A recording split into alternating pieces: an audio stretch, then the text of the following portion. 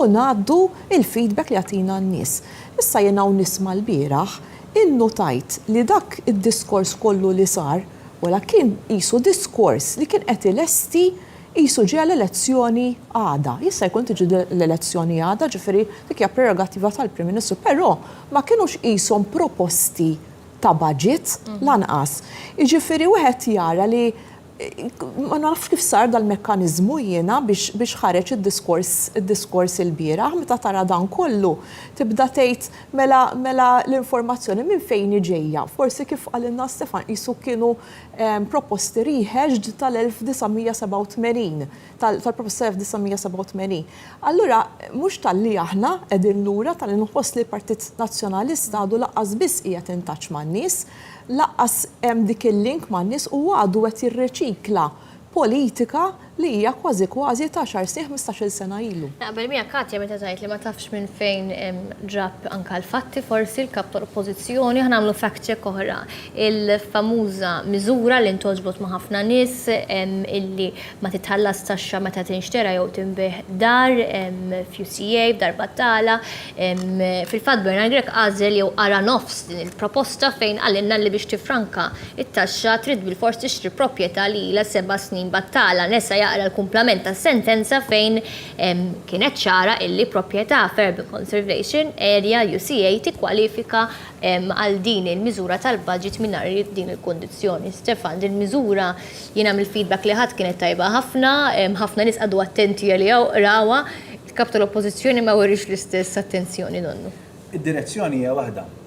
Illi aħna neħdu ħsieb l-ewwel nett il-UCA biex in-nies anke jifhmu dil-UCA x'inhi qegħdin nitkellmu dawk iż-żoni fil-qalba tal-irħula u tal-ibliet tagħna fil-fatt ngħidulu Urban Conservation Area.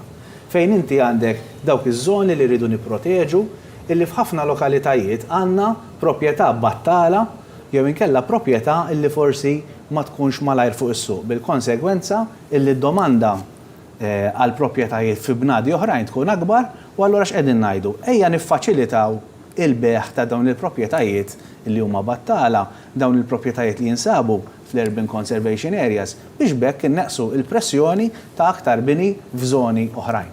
U naħseb illi il-viżjoni li qed joffri l-Gvern hija parti mill-fatt illi aħna rridu illi dawn iż-żoni importanti fil-qalba tal-irħula u tal-ibliet tagħna nieħdu ħsiebhom nagħtuhom ħajja mill-ġdid, nutilizzaw bini li diġà għandna eżistenti u l-Gvern qiegħed jagħmel dan mhux sempliċiment għax qal jixtieq li jsir hekk, imma poġġa proposti li jiswaw il-flus kemm għax jiġu franka tat-taxxa, kemm għax qed tingħata u se tingħata għajnuniet oħrajn biex daw il-binijiet ma jibqgħux battala. U naħseb li dina wkoll hija parti minn viżjoni dwar kif issa x'tib ta' żvilupp kif irridu li dal-pajjiż issa jkompli żviluppa. Aħna rridu illi naraw illi konna żvilupp illi jkompli jsebbaħ il-pajjiż, illi aħna naraw illi anka iċ-ċentri tal-ibliet u l-ħola tagħna wkoll jkomplu jissebħu. U allura din hija waħda mill-iktar proposti li żgur illi qed issib appoġġ mod partikolari mhux biss dawk in-nies li huma involuti f'daw it-tip ta' proprjetajiet imma anke dak in-nies illi forsi huma diġà mħajrin li jixtru dat tip ta' proprjetà, imma anke jkun hemm oħrajn illi jibdew iħarsu lejn dawn il-possibbiltajiet ukoll. Aħna partit gvern li qed ikompli jġedded u dan il-miżuri proposti f'dal-baġit dak li juri. Barra li niġġeddu mod holistiku ġifieri f'dak li jidħol infrastruttura, ekonomija, f'dak li jidħol imma anki fil-qalb soċjalista tagħna. Erġajna qed immorru lura u nkomplu nibnu fuq dak li ġa ksibna. B'differenza mill-oppożizzjoni, l-oppożizzjoni qed tkompli taħdem biex issir letteralment setta. Setta fis-sens biex ma niftihamx ħażin, setta issir biss għal ċertu nies, jiġifieri qed issir iktar klassista, qed issir biss speċifika għal ċertu nies u n-numri qed juru li qed jirnexxielha ġifieri tikseb dan il-gowl fej mhuma telloranti għal xejn għax kien ikun faċli, jien kieku kont kap tal-oppożizzjoni kien ikun faċli. Dak li hu tajjeb, tajlu li hu tajjeb u tkompli tkabbar fuq.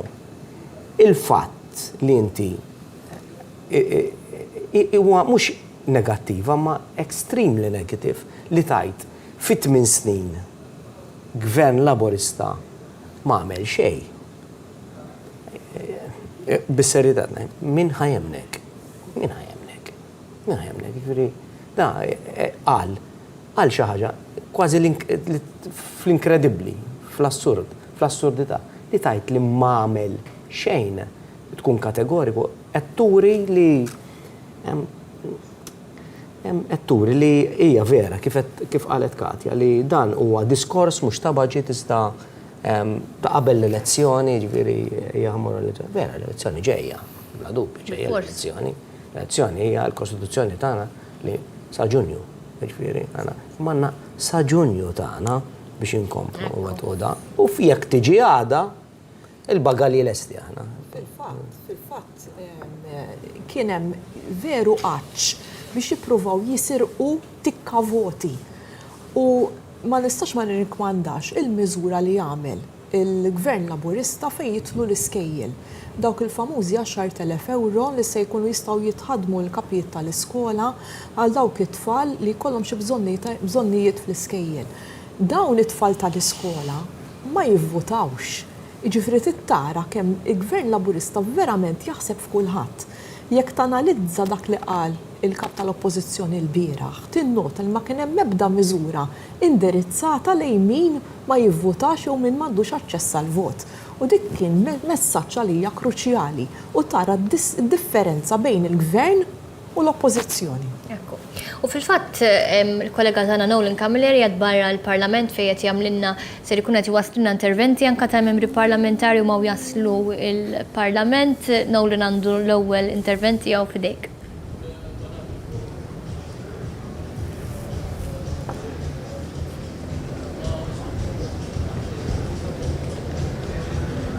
Nsellem lek Pola u nsellem li telespettaturi kollha ta' dan il-programm speċjali. Ekku aħna ninsabu qudiem il-Parlament ta' Malta fejn mill-ħin għalli ħoredin ukoll jitlu l-membri parlamentari sabiex issa jassistu għad-diskors tal-Prim Ministru Robert Abela. Flimkien miegħi jena qdet l-Onorevoli Rosjen Kutajjar u nixtieq qabel tidħol anke għas-seduta tal-Parlament insaqsik. Oppożizzjoni tal-bieraħ. Però fuq in-naħa l-oħra mbagħad għandek gvern li rrid imexxi lil Malta għall-futur.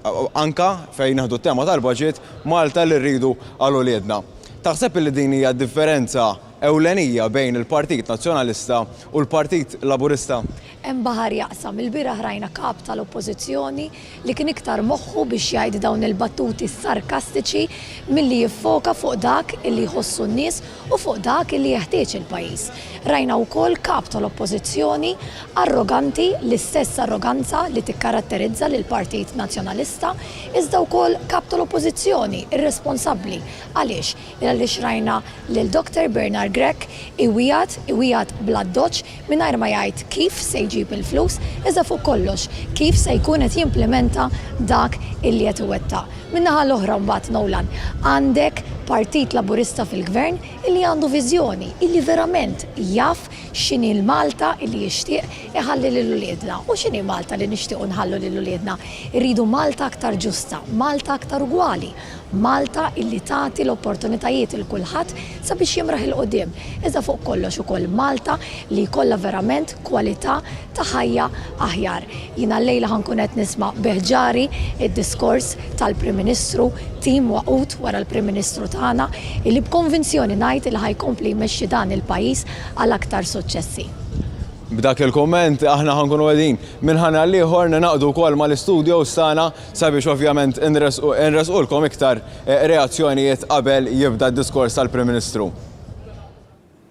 Grazzi ħafna lilek Nolan, nkunu qed naqdu miegħek minn hawn ftit tal-ħin ieħor u fil-fatt xaġa li spikkat, tema li spikkat mill-aġir mir-reazzjoni ta' Bernard Grech minn dakinhar tal-budget law kienet il-kritika qawwija lejn il-gvern għall-flus li qiegħed jinjetta fl-ekonomija fi żmien ta' pandemija. Nisimgħu kliemu.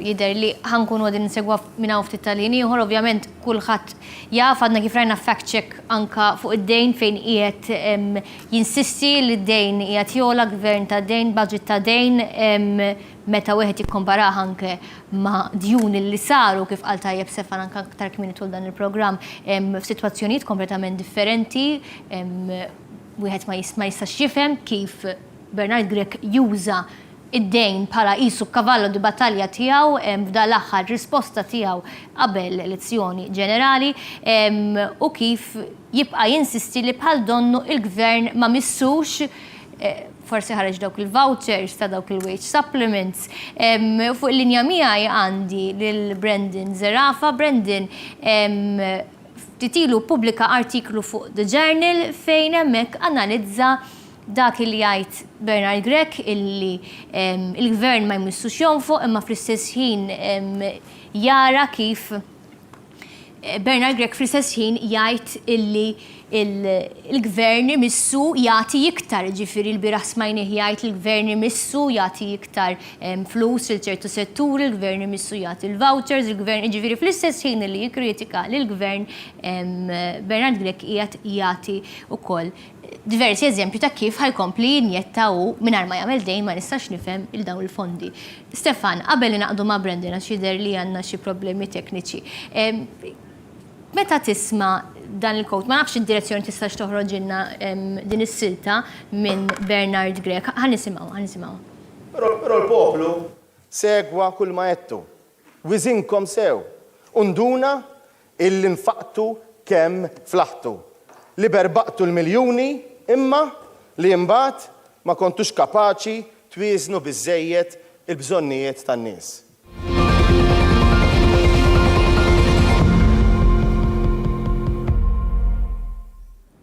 Mela, Stefan, l-kummenti tiegħek u mbagħad wara ħannaqdu ma' Brendan.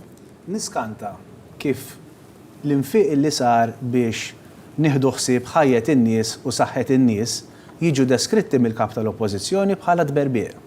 U jien nistaqsi, u n-nies qiegħda tistaqsi wara l-bieraħ il-kap tal-Oppożizzjoni. Xi qis bħala tberbieq? Li ma nefqa kieku l-kap tal-Oppożizzjoni kieku kien Prim Ministru ma kienx jagħmel il-wage supplement, ma kienx jonfoq fil-qasam tas-saħħa, ma kienx jara li jkollna biżżejjed ventilators, ma kienx jara li jkollna biżżejjed PPE u dak l-equipment li jintlibes, kien jara illi noqogħdu nġalu n-nies jaħalsu għall-swab tests kif kien hemm pajjiżi li jagħmlu, forsi għallek qed jgħid berbieq. U naħseb li l-kap tal-Oppożizzjoni la darba sa għamilha b'mod enfatiku fil-Parlament uża l-kelma berbieq, naħseb li għandu obbligu illi lin-nies jgħidilhom fejn ma kienx jonfoq. U lin-nies għandu ħares dritt fajnihom u jgħidilhom li ma nefqiet ma kienx jagħmel fi żmien il-pandemija. Hemmhekk jekk il-kap tal-Oppożizzjoni issa li uża l-kelma berbieq jispjega u fejn ma kienx jonfoq il-flus, forsi jibda jitwemmen. Dak li ju sejjaħlu d-berbieq, aħna nsejħulu investiment. Dik id-differenza. Aħna nemnu fin-nies u bekk tajna lin-nies. Għax Alla ħares ma ħadniex ħsieb il-lives u l-livelihoods. Alla ħares. Dak li qed isejjaħlu d-berbieq, dak li qed isejjaħlu deficit, iva, we're proud li għamilnieh. Investejna fin-nies biex l-ekonomija tibqa' għaddejja. Ħalli naqdu propju ma' Brendan. Brendan, inti analizzajt il-politika ekonomika li qed jippritka Bernard Grech ma' dak li mbagħad qed jipproponi fejn jidħlu miżuri. L-analiżi tiegħek ħanħalli f'idejk anzi biex tispjega lill-telespettaturi tagħna. Bażikament, l-ewwel nies grazzi tal-istedina Pola. Bażikament, Bernard Grech li għamel wara l-budget, direttament wara, beda jitkellem fuq il-fatt illi qed jiżdied id-dejn. Issa inti bażikament għandek żewġ filosofiji ta' kif teħendilja l-ekonomija. Għandek fuq naħa tista' tmur għal tkabbir ekonomiku, ovvjament inti biex tkabbar l-ekonomija trid tinvesti l-flus u dawk il-flus trid iġibhom minn x'imkien. Għalhekk hens fis-żmien ta' pandemija trid tiddejjen. Ġifieri kull pajjiż għamel hekk, mhux Malta biss. U mbagħad għandek l-austerità, ġifieri jekk niftakru pereżempju madwar is-sena 2012 kellek il-Greċja li minħabba il-kriżi finanzjarja li kellhom dak iż-żmien spiċċaw għamlu l-austerità u nefqu inqas. Ġara meta marru għall-austerità l-ekonomija tagħhom komplet tixrinkja u komplet tonqos ħafna. Damu ħafna mbagħad biex ħarġu minn dik ir-riċessjoni u għal daqstant this time round l-Ewropa minflok ma marret għal politika ta' austerità marret għal politika ta' tkabbir ekonomiku kif għamlet anka Malta kif qed naraw kif qed jagħmel il-gvern bħalissa. Issa li interessanti li wara li ħareġ xi kritika d-dejn Bernard Grech li għamel huwa li qabad u fil-replika tiegħu argumenta bil-kontra ta' dak li kienet jagħmel qabel, ġifieri beda jgħid isma' aħna għandna nonfqu iżjed tistgħu tgħid, issa ovvjament il-flus inti tiġġibhom minn x'imkien. Mela dan qed jgħid li il-flus mhux ħajiddejjen. Qed jgħid illi ħajati iżjed u ħajonfoq iżjed, qed jgħid illi ħajnaqqas it-taxxi fuq is-sinjuri, jiġifieri l-iżjed li jħallsu taxxi. Ma tagħmilx sens. Jiġifieri fl-opinjoni tiegħi dejjem dan kien jgħid l-attakki li qed jagħmel huma kollha kontra xulxin u huwa fil-verità hija filosofija ekonomika li ma treġix. Ġifieri. Grazzi ħafna, Brendan, qed nara l-mistidna tiegħi din jaqblu miegħek kif anke qbilt miegħek jiena meta qrajt dan l-artiklu tiegħek. Fil-fatt il-gvern mhux qed jieħu parir minn Bernard Grech għaliex il-miżuri komplu jħoddhom biex ikomplu jinjetta il-flus f'wiet il-Maltin u l-Awtrin se naraw f'100 sekonda kif ser ikun qed jagħmel da sena d-dieħla gvern Laburista. Malta li rridu għal uliedna. Il-Ministru għall-Finanzi ħabbar li ġej mekkaniżmu ġdid tal-kumpens tal-għoli tal-ħajja biex minnu mill-qut l-aktar jirċievi l-aktar bil-pis jarfaw il-gvern. Madankollu dan mhux kollox. Il-tax refund iċ-ċek li sirna nagħtu ta' kull sena u s-sena d-dieħla mhux talli se terġa' tingħata iżda talli se terġa' tiżdied.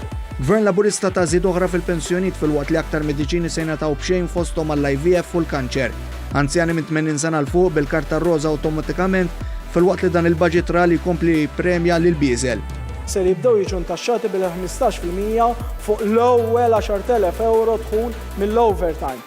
Il-gvern żamm oħra elettorali taxxa fuq il-part-time niżlet għal 10%. Mis-sena d-dieħla trasport se jkun offrut b'xejn għal kulħadd fil-waqt li lotja għax-xiri ta' vetturi elettriċi jew hybrid plug-in żdiedet bi 3,000 euro mill-għada tal-budget.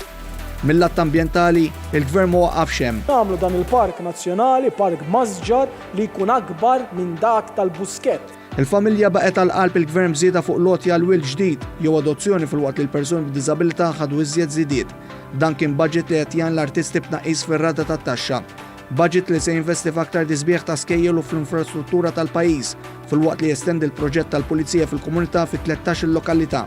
Fi kliem il-Prim Ministru, dan kien budget b'saħħtu mill-lat soċjali u ambjentali. Jirrifletti l-prijoritajiet ta' dan il-gvern u tan-nies.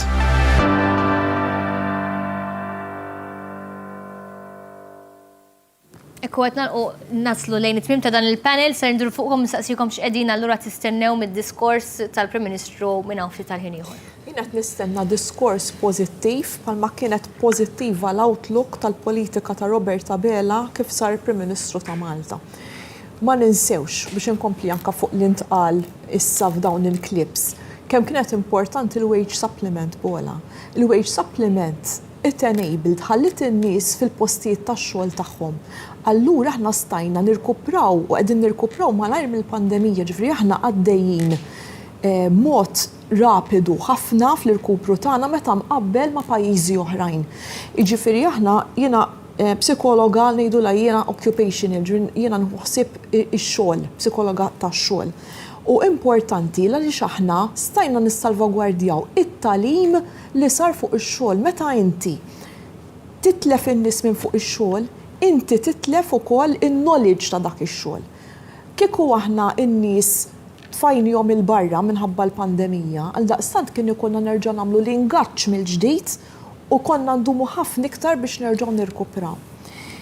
Robert Abela qed nistenna li ħajamel diskors pożittiv ħafna li ħajjiġbed in-nies warajh li aħna se nkunu poplu għal daqstant pożittiv inħarsu l-qudiem għall-irkupru biex nkunu aħna fuq ta' qudiem bħalma diġà aħna fid-dinja u fl-Unjoni Ewropea. Stefan? Żgur li lejla se nisimgħu diskors illi ħajkun forward looking. Li se jfassal u se jagħti t-triq il-qudiem. Diskors illi n-nies meta se jisimgħuh jifhem Gvern Laburista il-fejn sejjer, dan il-pajjiż fejn sejjer u f'liema livelli ogħla se nieħdu dan il-pajjiż. Kif ser inġeddu l-dal pajjiż, kif ser inwieġbu għall-isfidi mhux biss tal-lum iżda tagħda. Kif aħna l-ekonomija ta' pajjiżna mhux biss se nkomplu nqajmuha fuq saqajja imma se nagħtuha impetus ġdid, ħajja ġdida, opportunitajiet ġodda x'aħna verament il-partit, il-moviment tal-opportunitajiet għal kulħadd. U konvint li l-lejla ibbażat fuq dak il-budget, l-akbar budget soċjali illi qatt ħabbar il-gvern, fuq wieħed mill-iktar budgets illi għandu inizjattivi ambjentali marbut ukoll anka ma' pjani oħra li ħabbar il-gvern, ma ninsewx ukoll pereżempju il-pjan tal-kupru u reżiljenza li se jkun qed isir fondi Ewropej illi qiegħed ifassal ukoll li triq il-qudiem lejn il-qalba diġitali, lejn ekonomija aktar ħadra, illi aħna kellna dan il-pjan illi anka l-istess President tal-Kummissjoni Ewropea iddeskrivitu bħala wieħed mill-aktar pjani green illi ġew ippreżentati lill-Kummissjoni. Ħdimna flimkien.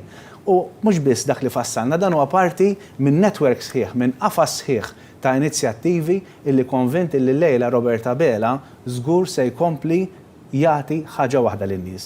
Lin-nies jafu fejn qegħdin magħna bħala gvern u fuq kollox illi dan il-poplu għandu moħħu mistrieħ illi bit-tmexxija ta' Robert Abela, bit-tmexxija ta' Gvern Laburista, il-poplu għandu serħan tal-moħħ li se jibqa' jimxi l-qudiem.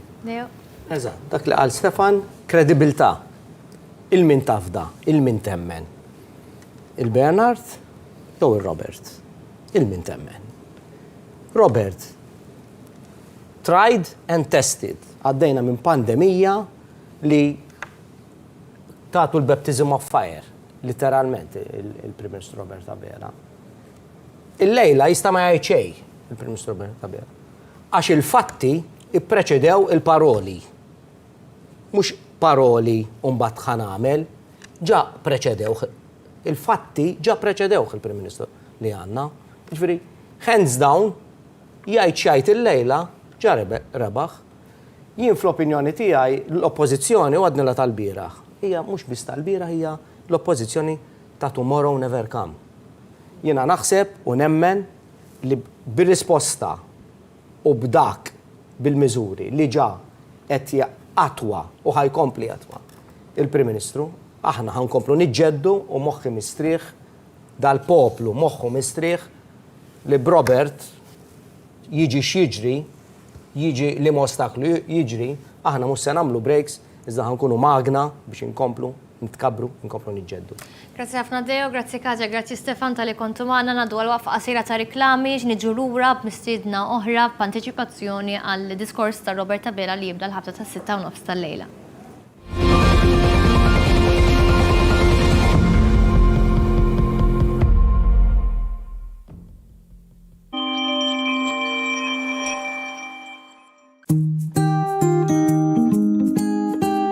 When you buy a Royalty mattress, you're buying not just a bed, but your unique sleeping experience. Manufactured locally using the best materials and finished to your individual specifications. Royalty mattresses offer the highest level of comfort at the best prices. Because Royalty bedding is an experience in rest and relaxation designed especially for you. And will be delivered free to your doorstep.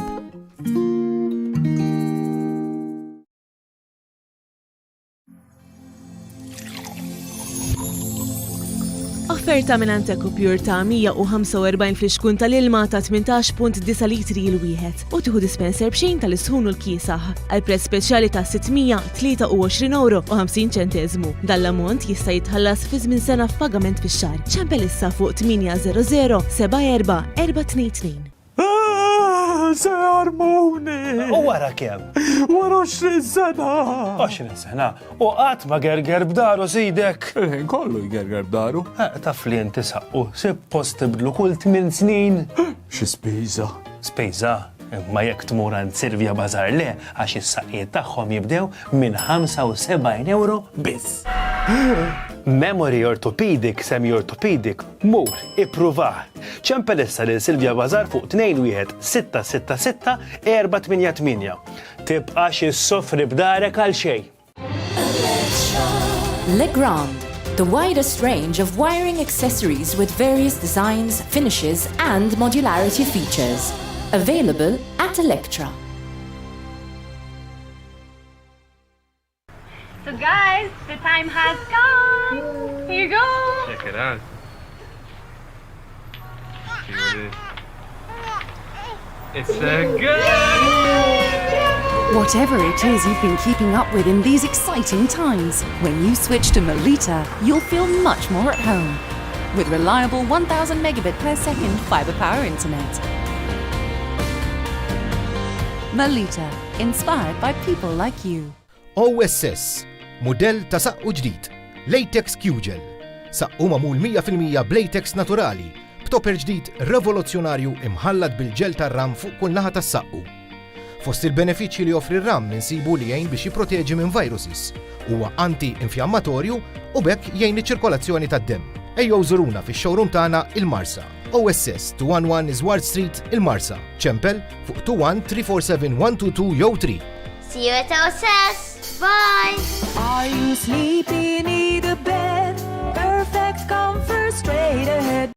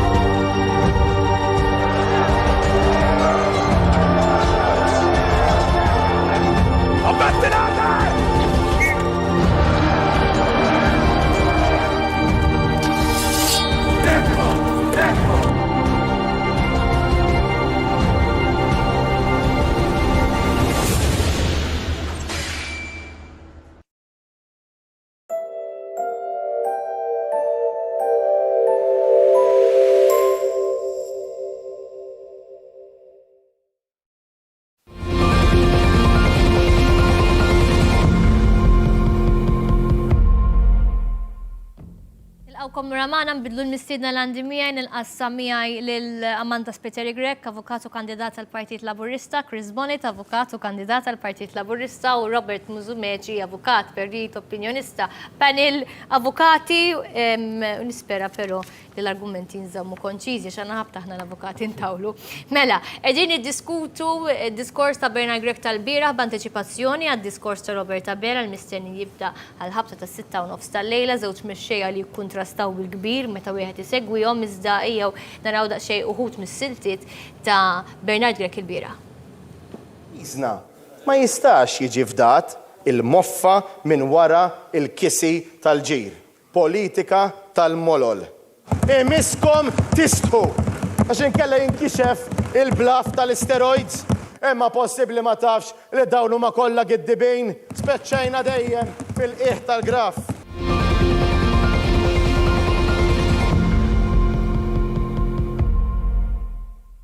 Robert, ħanibda minnek, kif tiddiskrivi l-atteġġament ta' Bernard Grek fis-sena 2021 fl-istil ta' politika li rridu naraw illum il-ġurnata? Naturalment, jekk aħniex fil-qiegħ tal-graf jew le, jiddeċidih il-poplu minn hawn u ftit żmien ieħor.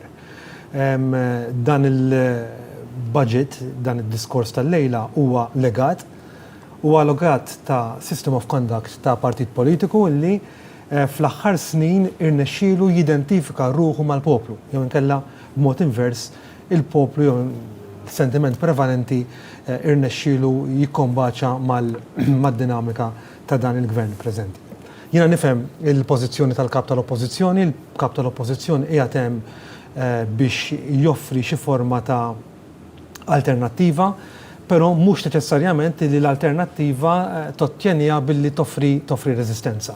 Jiena naħseb illum fl-2021 jekk Alla jrid ftit xhur oħra nibdew ukoll is-sena 2022 il-prioritajiet tal-poplu Malti, il-perspettiva tal-poplu Malti kif tħares lejn l-affarijiet hija kemm xejn differenti mill-dinamika ta' dak id-diskors. Almenu hekk naħseb jien, però naturalment jekk għandix raġun jew jien jew le, inkunu nafu fit-test elettorali li fil-kors li ġej irridu ngħaddu minnu. Chris, bħala kandidat ġdid tħoss illi dawn il-kummenti, dan il-partiġanizmu fil-parlament hawnhekk mhux qegħdin f'mass meeting jew f'event ta' partit jew ieħor. Tħoss li huwa denju dan il-partiġanizmu qawwi fil-parlament? Jena il-ħaġa li laqtitni b'mod negattiv kien li inti bħala kap tal-oppożizzjoni għandek speech wieħed fis-sena illi jaraħ kulħadd. Aħna laboristi aħna ġeneralment ma noqgħodux insegwu dak kollu li jgħid Bernard Grech matul is-sena, però dan l-speech ir-replika tal-kap tal-oppożizzjoni huwa l-speech illi jara prattikament kulħadd. U meta nara il-kap tal-partit ta' Borġ Olivier, il-partit ta' Fenek Adam, il-partit ta' Nerik Mizzi, jitkellem b'dak il-mod kif tkellem il-bieraħ bit-tonalità u bil-lingwaġġ illi juża nibda ngħid they can't stoop even lower. Xi ħaġa li laqtitni pereżempju u sa ċertu punt irrabjatni to be fair kienet meta u beda jitkellem fuq aħna lina intom kollha klassi waħda, kulħadd klassi waħda. Meta fid-diskors stess ħarġet ċara illi fil-mentalità tal-Partit Nazzjonalista li ma nbidlitx hemm ħafna klassijiet. Jiena ħireġ għall-elezzjoni biex nipprova nirrappreżenta parti minn nofsinhar ta' Malta. Ja f'diskors sħiħ ta' satej. Is-sawt issemma darbtej biex jikkritika l-gvern fuq iż-żonqor u biex jikkritika l-gvern fuq il-Family Park ta' Marsa Scala. Hija possibbli f'satej sħaħ fejn inti suppost kellek torok il-proposti n-nofsinhar ta' Malta semmejtu biss biex tirreferi għal persuna li tqajt magħha mis-sawt bħala persuna ta' wara l-mina. Dan huwa l-atteġġament illi irrid iwassal Bernard Grech biex jikkonvinċi lin-nies jivvotawlu. Hemmhekk tara il-faqar, l-awsterità tal-mod kif qegħdin jitkellmu in-nazzjonalisti. Min-naħa l-oħra mbagħad kull darba li tara. Il-ġimgħa l-oħra rajna Clyde Caruana l-ewwel budget tiegħu kien.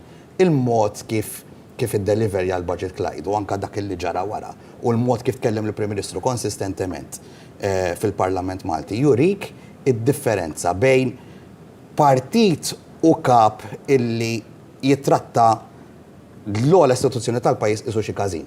Tajjeb? U fuq in-naħa l-oħra għandek Prim Ministru illi qis il-kulħadd l-istess u jagħti rispett u dinjità lil kulħadd u mhux biss lill-ogħla istituzzjoni tal-pajjiż. Ekku, qabel nadjali kamanda ħanamlu kollegament ieħor mal-kollega tagħna Nolan illi jinsab barra bini tal-Parlament fejn jintervista diversi membri parlamentari kif din jinġabru għad-diskors tal-Prim Ministru Robert Abela. Nsemmilkom għal darb'oħra din id-darb is-sena qatt miegħi il-membru parlamentari Ian Castal de Paris u miegħek Ian nixtieq nieħu naqa' reazzjoni u nħorġu ftit kontrast bejn il-kap tal-Oppożizzjoni li l-bieraħ wassal anke diskors illi kien żbaljat anke fuq livell ta' fatti u ovvjament iktar il-qoddim ftit tal-minuti oħra ser nassistu għal diskors minnaħa tal-Prim Ministru li ċertament ser ikun wieħed fatwali ser ikun wieħed li ser ikompli juri dan il-gvern x'inhu. Ovvjament ukoll għandu it-track record tal-gvern li titkellem weħda. X'inhi r-reazzjoni tiegħek għal dan?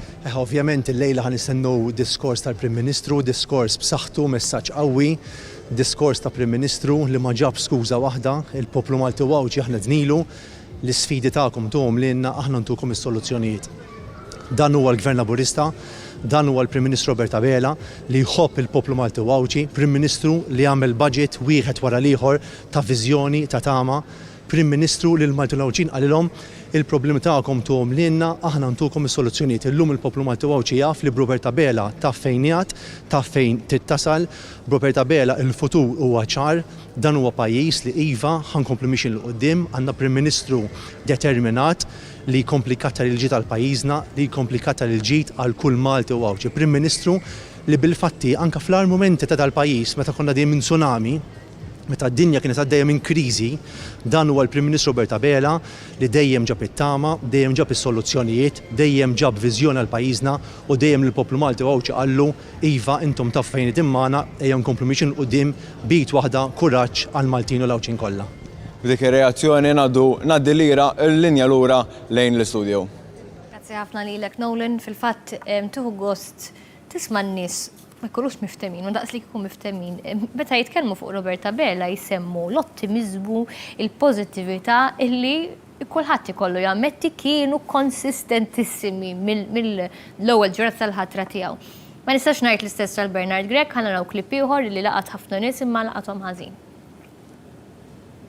Fl-isball ma jammettiex u ma jitlobx apoloġija huwa diaboliku. Illum ħadd ma tfadallu dubju li dan il-gvern kien u għadu korrott.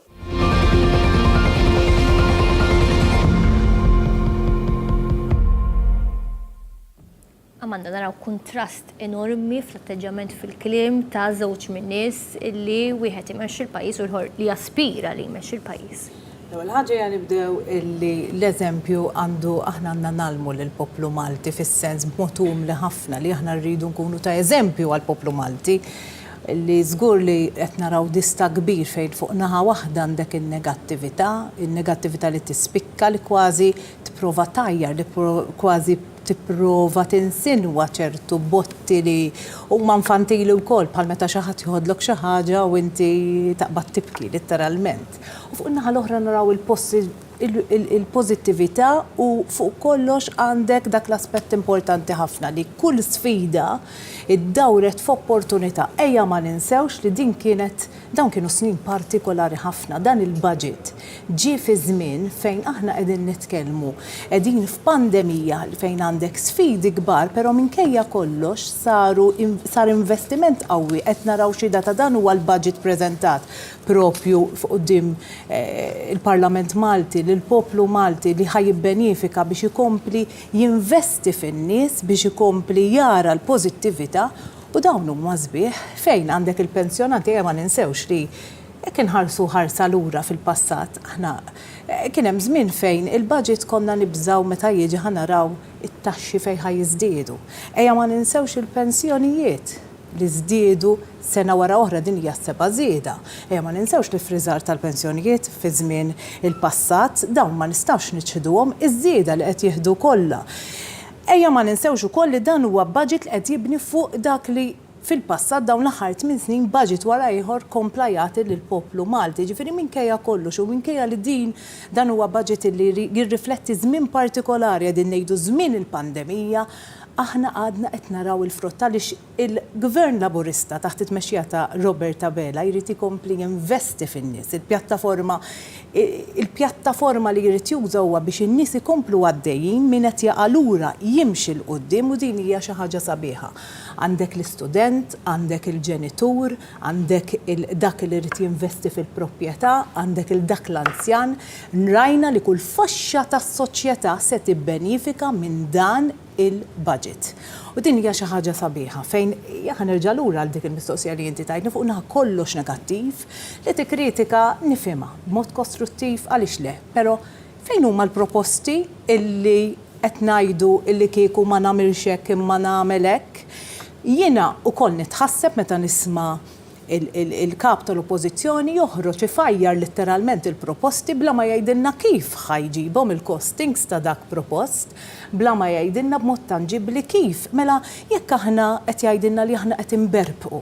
Aħna qegħdin ninvestu fin-nies, però id-berbiq x'kien ħajteħ li ma miżuri kien ineħħi biex imbagħad effettivament u jagħmel dak li jritu. Ġifieri hawnhekk qegħdin naraw żewġ binarju kompletament differenti, il-pożittività kontra forsi rrid l-austerità.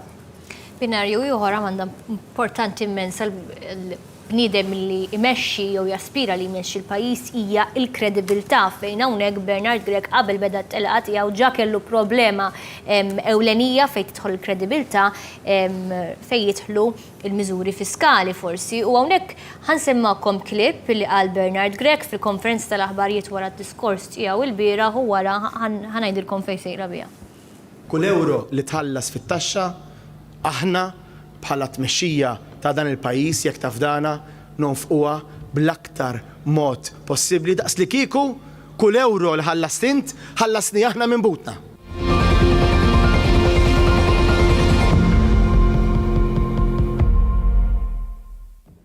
Ekku fil-fatt nigustaħ il-kap tal-oppożizzjoni vera daqs li kieku għaliex it-taxxa qatt ma ħallasa. U fil-fatt għandna fact check oħra fejn hawnhekk Bernard Grek il-bieraħ għalilna li jrid isaħħaħ il-kultura fiskali meta fil-verità hu l-ewwel wieħed ma jistax jittieħed bis-serjetà meta jitkellem fuq dan is-suġġett. Robert, taqbel miegħi?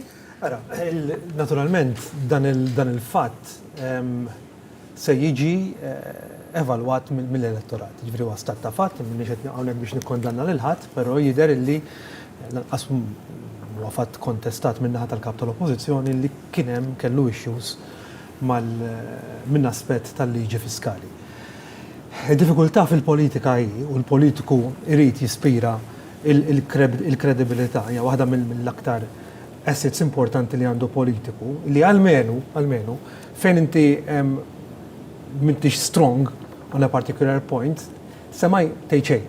Għaliex il-mument li tgħid il-rivalta ħatkun akbar. U naħseb dinja waħda mill-issues illi l-Partit Nazzjonalista qatt għandu anki llum fl-2022 għaliex il-Partit Nazzjonalista għaliex il-Partit Nazzjonalista jiġi il-moral tenets tiegħu huma pjuttost għoljin. Ġifieri jekk tisma' lill-esponenti nazzjonalisti b'ċertu konfidenza jitkellmu ħafna fuq aspetti ta' standards, aspetti ta' propriety, aspetti ta' kif wieħed għandu jżomm il-moralità f'kull aspett tal-ħajja tagħna, però imbagħad meta wieħed jevalwa il-sors ta' min jeżalta dawn il-prinċipji ma tridx wisq biex tajt illi jekk mhux ħażin iktar minni ma ħażin daqsi ħalli nitkellem issa fl-layman terms. U naħseb dik in-nies iddejjaqhom. Għaliex ma tistax inti tipprova tislet u tippropaga, tipperpetwa standards ta' ċertu kwalità meta inti neqes minnhom. U naħseb dik hija xi ħaġa li l-Partit Nazzjonalista kull darba qiegħed jiġi ikkastigat. Jiena jekk nerġa' mmur lura minn fejn bdejna, però il-Labour Party llum fis-sena 2021 hija f'pożizzjoni li għamel wish list. Jiġri qegħdin fil-kors minn hawn ftit żmien ieħor kors elettorali. U nifhem li kull struttura politika aspiranta tagħmel il-wish lists tagħha. Li nista' ngħid dwar il-wish list tal-Partit Laburista. Il-Partit Laburista għandu żewġ track records illi ma nistgħux ninjoraw. Infakkar li l-Partit Laburista fl-2013 meta ħal gvern fl-2013 u dal-pajjiż inbidel l-amministrazzjoni preċedenti ma rridx inkun bil-wisq kritiku, però s-sentiment ġenerali hemm barra kien hemm in-nies kienu qalbhom maqtuha. Amministrazzjoni b'mindset ġdid tal-Labour Party fl-2013 biddel dik il-mindset. U għal sena wara l-oħra l-Partit Laburista fil-gvern u anke bħala struttura politika seta' jgħid isma' jiena rnexxieli nkun l-aqwa fejn jidħol l-employment, rnexxieli nkun l-aqwa fil-figuri ekonomiċi, rnexxieli nkun l-aqwa f'diversi aspetti ta' natura soċjali u dan seta' jagħmlu minkejja illi l-gvern jew l-amministrazzjoni tal-2013 kienet amministrazzjoni li kważi kienet qatet qalba. Punt ukoll daqstant jiena ngħid importanti kien propju il-Prim Ministru odjern dan li għandna llum, Dottor Abela, illi wiret jew kellu jirrinfaċċa biex ngħidu hekk żmien diffiċli bla preċedent. Jiġri il-pandemija u dak li ġabet magħha mhux biss lokalment imma fuq livell globali, notwithstanding so, minkejja il-kummenti jiena ngħid mhumiex fatwalment flokhom fejn il-kap tal-oppożizzjoni qed jgħid isma' dal-gvern berba il-flus. Jiena naħseb li s-sentiment ġenerali hemm barra, almenu x'naħseb jien, ġenerali ma nistax nitkellem għal kulħadd, għaliex l-eċċezzjonijiet ċertament jeżistu u gvern għandu obbligu li jindirizza anke dawk l-eċezzjonijiet. Però s-sentiment prevalenti illum hija li minkejja li għaddejna minn żmien diffiċli bla preċedent, il-Gvern Abela irnexxielu ikompli għaddej b'mod li b'mod ġenerali wieħed jista' jgħid li kien a smooth running. Jiena naħseb allura il-Gvern Laburista tal-lum għaliex din hija t-tieni leġislatura Laburista wara l-2013 huwa effettivament it-tielet gvern, però kien hemm żewġ leġislaturi wara l-2013.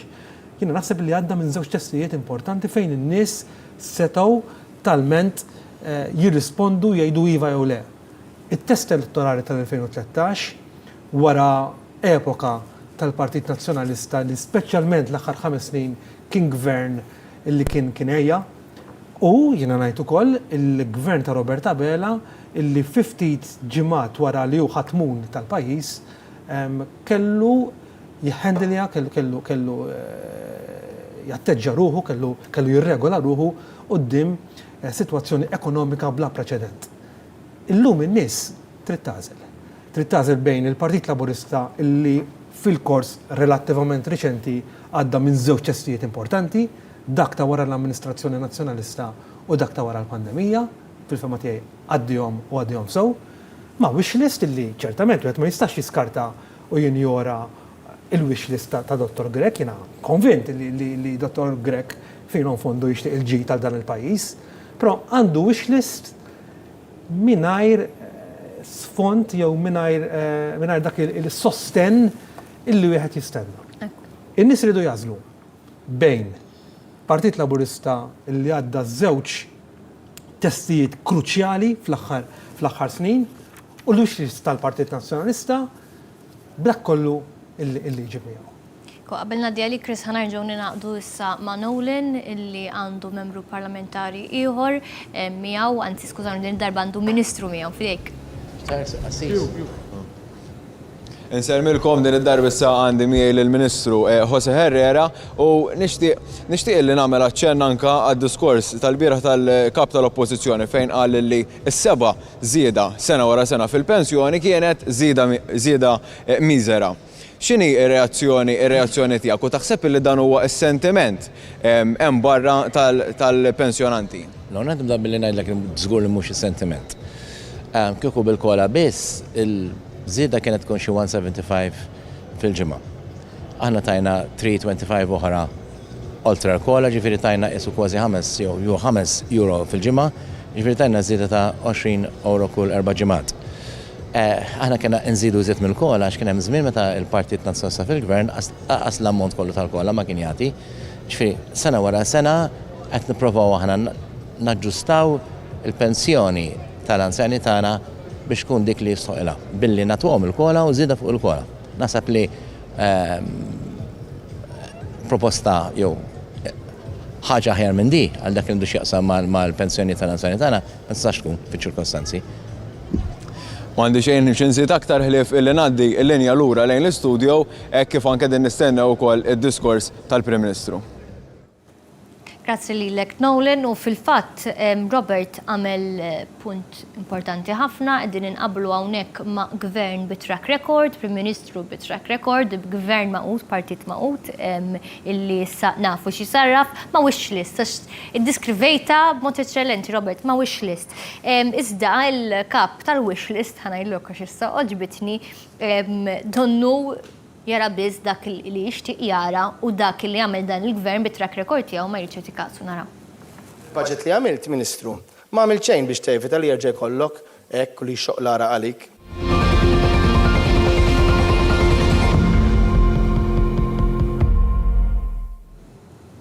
Chris, il-kummenti tiegħek meta tisma' il-mexxej ta' tieni l-ikbar partit fil-pajjiż donnu għamel ġimgħa ma rax il-budget, donnu għamil sena u snin ma jarax il-budget jiġu implementati, xi tkun ir-reazzjoni tiegħek? Jien naħseb Lara ixoq għalih beda l-bieraħ għax il-bieraħ fuq din il-banketta kienaw jimborġ fil-għaxija. U il-Ministru Borġ kellu l-istess ħsieb li kelli jiena meta rajt il-budget il-bieraħ, meta rajt il-replika tal-kap tal-Oppożizzjoni il-bieraħ. Il-bieraħ iktar mill-li rajna persuna illi qed taspira biex tkun kap ta' pajjiż, rajna persuna li qed taspira biex tkun kap ta' partit. Fil-fatt kien hemm ħafna momenti l-bieraħ fil-diskors ta' Bernard Gregg fejn ħassejt illi flok illi qiegħed jappella għal-poplu in ġenerali, iktar kienet jipprova jappella għan-nazzjonalisti stess. U wieħed isaqsi, wieħed jgħid imma da id-diskors u kitbu kien hemm lead tiegħu f'dan id-diskors għal xiex il-bieraħ għamlilna analogija ħelwa minnhom għall-pajjiż isu restorant u ħajkun under new management. L-analogiji bl-Ingliż nafuhom aħna wkoll. Naħseb ħajara l-partit tiegħu għax naħseb illi jekk il-pajjiż idu under new management, irid joqgħod attent ukoll li too many cooks spoil the broth. Għax meta inti tara Partit Nazzjonalista illi għandek leader illi qiegħed hemm, u mbagħad għandek ir-Richard Kakija Karwana fuq naħa, għandek Repubblika fuq naħa l-oħra, għandek persuni oħra, Luis Gallia, Censo Gallia, li ma tafx il-partit li ma direzzjoni sejjer. Tibda tajda kif qed jaspira jkun Prim Ministru ta' Malta. U din mhix xi ħaġa naħseb illi naraw aħna biss. In-nies illi isegwu diskors bħal dak illi sar il-bieraħ, u mhux id-diskorsi biss, imma li jsegwu dak kollu li jiġri fil-pajjiż fuq medda ta' sena. Jaslu għal konklużjoni waħedhom u tkellimt ma' nies dal-għodu u kollha l-istess reazzjoni, jiena kif nista' nafda iċwievet ta' pajjiżi fidej grupp ta' persuni li huma stess bejnietom min imur xelluk, min imur lemin, min imur nord, min imur south. U għawek fejn toħroġ naħseb il-differenza prinċipali bejn żewġ partiti. Robert għamil taċċen tajjeb ħafna liha. Il-Partit Laburista, bħalissa l-Gvern Laburista jista' jagħmel wish list. Għaliex għax in-nies temmen illi jekk il-Gvern Laburista sa joħroġ b'10 punti, b'10, 20, 30 ħaġa li jgħid illi se jwettaq, in-nies ħatemnu. Għaliex għax konsistentement fuq dawn l-aħħar 8 snin kellek Gvern Laburista illi bil-mod kif mexa, bil-mod kif aġixxa, wettaq dak illi qal illi se jagħmel u spjega kif se jagħmlu, mhux li jagħmilhom biss, imma wara lil kulħadd kif jagħmlu dawn l-affarijiet. Fuq in-naħa l-oħra kellek wish list oħra. Tajwa għax bitnien ukoll ħankompli nuża. Kenna wish list oħra. Ta' jien nista' nqum filgħodu ngħid minn għada ħadd ma jħallas iktar taxxi. Nista' ngħidha, kulħadd jista' jgħidha, però fl-aħħar mill-aħħar in-nies hemm barra li ħajemluni ħajgħidu da ma jafx x'inhu jgħid. U naħseb ir-reazzjoni illum kienet tan-nies illi Bernard Gregg għal ħafna affarijiet illi at face value jistgħu jidhru sbieħ. Kien hemm ħafna miżuri li propona illi sa jagħmel jekk il-Partit Nazzjonalista jiġilet fil-Gvern, però n-nies hemm barra qed jemmnu dak illi qal Bernard Gregg għax ir-reazzjoni li kellin dalgħodu u mind you, mhux mill-Laburisti biss, jien ma nitkellix mal-Laburisti biss, jien nitkellem ma' kulħadd. Naf nazzjonalisti stonċ ħafna illi li l-istess qed jgħiduli jien ma nafx jiena jista' jgħid ħafna affarijiet, però bil-mod kif qed nara l-partit tiegħi stess jaġixxi u jitnawel tkisser minn ġewwa u nara il-finanzi tal-Partit Nazzjonalista stess kif huma mmaniġjati, kif mhux qed jirnexxielhom isibu dawl fit-tarf tat-tanil bil-problemi finanzjarji kollha li għandhom. Kif nista' jiena xorta nemmen illi xi darba il-kap tal-Partit Nazzjonalista jista' jwettaq da kollu jekk hemm il-darba ikun fil-Gvern. U dik naħseb hija d-differenza bażika.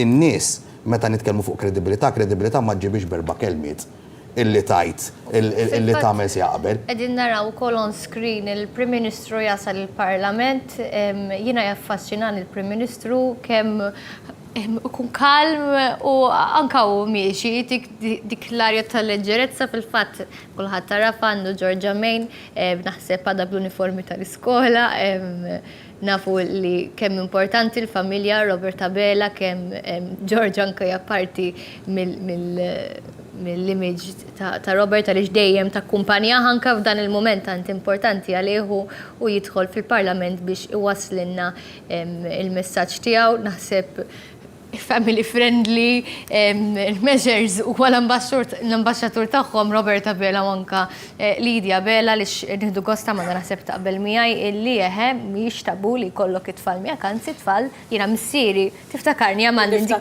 kemm il-darba kien joħodni kellek inti uħuk literalment diħlin fil-Kamra tal-Aħbarijiet u naħseb din hija t-triq il-qudiem illi aħna nkunu relattivament irridu nħarsu l-qoddim lejn miżuri bħal dawn illi aħna l-tfal tagħna jkunu magħna u literalment jgħixu jgħixu l-ħajja li qed tgħixu. Aħna inti taf li jiena l-istudji tiegħi qabel ma kont avukat jiena għallimt. Allura l-mixja tiegħi għall-istudji tal-avukat kienet u li jgħixuha miegħi. Literalment issanka il-mixja fil-politika tgħixuha miegħi u naħseb li dak huwa l-isbaħ eżempju li l-koll kemm aħna bħala individwi nistgħu nagħtu il-parti tad-dinja tagħna lil-uliedna.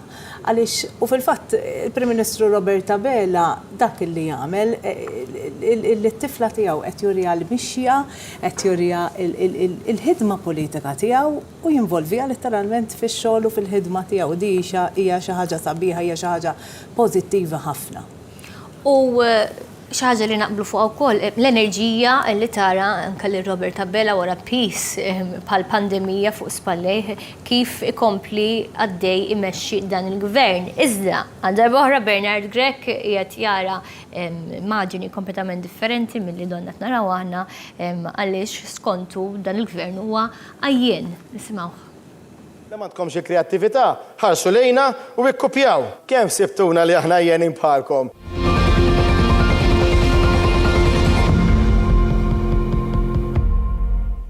Amanda, ser nerġa' indur fuqek. Inti forsi segwejt il-passi ta' dan il-gvern qabel kont kandidata mill-enti iktar oġġettiva. Tiddiskrivi minn tant oġġettiv dan il-gvern bħala għajjien u bla kreattività allura? Ejja ma ninsewx il-binarju minn fejn beda dan il-budget. Ejja naraw il-konsultazzjoni estensiva illi jagħmel dan il-gvern ma' kull faxxa tas-soċjetà mhux biss mal-imsieħba soċjali manka mal-individwi, mar fl-irħula, tkellem ma' kulħadd, jiġifieri hemmhekk rajna konsultazzjoni estensiva li dan il-budget tfassal propju minn dawn il-laqat, minn dak il-proposti ma ninsewx ukoll dawk il qalu l-imsieħba soċjali fosthom l-SMEs fejn qal illi dan il-budget ħajħalli il-flus fil-but.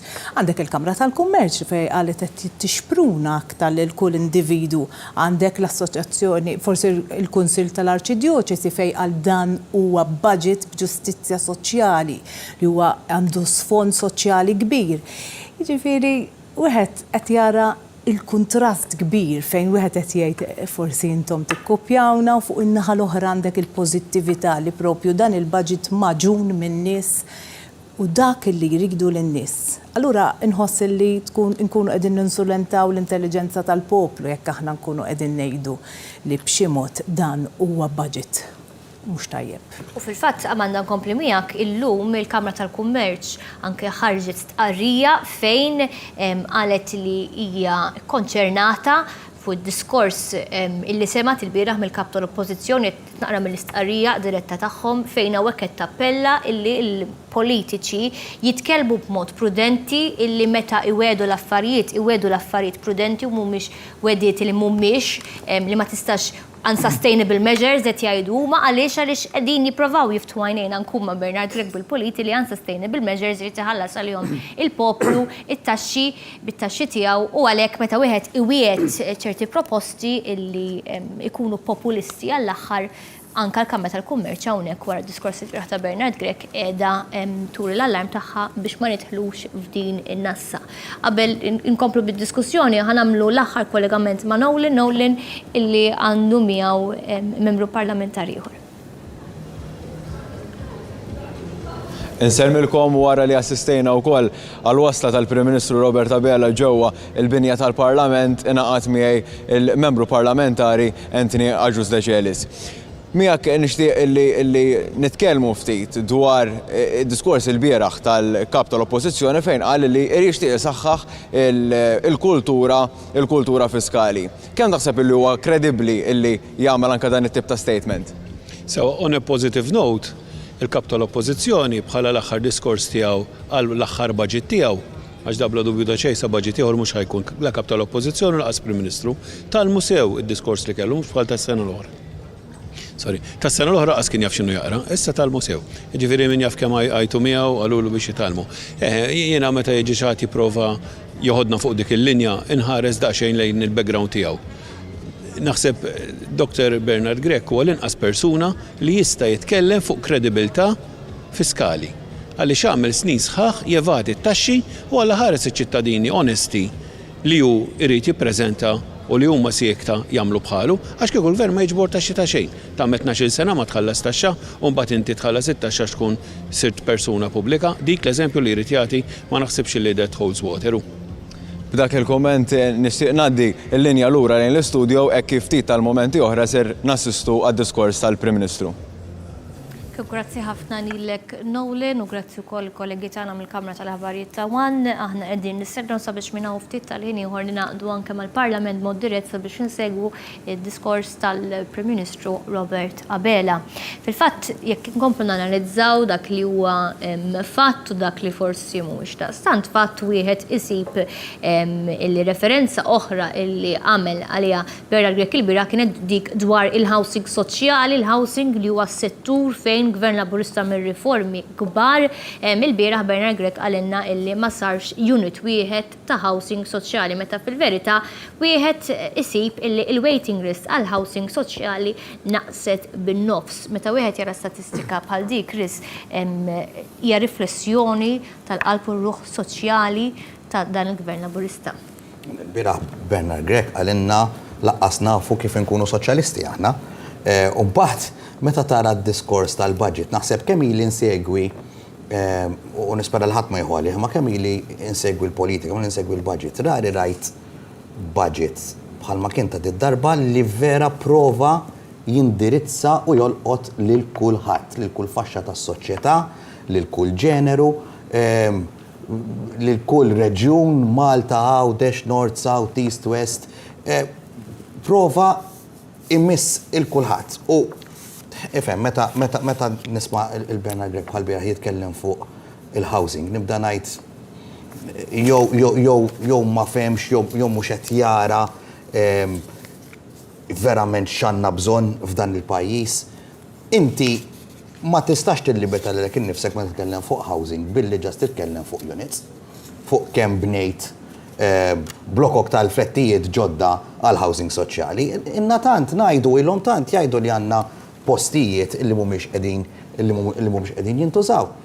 L-importanti fl-aħħar mill-aħħar hija li tħares lejn id-domanda illi hawn għal housing soċjali u dak illi tisir minnha.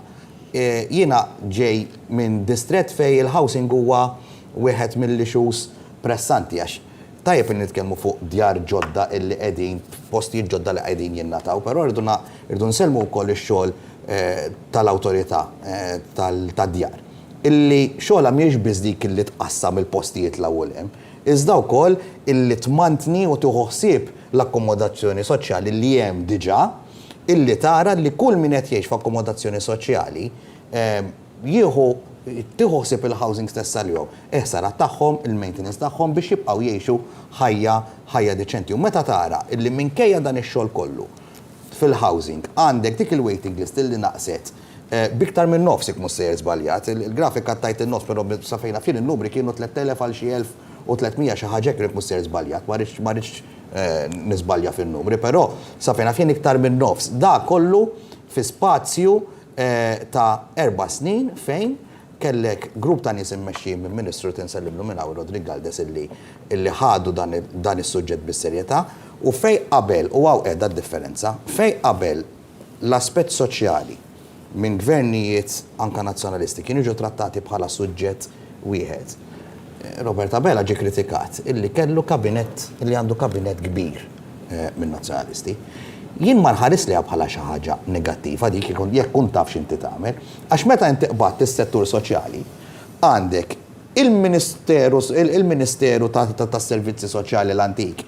Illum inqasam f'xi 3 jew 4 Ministeri u segretarjati parlamentari differenti. Meta inti tagħmilha dik qed toħloq speċjalizzazzjoni kull darba. Aħjar ikollok 4 persuni qed jispeċjalizzaw fuq suġġett partikolari kull wieħed milli jkollok bniedem milli irid f'24 sija jitratta ma' 4, 5, 6, 7 suġġetti f'daqqa u naħseb l-aspett soċjali, il-mod kif il-Partit Laburista fil-Gvern ittratta l-aspett soċjali tul dawn l-aħħar 8 snin u dawn l-aħħar sena u nofs b'mod partikolari wera kemm dan il-Gvern verament għandu ruħ soċjali, kemm dan il-Gvern irid illi kull min qiegħed faxxa tas-soċjetà illi għandha bżonn, illi verament għandha bżonn lajnuna biex timxi l-qoddim, biex tagħmel dak il-pass il-qoddim, biex tgħix ħajja aħjar, biex jgħixu wliedhom ħajja aħjar. Aħna se nkunu qegħdin hemm, se nkunu qegħdin nagħmlu xogħol bis-serjetà u minkejja dak kollu illi jingħad mod negattiv u mod dispreċċattiv biex inwaqqgħu għaż-żufjet il-problemi soċjali għandu dan il-pajjiż, dan il-gvern jibqa' għaddej fi triqtu b'viżjoni ċara.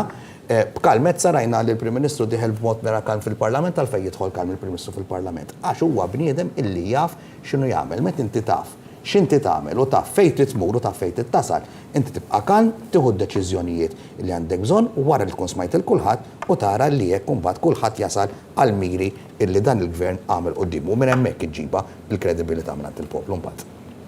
U fil-fatt il-kredibilità tkompli titlif meta tagħmel żball war ieħor. Fact check ieħor illi kellna mid-diskors il-biraħ ta' Bernard Grech kienet dwar l-investiment barrani f'pajjiżna fejn fil-fatt il-biraħ Bernard qal l-investituri internazzjonali bil-messaġġ tersqux l-hawn sal-lum dikja sal-bieraħ ovvjament tħabbru investimenti ġodda kumpaniji tal-gaming illi ħabbru li ser ikunu qegħdin jiftħu f'pajjiżna u jespandu.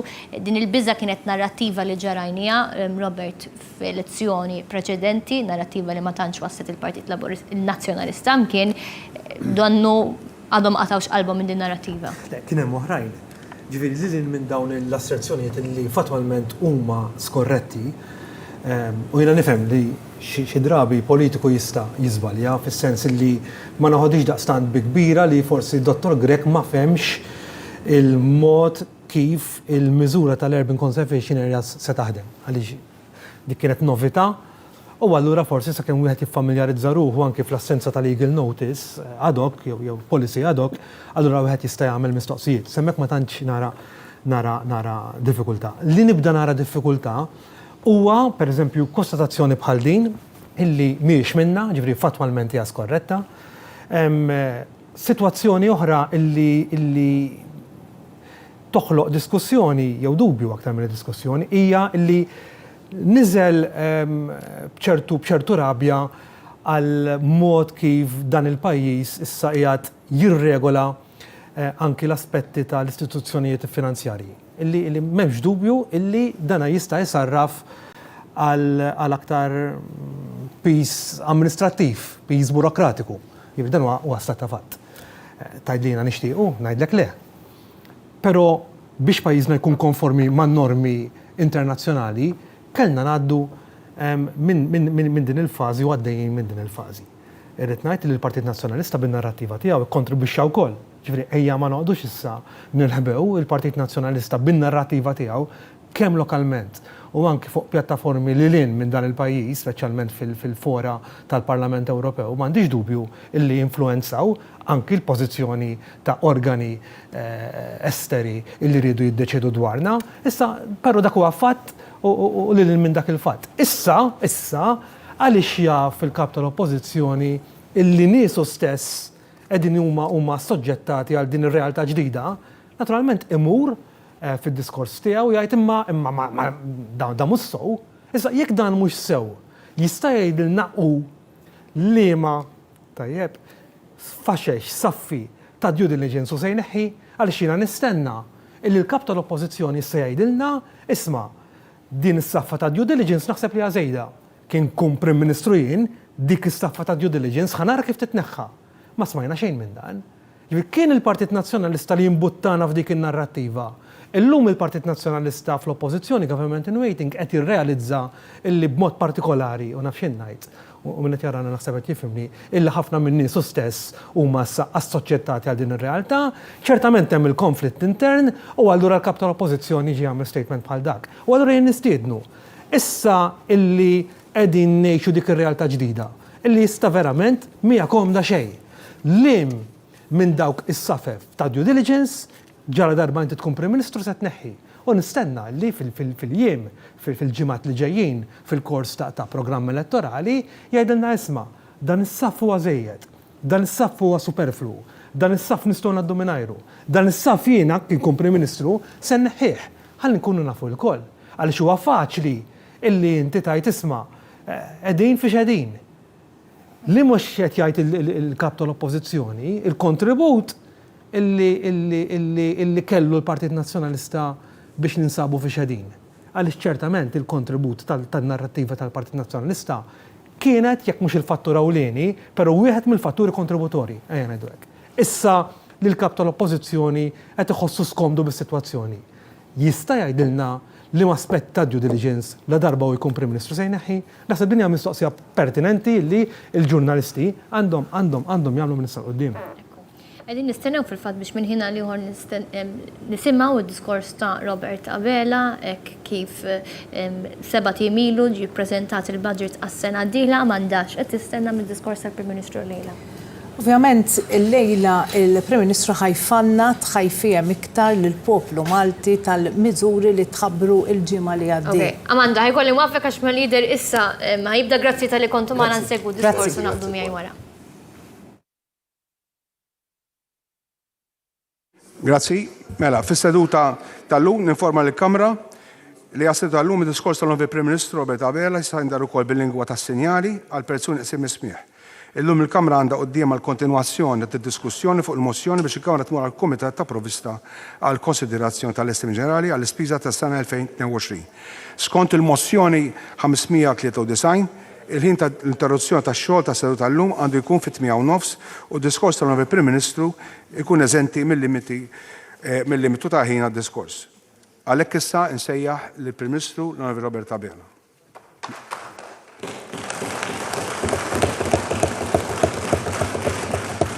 Grazzi, Sur President.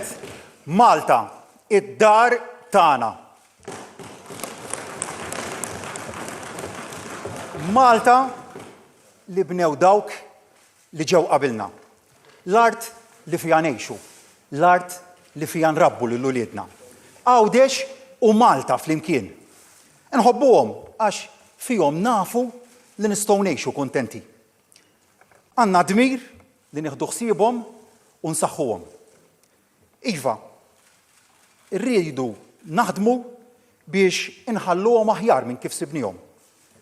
Għax għalkemm dan in-nazzjon kiseb ħafna, nemmen li nistgħu naspiraw għal iktar.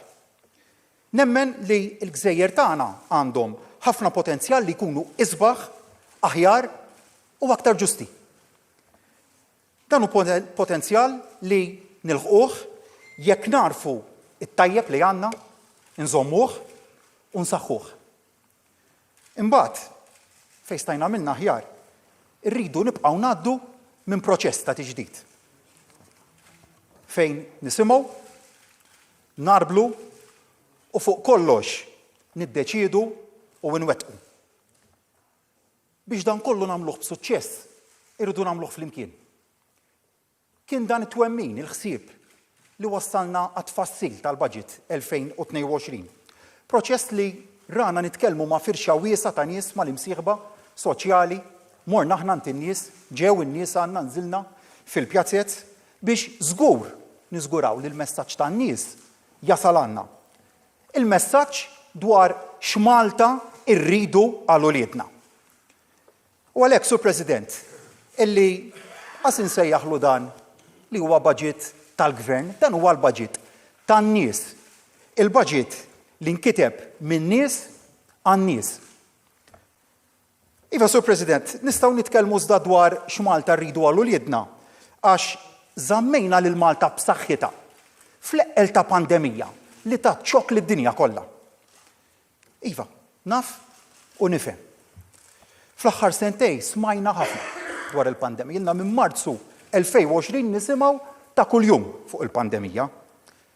Għajjit lil kulħadd bir-restrizzjonijiet li ġabet magħha, ħarbtet ir-rutina u poġġiet sfidi li qatt ma konna noħolmuhom qabel. U fuq kollox iva kien hawn minħaseb li din tagħna Malta tagħna gżira xkejkna wisq biex jirnexxila teleb l-isfida. L-akbar sfida fi żgur, mit-tieni gwerra dinjija fi żgur. Jekk mhux l-akbar sfida dinjija li qatt kellna. Tid-darba mbagħad fimna li biex nelbu l-isfidi ta' saħħa dawk soċjali, dawk ekonomiċi, ridna naħdmu flimkien, bħal kif fit-tieni gwerra dinjija ħdimna mal-alleati, dit-darba ridna naħdmu flimkien.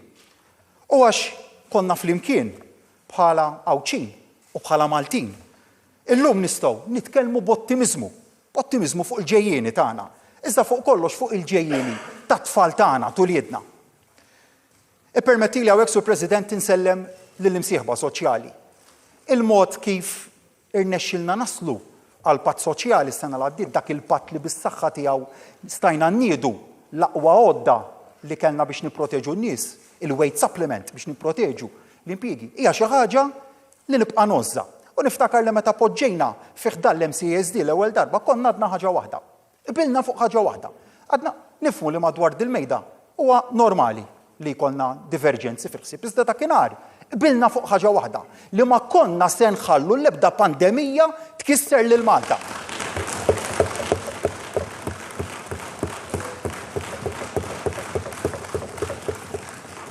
U biex is-sagrifiċċju li għamilna kollha flimkien bħala nazzjon wieħed jissarraf b'mod aħjar, issa ġejna b'dan il-budget realistiku, iżda b'saħħtu u ambizzjuż.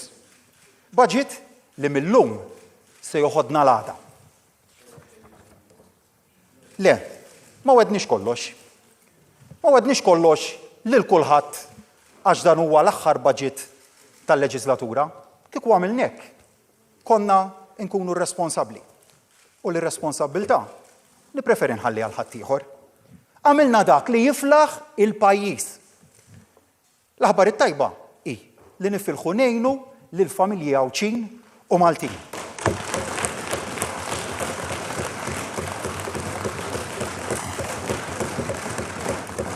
U bħal ta' żmien sena, Sur President, kont ġejt hawnhekk u tkellimt dwar kif dak il-budget li konna nidejna s-sena li għaddiet, ħabbarna s-sena li għaddiet li huwa l-budget allura ta' din is-sena kien l-akbar budget fl-istorja ta' pajjiżna, bl-akbar investiment li qatt sar fil-qasam soċjali, fl-infrastruttura, fis-saħħa, fl-edukazzjoni, fl-ambjent.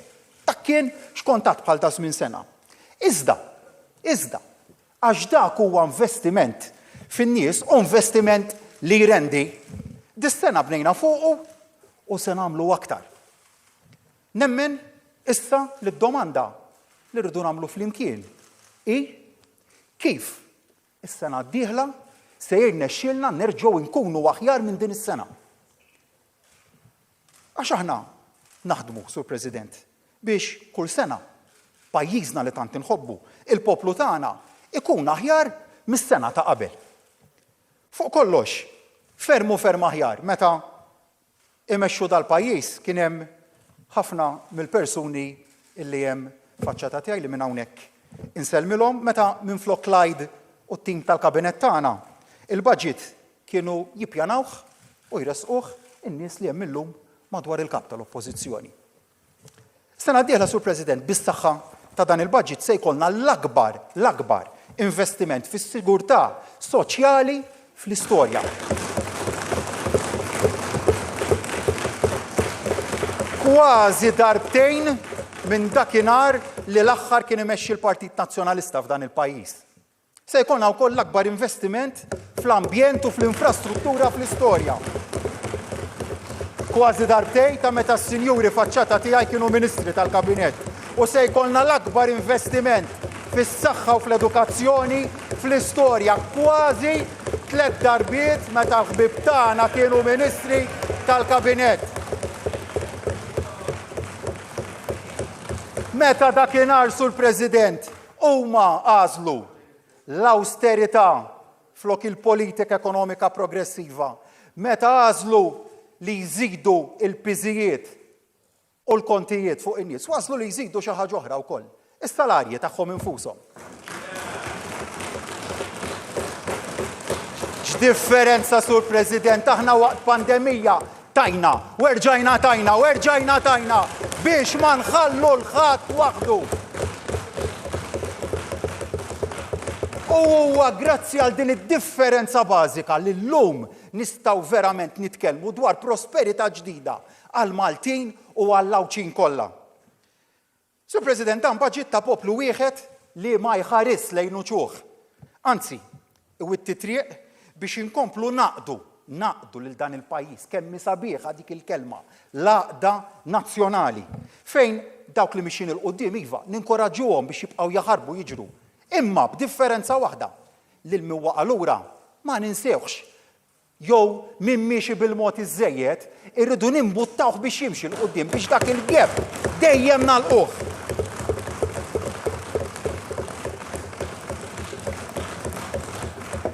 Sur President, is-saħħa l-ambjent, il-ġlieda kontra l-faqar, l-ekonomija, b'saħħitha ix-xogħol, l-edukazzjoni aħjar għal kulħadd, il-ġustizzja vera wiesa, dawn huma l-bażi tal-prosperità ġdida biex nibnu flimkien il-futur ta' pajjiżna.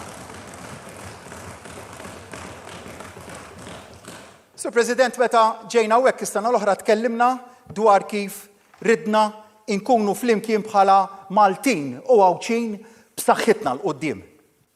B'saħħitna f'kull sens. Fuq qoddim net billi nieħdu ħsieb il-ħajjiet. Sammejna l-poplu b'saħħtu billi iddefendejna kontra l-pandemija b'miżuri kalibrati avolja kien hemm min għal darba darbtej tlieta fixkilna kemm felaħ imma bqajna affokati flimkien mal-awtoritajiet tas-saħħa fil-mod kif żidna u naqqasna l-miżuri skont il-bżonn u attakkajna bil-vaċċin. U nfakkar x'kienu qalulna l-ħbieb tagħna tan-naħa l-oħra. Taf kemm kienu qalulna li ħanġibu dożi 40,000. 40,000. Illum sal-lum laqqamna bi 853,000 doża.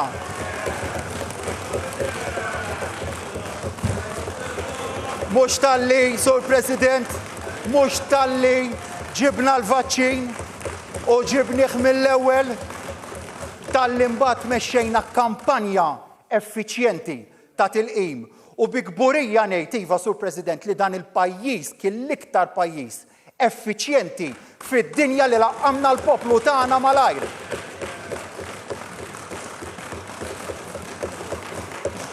U issa, Sur President, bdejna l-programm ta' booster dose aktar minn 30,000 doza illi ingħatat, imma dak li llum qed kważi min qed jisma' jgħid li ma mhux ovvju li l-vaċċin kien kollox biex illum id-dinja tista' tinsab fil-mument li qiegħda fih li qiegħda ħirġa mill-pandemija, imma l-oppożizzjoni fl-eqqel tal-pandemija meta suppost kellhom il-COVID Action Team li qed itina l-pariri tafx qalulna ħanfakrek Dr. Degwara x'għattilna dakinhar. Il-vaċċin mhux is-soluzzjoni qaltilna. Misna qadna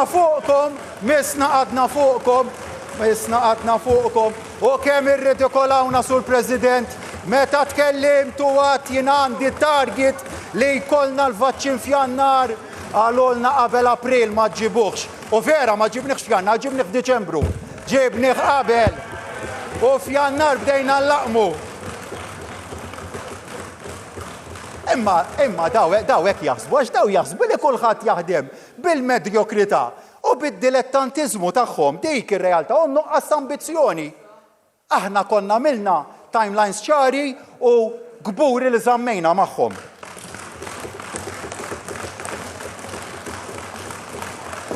Imma ħanfakkar, Sur President, ħanfakkar ftit biex in-nies forsi jifhmu aħjar kif kienu jaħdmu ta' faċċata tagħna meta kienu fil-gvern. Fl-2009 tal-pajjiż kellu wkoll pandemija, forsi kważi kulħadd ftakar nesija naħseb għax tant kienet ċkejkna kkumparata mal-COVID illi kważi kulħadd nesiva l-swine flu xi ħadd l-swine flu kienet. L-swine flu ma rnexxilhomx dakinhar iġibu l-vaċċin għan-nies tagħna. Taf kif ġabuna tal-laba u miljawna. Taf kif spiċċajna konna dakinhar, Sur President. Kellna mmorru nitkarbu għand il-Gvern Olandiż biex jitina żejjed li kellu. Ek ġabuna għax ma rnexxilhomx iġibuh il-vaċċin. U l-poplu tagħna bil-kuntratt l-għamlu mal-Olandiżi. Taf kemm kien se jispiċċa jitlaqqam tard? Sentej tard. U llum tid-darba. Id-donazzjonijiet tal-vaċċin mhux tawhom lilna tajnihom aħna lil pajjiżi oħra. U nsemmi n-numru ta' pajjiżi 1, 2, 3, 4 għax nemnu fil-prinċipju tal-vaccine equality, nemnu fil-mekkanizmu tal-COVAX u konna kontributuri ewlenin biex nagħtu nejnu lil ħaddieħor.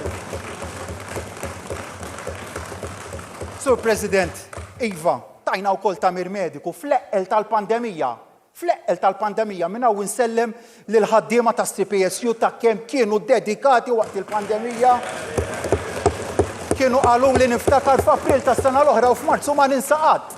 Kien qal l-ħed tagħhom Karl Farrugia qal li snedin fi gwerra. Qal li għax nordna u jaħtfulna l-apparat minn pajjiż hekk konna qegħdin aħna Sur President imma bqajna iffukati u ħdimna. U niddejjaq ta' noqgħod insemmi ġara fl-swine flu għax niddejjaq inħares lejn il-passat iżda biex tara d-differenza. Anzi tittara d-differenza biex tifhem il-kompetenza. Kemm għallum, Sur President, u kemm għalli ġej. U dan qed ngħidu għaliex se jkollna sfidi kbar x'nelbu fi żmien li ġej. Fost oħrajn, il-bżonn, il-ħtieġa li dan il-pajjiż ikollu ċittadini b'saħħithom mentalment u fiżikament. Is-saħħa mentali hi u se tkun il-prijorità l-ġdida fis-settur tas-saħħa. Tiltaqa' ma' wisq nies li jmissu ma' din ir-realtà. U vera, nidejna strateġija nazzjonali dwar is-saħħa mentali, iżda issa irridu naslu b'iktar ħeffa bħalma milna fil-pandemija. U dal-budget kuntent illi jagħti dik id-direzzjoni. Barra minn hekk imbagħad il-pandemija kienet sensiela ta' lezzjonijiet, ikkonfermat kemm konna qlin li investejna bis-saħħa fil-qasam tas-saħħa.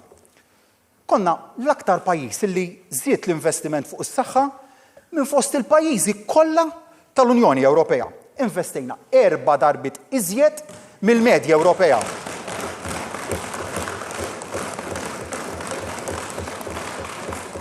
Kuljum, Sur President, taħt Gvern Laburista żdied ħaddiem mas-settur tas-saħħa pubblika.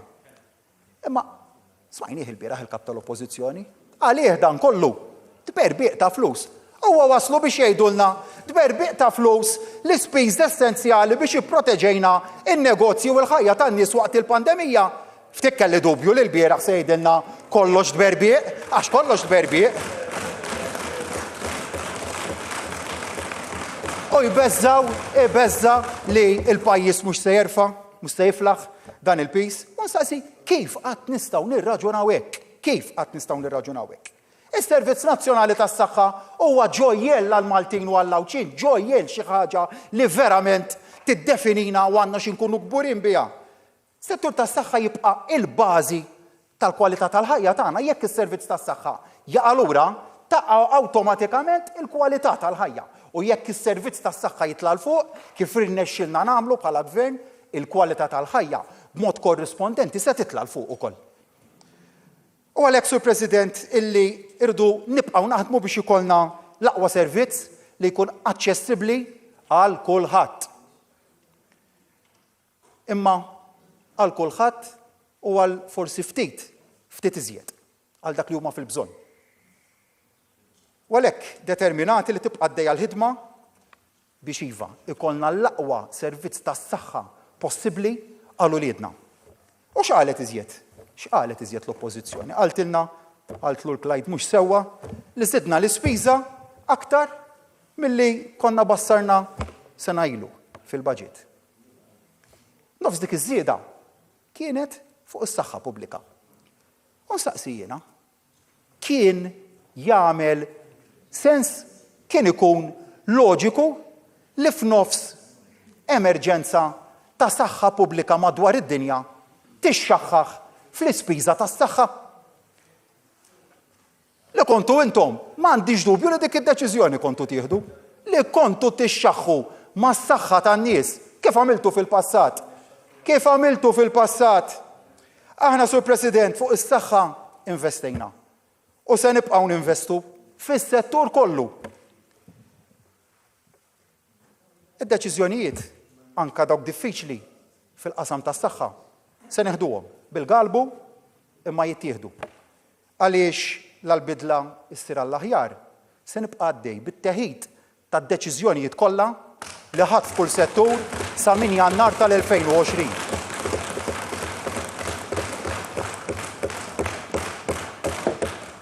Però, Sur Kap tal-Oppożizzjoni, inti l-bieraħ li id-deputat Prim Ministru l-sieħ Bikris sejjaħtlu impotenti.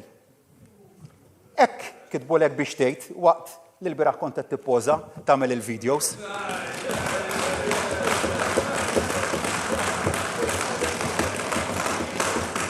Ħsibtu li se ddaħqu, imma minn flok għadek ma tafx kemm weġġajtu nies. Għadek lanqas taf kemm kont insensittiv. Però ma ħadtix bi kbira illum il-ġurnata l-arroganza u l-insolenza tagħhom drajnihom. Però li nista' ngħidlek ħaġa waħda. Ħaġa waħda ngħidlek biss lin-nies, in-nies se tiġġudikat. Bħalma se tiġġudika d-deputat Prim Ministru. Dak li intetlu impotenti, il-World Health Organization tirreferi għalih bħala awtorità u tfaħru. Issa mbagħad l-għażla fidejn in-nies jekk iridux. Lis-settur tas-saħħa jibqa' mmexxi minn Mr. Friend jew minn xi ħadd minn dawk li għandek madwarek. Sur President, għas-sena d-dieħla ħabbarniva kif se nkomplu nwessaw il-formularju. Se nagħtu aktar mediċini tal-kanser u tal-qalb bla ħlas, se nagħtu aċċessusa għal mediċini psikjatriċi bla ħlas, smajna wkoll il-karba tal-pazjenti tal-fibromialgia.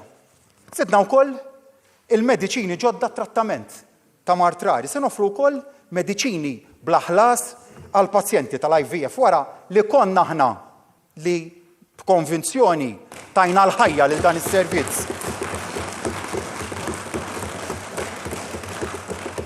U nixtieq nagħmellek domanda sur kap tal-Oppożizzjoni. La da kollu ħela u tberbieq. Tista' tgħid li liema minn dal-mediċini kont naqqas inti. Tgħidilna, tista' nif tweġibni. Araħna se nibqgħu ninvestu fis-saħħa għax konna bil-għaqal. Din, Sur President, hija Malta li rridu nħallu għal uliedna Malta u għawdex fejn intaffu dbatija mill-kbir saż-żgħir. Għawdex u Malta bl-aqwa servizz tas-saħħa. Għawdex u Malta b'saħħithom.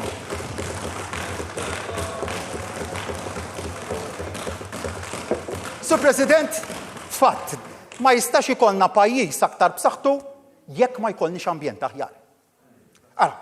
Ejja nkunu sinċiri ma' nfusna. Għal ħafna snin, l-ambjent ingħata l-ġenb. Issa, jistgħu jkunu diversi raġunijiet. Jista' jkun li dan seħħ forsi minħabba l-ħtieġa ta' tkabbir ekonomiku. Mhux ħanejtlek dak kien raġunament żbaljat għaliex id-deċiżjonijiet il-pajjiż joħodhom skont il-ħtieġa ta' dak il-mument partikolari. U l-koll nafu x'ġara tul għexieren ta' snin. Zallum, bħala Prim Ministru, ma rridx inħares lura, m'għandi l-obbligu li inħares il-qudiem. Id-dinja kollha llum qed tirrealizza li minħabba deċiżjonijiet ambjentali jew mhux daqstant ambjentali li ttieħdu tul is-snin, għandna problema serja. Tissejjaħ il-bidla fil-klima. Problema li m'iniex qed nesaġera, innemmen li hija kbira daqs il-pandemija jekk mhux saħansitri iżjed. Min se jwaqqaf għal-bidla fil-klima? Il-bidla fil-klima rridu waqfu aħna bil-mod kif nibdlu id-drawwiet tagħna tal-mod kif ngħixu il-ħajja ta' kuljum. Biex naffrontaw dil-bidla, dil-isfida l għandna qudiemna. Nemmen li rridu nofru pajjiż isbaħ fejn il-poplu jista' jħoss li qed jgħix ħajja aħjar. Fejn l-iżvilupp tgawdi minnu il-komunità, mhux il-ftit. 8 snin ilu, x'inhi r-realtà?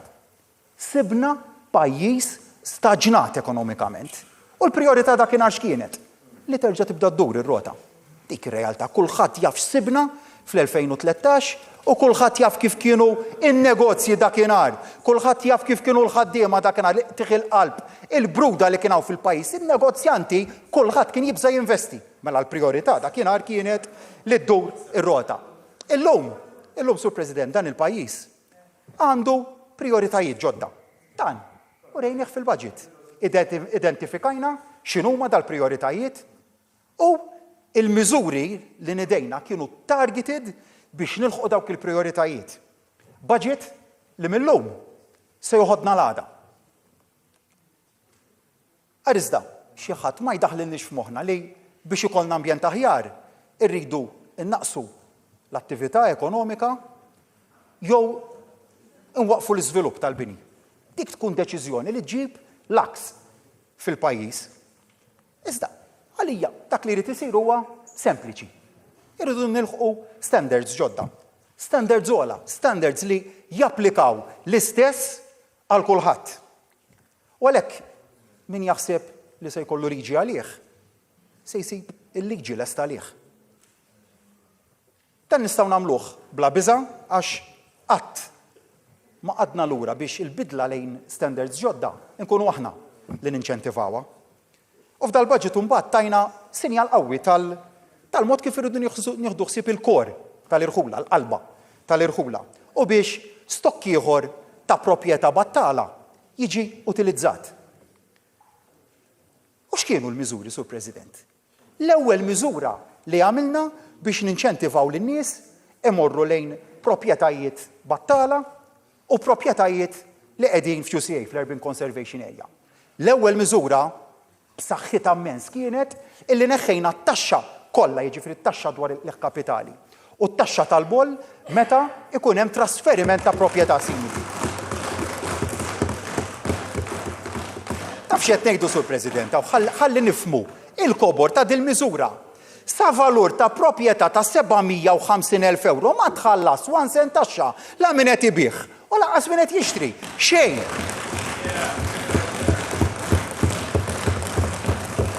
Issa, jien Sur President, il-bieraħ kien hemm momenti għad jew m'iniex attent għal x'qed jgħid il-kap tal-Oppożizzjoni jew mhux qed nisimgħu sew, jew ma fehm sew.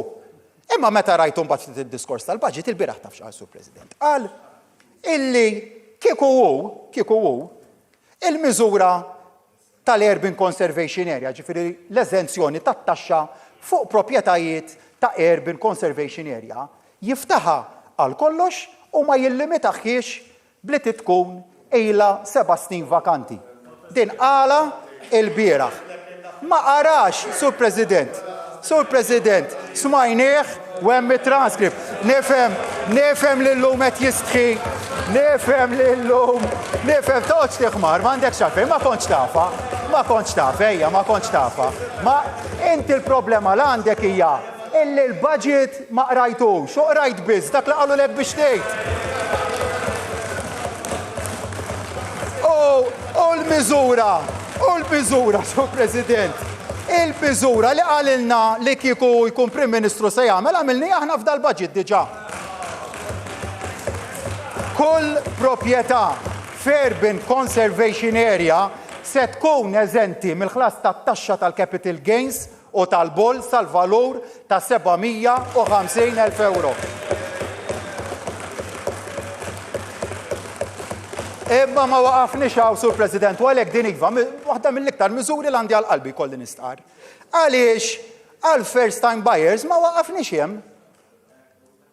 U daħħalna it-tieni miżura li meta għamilt kalkolu sempliċi mill-inqas 6 darbiet iktar b'saħħitha daqs il-miżuri li kell nissa għal first time buyers. So x'għamilna hemmhekk? Qed ngħidu li meta first time buyer jixtri proprjetà f'UCA, f'Urban Conservation Area, jew f'proprjetà li ilha mibnija 20 sena mila battala għal 7. Hemmhekk ngħidu tixtri għawdex. Taf se jkun qed jagħtik il-gvern, taf se jkun qed jagħti għal dik il-koppja żagħżugħa xerrejja tal-ewwel proprjetà tagħha 30,000 euro. 30,000 euro. Taf x'qed ngħidu, Sur President, ejja ngħidu dil-koppja żagħżugħa tixtri proprjetà tiswa 300,000 euro. Ikun ifisser li tinħallsula id-depożitu sħiħ ta' mal-konvenju. Dak il-kobor tagħha. U għal min se jixtri f'Malta ma nsejniex laqqas għax se jkun hemm grant b'saħħitha wkoll ta' 15,000 euro. Imma ma waqafniex hemm għax hemm it-tielet miżura li titkellem dwar il-proprjetà f'UCA u dik battala għal 7 snin. Taf x'qed ngħidu, Sur President? Aħna qed ngħidu li b'dil-miżura ix-xogħlijiet ta' miljoramenti li jsiru f'dal proprjetajiet sal-valur ta' 300,000 euro tieħu l-vatt lura kollha.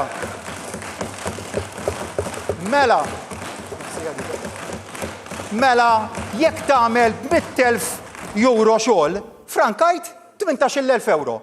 Jekk għamilt bi 300,000 euro, frankajt 54,000 euro. U Sur President, la qabel kien jaqbillek tixtri appartament fil-periferija, illum tibda taħsibha darbtejn. U dik il-bidla li ridna ninċentivaw. U la-domanda tinbidel se tinbidel ukoll il-provvista. Għamilna dan kollu u ma naqqasna drittijiet ta' ħadd. Dil-miżura konvint li se nibdew bidla kbira fis-settur tal-kostruzzjoni. Ma għalhekk aħna naħdmu, Sur President, kuljum biex nirpu l-fiduċja tan-nies. Għax is-soluzzjonijiet insibuhom flimkien man-nies. Fl-aħħar snin imbagħad għal sena wara l-oħra żidna l-lif tal-ħaddiema.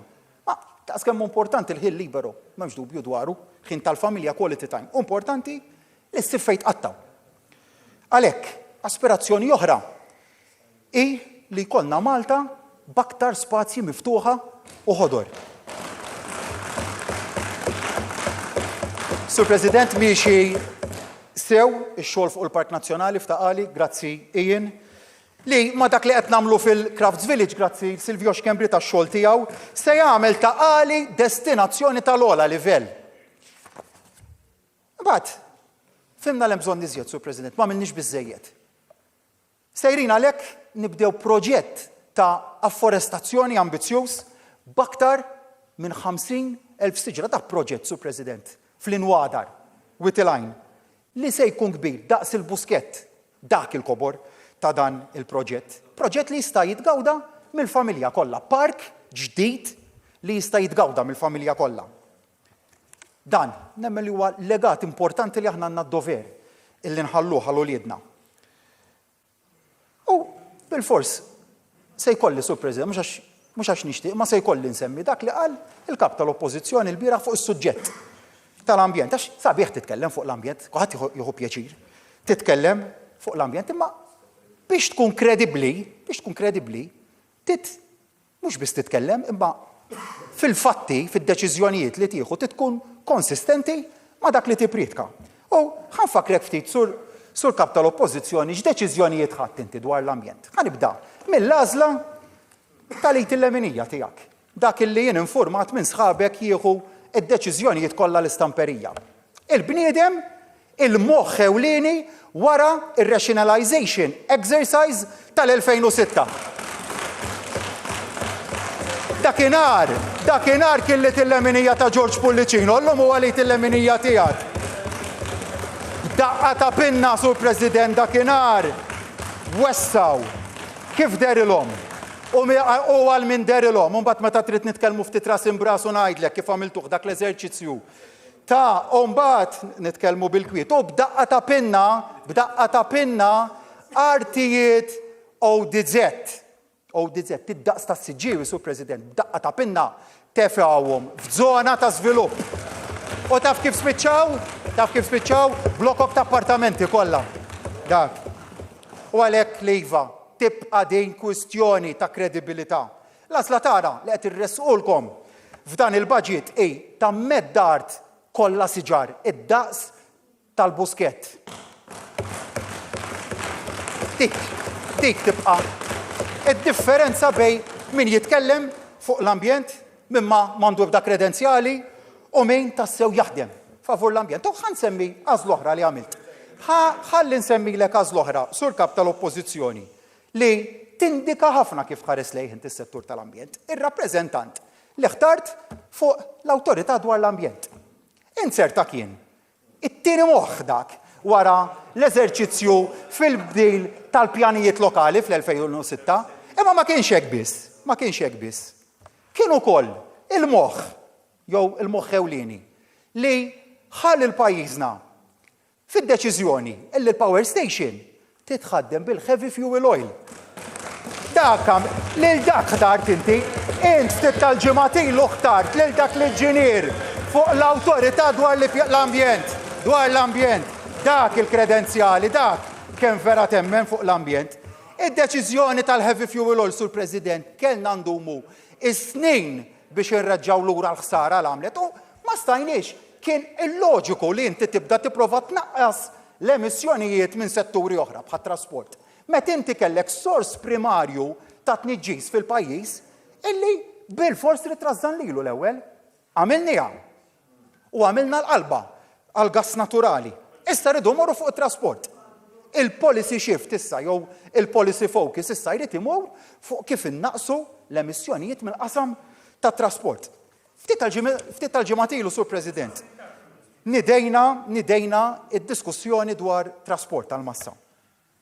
Ġibna l-esperti, tkellmu fid-dettall u issa qed jidħlu reazzjonijiet tan-nies. U kien hawn min staqsa, kien hemm nistaqsew, min saqsa lix mhux se jkollu stazzjon ħdejn id-dar tiegħu, kien hemm min saqsa lix il-metro se jasal sa post u mhux se jasal sieħor. Beda dibattitu dwar l-użu tal-karozza u jekk aħniex lesti li ngħaddu mingħajra, preċiżament id-diskussjoni li xtaqna.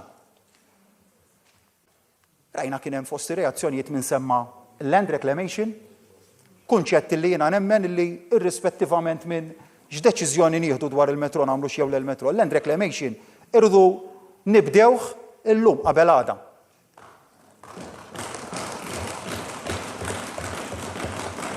U qed mill-bidu, Sur President, tara, ma kienet se tkun diskussjoni faċli, huwa naturali, huwa proġett massiv se jieħu medda ta' madwar 4 leġislaturi jekk mhux iżjed u tifhimha li jkun hemm diskussjoni vibranti u hekk għandu jkun. Li nista' nagħti ċertezza huwa li qed niddiskutu proposta ta' esperti internazzjonali li bħal dal-proġett għamlu bil-bosta. U x'qalulna? Qalulna aħna fil-fema professjonali tagħna kemm mill-lat ekonomiku, kemm mill-lat soċjali, kemm mill-lat ta' infrastruttura, tal-proġett jagħmel sens. Issa, flimkien mal-poplu, niddiskutu u rridu niddeċiedu fejn se mmorru.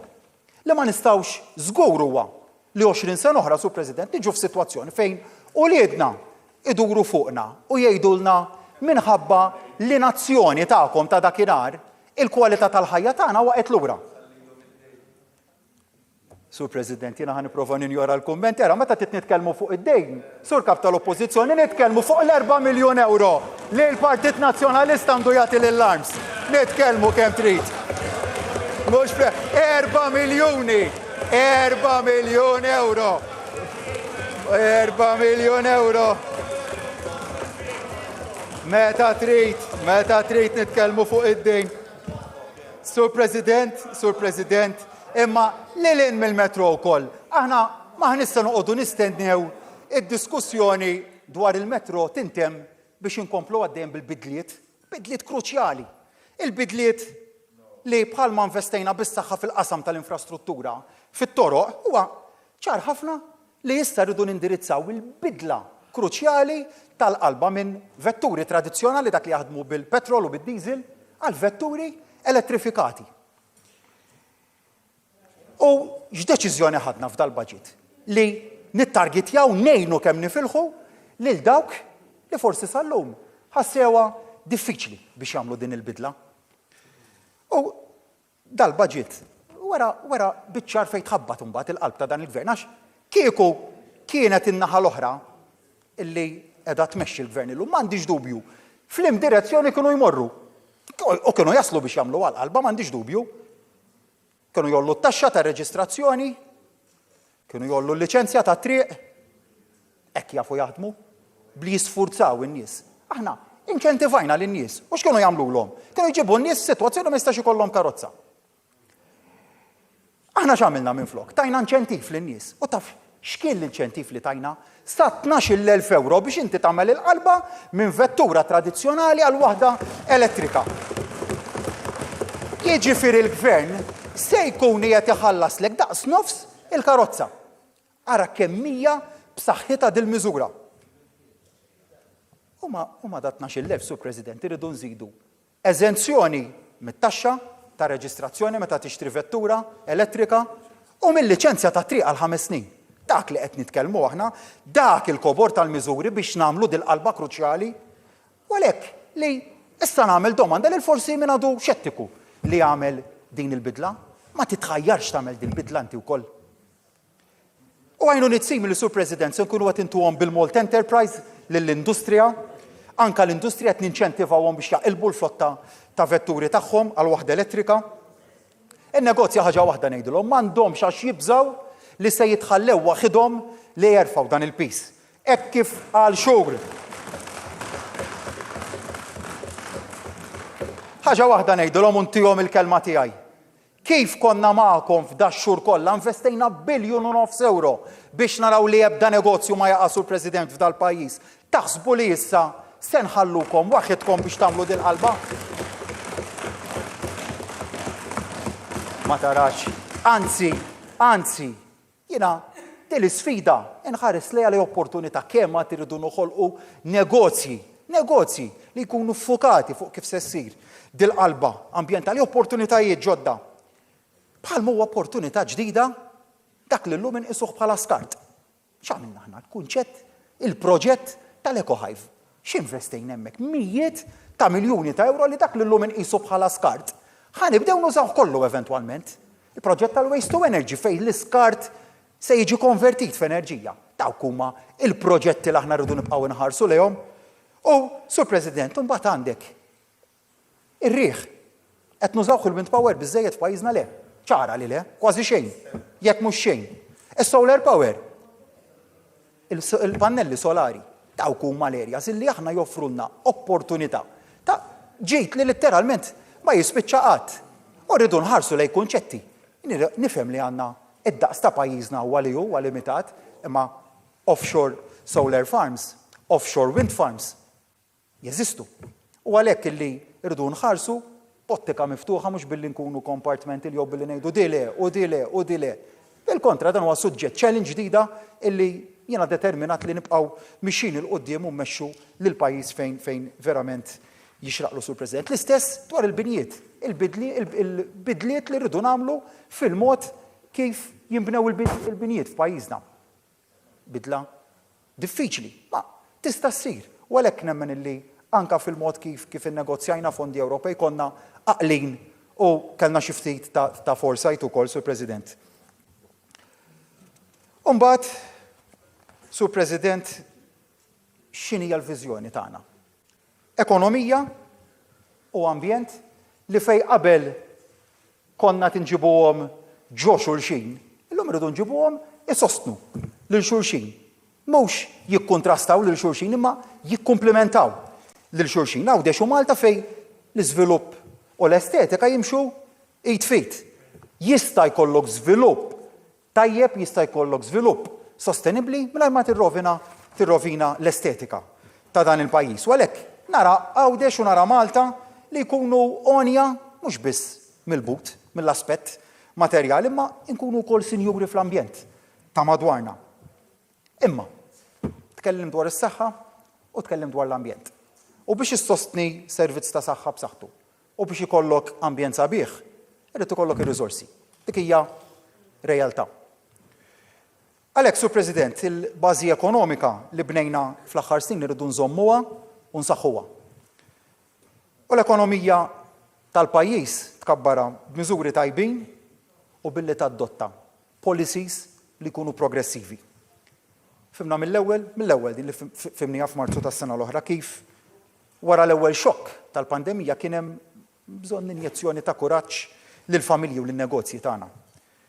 Il-pjan ta' riġenerazzjoni ekonomika dak li ħabbarna f'Ġunju tas-sena l-oħra kien l-ewwel sinjal u l-familji Maltin u Awċin u n-negozji ġifieri dawk li jiffurmaw l-ekonomija Maltija irrispondew tajjeb. Imbagħad meta f'Ottubru tas-sena l-oħra ressaqna l-budget għal din is-sena, iva kienet tfadal sfidi kbar. Biss insemmi li kien għaskelna l-vaċċin dakinhar. Iżda ftakarni kont tajt direzzjoni ċara l-Ministru tal-Finanzi ta' dakinhar li ridna nkunu kuraġġużi. Ridna nkunu kuraġġużi u nagħmlu budget li kien jitbiet mill-awsterità. Iva, kultant konna ikkritikati li wrejna konfidenza żejda. Jista' jkun li kien hemm parti minn dik il-kritika kienet ġustifikata. Iżda dejjem kelli l-konvinzjoni li l-Maltin kienu se jqumu għall-okkażjoni ma stajna qatt li hu żgur ħaġa waħda ma stajna qatt inħallu l-pajjiżna imur lura għal kif kien fl-2013. Rrid inserraħ ras kulħadd li dak kollu li konna ksibna flimkien konna se nipproteġuh minkejja l-pandemija. U għalhekk għadna deċiżjoni ċara, is-surplus li ħloqna nużawh. Edna wkoll li ebda prezz finanzjarju ma kien qoli biżżejjed biex insalvaw l-għajxin tan-nies, il-ħajjiet u l-għajxin tan-nies. U ħanispjega x'ridna nsalvaw. Dak li ridna nsalvaw, l-ekonomija li ridna nsalvaw ma kienx biss l-ekonomija li titkejjel bil-GDP. B'ekonomija aħna nifhmu il-mezzi biex in-nies jistgħu jilħqu aħjar l-aspirazzjonijiet tagħhom. B'ekonomija nifhmu dik il-possibilità biex ittejjeb il-qagħda tiegħek u ta' dawk l-aktar eżis għalik. B'ekonomija nifhmu wkoll dik l-abbiltà li bħala soċjetà ngħinu lil dawk l-aktar vulnerabbli meta jkunu fil-bżonn. Ridna nsalvaw ukoll il-bidla pożittiva li wettaqna fil-qasam tax-xogħol. Bidla li rat eluf ta' nisa jirbħu l-indipendenza ekonomika. Trasformazzjoni li rat eluf ta' persuni joħorġu mid-dipendenza fuq il-benefiċċji soċjali u jaqsmu għad-dinja tax-xogħol. L-istess kif ridna nipproteġu dak li kisbu dawn l-eluf u dak li irnexxilna nagħmlu bl-araq tagħna tul is-snin. Dak li kisbu dawn l-eluf ridna nipproteġu wkoll in-negozji u x'għamlu n-negozji f'dan l-aħħar snin. Għamlu l-profitti vera, imma investew dak li kellhom ukoll u ħadu s-sogri u s-sogri ħaduhom huma u għalhekk ridna inkunu ta' spalla li li ħolqu wkoll numru kwantità ta' impjiegi ta' kwalità. U għalhekk, Sur President, x'kellna? Kellna qudiemna negozji ħabrieka, nies ħabrieka li jemmnu f'pajjiż u ħolmu futur aħjar. Imbagħad, mingħajr ebda tort, f'ġurnata waħda, f'Marzu tal-2020, dak kollu li ħadmu għalih seta' jitkisser ħesrem. Dik ir-realtà li kellna fil-11 ta' Marzu tas-sena l-oħra. U għalhekk li d-deċiżjoni tagħna kienet id-direzzjoni strateġika li morna fiha kienet waħda kważi naturali għalina. Qatt ma stajna nibqgħu passivi. Għax ridna nsalvaw ukoll il-ġid bla preċedent li l-ħoloq f'Għawdex. Min gżira fejn fi żmienkom kollox kien ifriżat u ta' fuq dan, għal gżira fejn sena wara l-oħra it-tkabbir ekonomiku beda jisbuq lil dak ta' Malta. Dik il-kobor ta' trasformazzjoni l-għamilna f'Għawdex. Min gżira fejn tħalliet f'realtà ta' nuqqas ta' opportunitajiet, fl-aħħar snin kull ġurnata, kull jum, kważi żewġ Għawdxin sabu xogħol ġo Għawdex stess. U kienu mela, kienu kelmuni Għawdxin u beżaw qalu li dak kollu l-akkwistajna se jieqaf ħesriem. Kien hemm min besa li bid-dipendenza fuq it-turiżmu Għawdex kien se jintlaqat l-aktar. Stajna, mela ma stajniex ħadna l-parir tiegħek Sur Kap tal-Oppożizzjoni, stajna ħadna l-parir tiegħek u għedna dak kont berbiq ta' flus u nixxaħħu mal-Għawdxin ukoll. Imma minflok għażilna li ninvestu bis-saħħa fl-Għawdxin. U x'kien ir-riżultat, Sur President? Qatt daqs illum ma hemm Għawdxin jaħdmu fis-settur privat f'Għawdex stess. Żdiedu l-impjiegi flok naqsu dik ir-realtà u żdiedu aktar minn Malta. U bat, għalina l-kap tal-Oppożizzjoni li nsejna l-kapitlu ta' Għawdex. Mhux hekk tgħid, mhux hekk insejna l-Għawdex u Għawdex. Għawdex għalina qiegħed fil-qalba ta' kull deċiżjoni li nieħdu. Mela kif kontu tagħmlu intom tagħmlu kapitlu fl-aħħar tal-baġġit Għawdex, ma tarax. Aħna lejna Għawdex qiegħed hemm mill-bidu sat-tmiem ta' kull konsiderazzjoni u deċiżjoni li nieħdu għall-pajjiż. U għalhekk, Sur President, u għalhekk kien għalhekk kif li l-iskemi li nidejna minn Marzu, April, Mejju, f'Ġunju fil-pjan ta' riġenerazzjoni ekonomika dejjem ħarisna illi għal Għawdex nagħmluhom aktar ġenerużi. Għax konna nafu li d-daqqa tat-turiżmu kienet kbira u kbira ħafna hemmhekk. Wara jaħseb xi ħadd li se nieqfu wara l-pandemija. Ġa għedna li Għawdex se jkun il-pjunier tal-bidliet il-kbar li rridu nagħmlu. il-qalba diġitali u l-qalba ambjentali. Kien għalhekk illi f'nofs pandemija, Sur President, ma għadniex ċassi aħna lestejna it-tieni fiber optic cable. Għalhekk f'nofs pandemija ħambarna investiment ambjentali bla preċedent fil-Gżira Awċija. Għawdex bħal Malta rridu il-mutur tal-bidliet. U biex u dan kollu tajna allokazzjoni rekord lill-Għawdex u l-akbar żieda fl-allokazzjoni. Għalek u ħatrak biddaħqak l-int waqt li beda jaqrak lajt. Dak li investejna, Sur President, fl-aħħar sena u nofs biljun u nofs euro li l-ħbib tagħna tan-naħa l-oħra jajruna li kienu ħela u dberbieq. Però, Sur President, pajjiżna għadda minn pandemija li kieku mal-qajni li sew kienet tikkaġuna kriżi ekonomika massiva. Minflok, tafu li ma seħx downgrade wieħed ma kienx hemm rating agency waħda li tatna downgrade. Ma ġiet l-ebda istituzzjoni internazzjonali li qaltilna qed tadottaw politika ekonomika żbaljata, anzi, kollha ġew u qalulna b'mod konsistenti li ħdimna tajjeb. Ħani kwota fil-qosor lill-Fond Monetarju Internazzjonali x'qal dwar pajjiżna. The authorities' swift and bold policy response helped mitigate the impact, preventing large-scale layoffs, bankruptcies, and credit disintermediation. Issa dawn, mhux bħalek Sur Kap tal-Oppożizzjoni, dawn esperti u mhux qed jgħidulna li qed inberbqu. Beżżajtu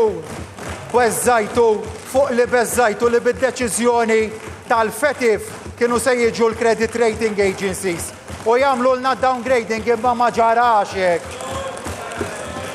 Avol jekk xtaqtu u hekk għadkom tixtiequ.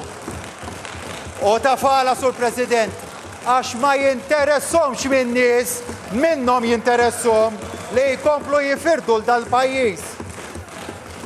U għaw id-differenza mbagħad. Aħna naħdmu fuq li naħdmu għal ġitta dan il-pajjiż u ma nifirħux bid-deni.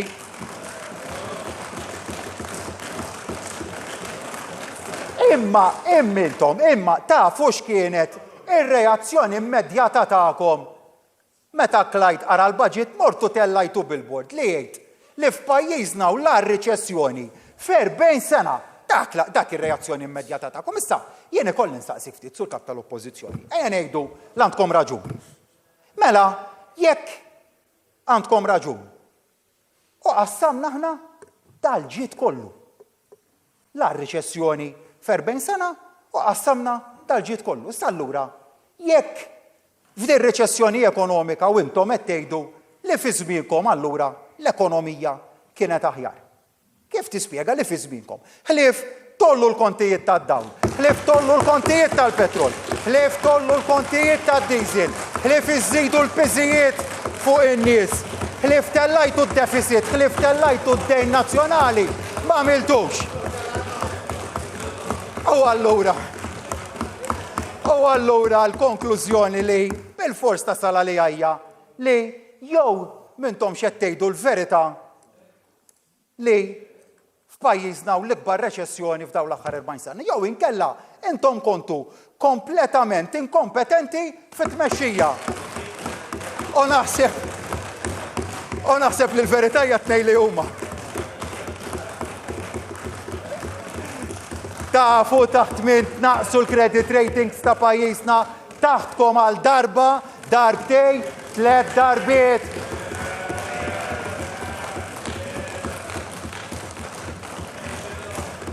Imma ifisser Sur President l-aħna perfetti? Le. Anzi, noqogħdu attenti ferm li nżommu saqajna mal-art ta' kuljum. Nemmen li għatem fejn nistgħu nagħmlu aħjar. Ma tgħaddix ġurnata waħda li ma tiżdidx fija dik ir-rieda li naħdem aktar u ntejjeb iżjed biex inħalli pajjiż aħjar għal min ġej warajna. U nsejjaħ lill-poplu, l-NGOs, lis-soċjetà ċivili biex iva jibqgħu jimbuttaw lill-gvern ħalli nagħmlu aħjar. Sur President, kollox jitlaq minn żewġ kelmiet: kompetenza u kredibilità.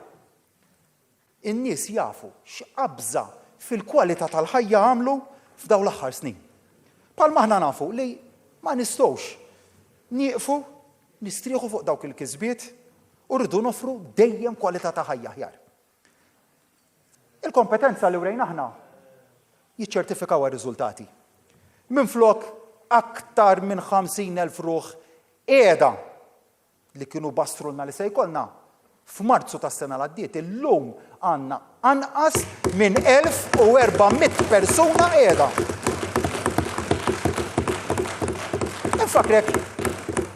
Infakrek sur kap tal-Oppożizzjoni, senilu kont qedtilna li qed tara sinjali inkwetanti fis-suq tax-xogħol. Illum għandna l-anqas rata ta' qatt fl-istorja ta' pajjiżna.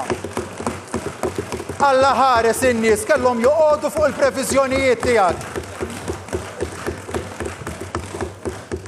Sur President, imma taħt kull deċiżjoni kollha li ħadna, kellna prinċipju fundamentali uniformi, wieħed, li f'kull ma milna rajna li ninvestu fin-nies u ma nkunux aħna li nabbulhom aktar piżijiet. Iva, hawn min qed iħosslu li tal-ħajja. Realtà. Żgur mhux se nkunu aħna li nkunu insensittivi dwar da' suġġett. U bħal kull sfida oħra se nindirizzawha u se nkunu aħna li noffru soluzzjonijiet. Anka l-kap tal-Oppożizzjoni tkellem dwar l-għoli tal-ħajja bis-solita retorika ċip tiegħu. Kieku l-inflazzjoni li ħoloq għall-gvern, kont forsi intik biċċa raġun. Ma Malta tafu, Malta hija parti mid-dinja u qegħdin naraw il-prezz taż-żejt, tal-gass naturali, tal-petrol, tad-diesel li spara l fuq kullum kien. Inħarsu lejn l-Ewropa. Il-prezz tal-fuel mill-pompa mill-bidu ta' dis-sena żdied b'medja l-average 25 cents kull litru. Dax-xahar f'pajjiż ġar tagħna ftit mil il-bogħod, il-kontijiet tad-dawl se jiżdiedu b'30%. Dik ir-realtà ta' x'qed jiġri madwarna. Għalhekk quddiem dawn l-isfidi massivi għamilna ħaġa waħda fundamentalment differenti milli kontu tagħmlu intom. U milli għamiltu intom numru ta' snin ilu, aħna ma żidna ebda pis fuq il-familji u mollejniex kont wieħed li hu wieħed.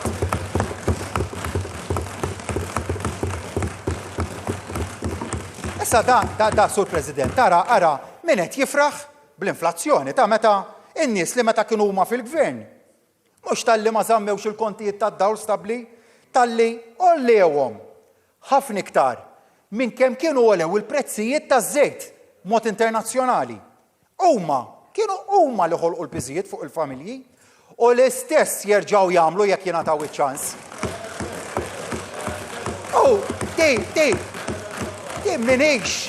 Minix qed nispekula jien li jagħmlu l-istess, attent, sur kap tal-Oppożizzjoni meta wara li tkellem Clyde mort tagħmel il-konferenza stampa u saqsejk taf x'għattilhom il-prezz internazzjonali żdied bħalma żdied fl-2008, fl-2009, fl-2010, fl-2011 u fl-2012. U Lajola Barra għattilhom lill-ġurnalisti jola l kulħadd. Ta' kont tagħmel int, taf x'meċ, ħaġa waħda meċ. Taf x'meċ li vera, għandek raġun. Il-prezz ola kullum kien, ma ħaġa waħda maċ li b'differenza waħda għal dak li kontu għamiltu intom, aħna ma żidna ebda prezz għan-nies. La żidna d-dawl, la żidna l-gass, la żidna l-petrol, la żidna d-diesel, la żidna t-taxxi, anzi t-taxxi naqqasnihom, mhux tal-li ma żidnihomx. U kien dal-gvern iva li ta' kontijiet tal-elettriku orħos meta fil-bqija tal-Ewropa id-dawl ola. Tanna ħal-oħra l-kontijiet taf kemm kienu għolew Sur President, darbtejn aktar minn kemm kienu għolew fil-bqija tal-Ewropa. L-istatistika tal-Eurostat. Nispera ma tmerwix di wkoll. Għall-ewwel darba fl-istorja l-familji tagħna għandhom l-orħos kontijiet fiż-żona euro. U l-kap tal-oppożizzjoni jgħid li għandna politika ħażina u li tisraq lill-poplu. Kemm qalulna li sraqna nies bil-prezzijiet tal-fuel. Tafu li huwa l-uniku pajjiż fl-Ewropa fejn ma żdiedx il-prezz tad-diesel u tal-petrol din is-sena. Malta. Mhux tal-li ma żdiedx, tal-li f'Ġunju tas-sena l-oħra raħħasnieh 7 cents il-liter.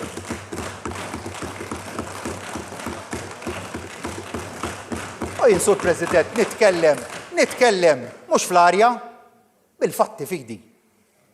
Ħarsu lejn il-prezz tal-fuel madwar l-Ewropa, żiediet kbar fil-Ġermanja dis-sena biss żieda ta' 31 ċenteżmu kull litru. Fl-Olanda 32 ċenteżmu kull litru. Tafu b'kemm żdied il-petrol fl-aħħar 5 snin ta' amministrazzjoni nazzjonalista bid-doppju ta' żidiet li kien hemm fil-bqija tal-Unjoni Ewropea dak iż-żmien. L-istatistika mbagħad tal-Kummissjoni Ewropea tindika li llum għall-ewwel darba fl-istorja il-familji tagħna għandhom l-orħos prezz tad-diesel fiż-żona euro.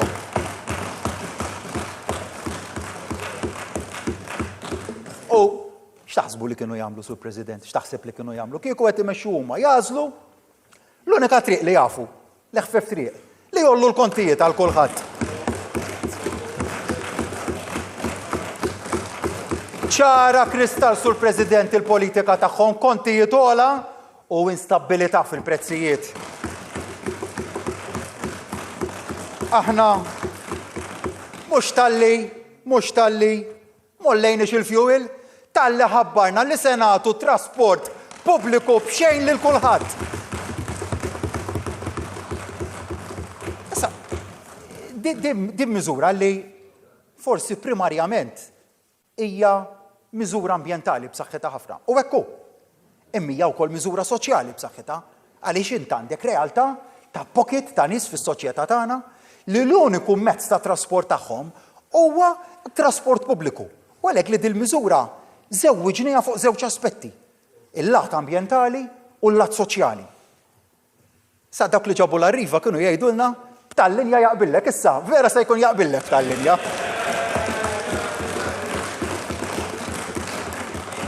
X'differenza, Sur President. Taħt l-aħħar gvern nazzjonalista ħankompli nfakkarkom ftit jien l-proporzjon ta' familji li ma setgħux ilaħqu mal-kont tad-dawl u l-ilma kien irdoppja. Waħda minn kull 8 familji kienet sostit mal-Eurostat li għandha tagħti l-alarms għal kontijiet li ma setax tħallashom.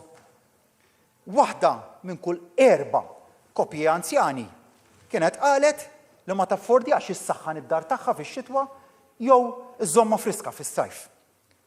Dan kien, u tafu għala dan, kien il-frott ta' policy direction, ta' għażla politika li jmur kompletament kontra dak li nemmnu fih aħna. Partit nazzjonalista huwa ċar anke minn mid-diċitura ta' kif jitkellmu għadek tifhem b'mod ċar li kienu u għadhom jemmnu f'politika ekonomika tas-sikkar taċ-ċinturin li malli jaraw l-ewwel ġej iġri s-sekka ċinturin. U il-kliem ta' mberbqu li qed imberbqu u li qed naħlu sintomatiku ta' dat twemmin tagħkom li intom għadkom temnu f'dik il-politika regressiva. U għadhom wara tant snin napplikaw il-policy ekonomika tagħna għadhom ma femux x'inhu l-mudell ekonomiku aħna ninvestu fin-nies. U nafu x'ġara meta l-pajjiż daħal f'politika ta' austerità ta' gvern li kienu olla u reġgħu olla l-kontijiet u kienu jgħidulna li bil-qalb jolluhom il-kontijiet u taf x'kienu jgħidulna u dak in-nies jidrawhom hekk kienu jgħidulna hekk kienu jitkellmu ftit ta' snin ilu, Sur President. Ħallew il-finanzi tal-pajjiż imrieda. Il-pajjiż ma kellux solt fuq xiex jaħlef. Patija l-familji li tiħ il-qalb għan-negozji li kellna, ħadd ma jrid jinvesti dik ir-realtà li kellna fl-2013, Sur President. U iva, pajjiż jista' jkun b'saħħtu biss jekk in-negozji jkunu b'saħħithom u l-familji jkunu b'saħħithom. Għax il-qagħda tal-gvern hija riflessjoni preċiża tal-qagħda tal-familji u tan-negozji. M'hemmx rocket science fiha, dik hija l-bażika. U m'hemm bżonn la bakketta maġika u lanqas xi eżerċizzji komplikati fil-verità. Din hija l-bażi ta' politika ekonomika li tagħmel sens imma li forsi għalikom hija diffiċli wisq biex tiftihem. Għalhekk meta nisma' tad-diskors dwar populiżmu jgħidu li l-gvern huwa wisq pro-market, nibqa' ma naqbilx magħkom. Ma jistax ikun hemm gvern li ma jibbażax il-programm ta' ħidma tiegħu fuq it-tkabbir tan-negozju u t-tkabbir tal-familji. Mbagħad jekk jibda jidħol sens ta' entitlement minn min imexxi, allura jibda l-inkwieta l-pajjiż. Għalhekk dejjem nisħaq ma' sħabi f'dal moviment li ma nistgħu qatt ninfatmu minn mal-poplu u minn man-negozji naturalment. U minn meta faqqet il-pandemija dal-prinċipju nemmen sar aktar kardinali. Ħdimna, niftakarni ma' Klajt fl-ewwel ġranet ta' Marzu ta' April, ħdimna b'open door policy, kull min kellu bżonn xi ħaġa, iltqajna miegħu u rajna biex b'xi mod jew ieħor f'dawk ir-realtajiet ċirkostanzi straordinarji, rajna kif insolvu hekk għamlu l-bqija ta' sħabi. U x'rajna? L-ewwel li nipproteġu l-investiment tan-negozji. U mbagħad rajna li nipproteġu l-ħaddiema tan-negozji. U mbagħad imxejna pass iżjed. Meta qbiżna dak l-ewwel żewġ ostakli li nipproteġu l-investiment u li nipproteġu l-impjiegi, mbagħad morna t-tielet pass. Li nerġgħu ninċentivaw lin-negozji li minkejja kull diffikultà u inċertezza jibqgħu jinvestu. U wasalna wkoll. Fimna li fi żmien ta' inċertezza bħal dak fejn kull aħbar jew wara l-ieħor kienet ħażina. Kien biss il-gvern li seta' jagħti sens ta' serħan il-moħħ, ta' tama, ta' fiduċja. U kellna, u mela ma kenniex kien hemm wissina li qed nagħmlu żejjed u kien hemm min qalilna li mhux qed nagħmlu biżejjed. Nemmen li kollox ma kollox imma sibna bilanċ tajjeb. Jista' jkun iva li kien hemm żmien li konna ottimisti żejjed, u iva kien hemm żmien ukoll fejn nistqar ngħid li kien beda dieħel sens ta' taqtih il-qalb. Għax ma nafx kien jonqos jinqala. Marzu, April, Mejju, u mbagħad irġajna wara s-sajf. Ma kienx jonqos jinqala, imma bqajna reżiljenti u żammejna sodi. U bidi fuq il-kuxjenza nemmen li wettaqna dak kollu possibbli fiċ-ċirkostanzi. Issa, Sur President, stajna għamilna iva bħal pajjiżi oħra. Ġejnaw fil-budget u għadna nibdew bin-negozji. Aħna tajnu kontant fil-pandemija. F'mumenti minnhom il-wage supplement waħdu tela 40 miljun euro fix-xahar. U bdejna f'Marzu tal-2020, dej l-aħħar ta' Marzu għadu għaddej sal-lum. U stajna għadnilhom sibdew ħalsu lura. Hekk qed jiġri f'pajjiżi oħrajn, jolew il-kontijiet, jolew it-taxxi. Imma din, Sur President, mhijiex il-fidi li nemmnu fiha, din mhijiex it-triq li qed nażlu f'dan il-budget. Reġa' kien budget bla taxxi ġodda.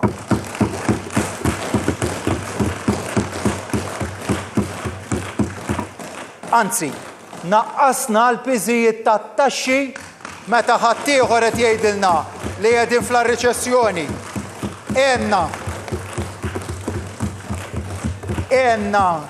fl-aktar momenti diffiċli u se ngħinu meta flimkien se nkunu qed nibnu l-ġejjieni tagħna. Għalhekk sejrin nagħtu kuraġġ lin-negozji biex jinvestu aktar billi nagħtuhom tax credits, jiġifieri jkun dak iċ-ċertifikat li jeżentak minn ħlas tat-taxxa, u ħanatuh lil dawk il-kumpaniji illi jażlu illi parti mill-profitti tagħhom jirreinvestuhom, jiġifieri jinvestuhom mill-ġdid. Mela, jinvestu tant u aħna nagħtuhom ċertifikat li fuq dak l-ammont li jinvestu jiġu eżenti mill-ħlas tat-taxxa. Bekk negozji qed jifrankaw it-taxxa, però qed joħolqu opportunitajiet ġodda. Issa din, Sur President, oħra mill-miżuri li jien sur tal-Oppożizzjoni peress li ma qrajtx il-budget qabżitlek. U l-bieraħ il-biraġġijaw u bħafna pompa qal li se jagħmel l-istudji dwar dil-miżura. Konferm oħra li bik tmexxi il-kumpaniji mhux pass il-qudiem se jagħmlu, imma pass lura. Għax jien toqgħod għaddej kif imdorrin tagħmlu bi studji ma jispiċċaw qatt. U aħna għandna miżura lesta li se tiġi implementata. U qed ngħidilhom pass lura biss imorru in-negozji biex ma nbeżżaħħomx ħafna jekk tkun qed tmexxi inti. Kont almenu sur kap tal-oppożizzjoni nippretendi li wara sena tallimt li biex twieġeb budget tkun qrajtu.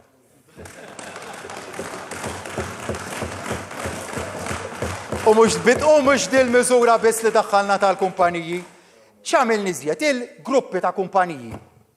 Fi għandek kumpanija għandek a group of companies li kellhom negozji fih danhom li għamlu telf u allura ma setawx jutilizzaw it-tax credits għax it-tax credit minn hawn lid-dinja tista' tużaħ biss meta inti tagħmel profitt. Lil dak il-kumpaniji qegħdilhom tistgħu titrasferixxu dak iċ-ċertifikat għal kumpanija oħra fil-grupp tagħkom jew tajnihom alternattiv oħra. Estendejna it-tax credits, ġifieri jożommhom fl-istess kumpanija u se jiġu estiżi sakemm tibda tagħmel il-profit u ssarrafhom dakinhar, jew titrasferihom għal kumpanija oħra fl-istess grupp. Tajna għajnuna il-kumpaniji illi jikru mħażen biex intaffu għal żieda fil-prezz tat trasport internazzjonali dik l-inflazzjoni importata. Mbagħad għamilna skemi bħal Change to Grow, Smart and Sustainable Investments u Soft Loans li bihom qed nagħtu għajnuna finanzjarja biex nixprunaw it-trasformazzjoni lejn operat aktar sostenibbli, diġitali u teknoloġiku.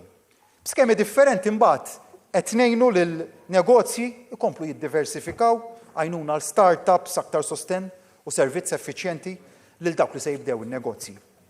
Miżuri waħda wara waħda biex nibqgħu ta' support tal-businesses. Imbagħad skemi oħrajn bħal Microinvest, Business Start, nistendu l-eligibilità tal-SME Tailored Facility, insomma, sensiela ta' miżuri joħorġu ċar mill-budget document. U din hija sur President iva l-Malta li rridu nħallu. Għawlu li Għawdex u Malta fejn l-ekonomija tibqa' mixja l-qudiem bis-saħħa, Għawdex u Malta fejn l-ekonomija tibqa' tiddiversifika, toħloq niċċed ġodda sabiex nilqgħu għall-isfidi tal-futur. Għawdex u Malta fejn inkunu iva nistgħu nibqgħu ntejbu l-opportunitajiet ta' kulħadd. U bħal ma tkellimt fuq l-ambjent, fuq is-saħħa sur President, fuq l-ekonomija, ma jistax ikollok ekonomija b'saħħitha mingħajr ħaddiem b'saħħtu. Diġà spjegajt kif għandna l-inqas numru ta' ħaddiema jirreġistraw fl-istorja ta' pajjiżna. Iż-żieda fil-qatt li kellna wara l-kriżi ekonomika tal-2008 tafu kemm damet minn 7 għal 8 snin damet dik iż-żieda fil-qatt biex niżlet lura. Aħna rażżannija niżżilniha lura f'sena u nofs. Ġifieri iż-żieda fil-qatt aħna niżżilniha 5 darbiet aktar malajr mill-naħa l-oħra kienet tagħmel fil-kuntest ta' riċessjoni ħafna iżgħar. Konna mdorrijin, Sur President, taf x'kien jiġri f'riċessjoni ħafna x'kien taf ġara fl-2008 għal qudiem li dawk bl-inqas dħul jispiċċaw jerfgħu l-ikbar pis, jispiċċaw abbandonati. Ħaddiema pagi baxxi jiġu mkeċċija mill-ewwel. Il-pensjonanti u dawk fuq il-benefiċċji soċjali ikollhom id-dħul tagħhom ifriżat. Iż-żgħażagħ jispiċċaw bla impjieg u għaddiju l-opportunità li tixtri d-dar. Kien hemm min bib tal-faċċata tagħna dik kienu jqisuha l-liġi ekonomika tagħhom meta jkollhom riċessjoni.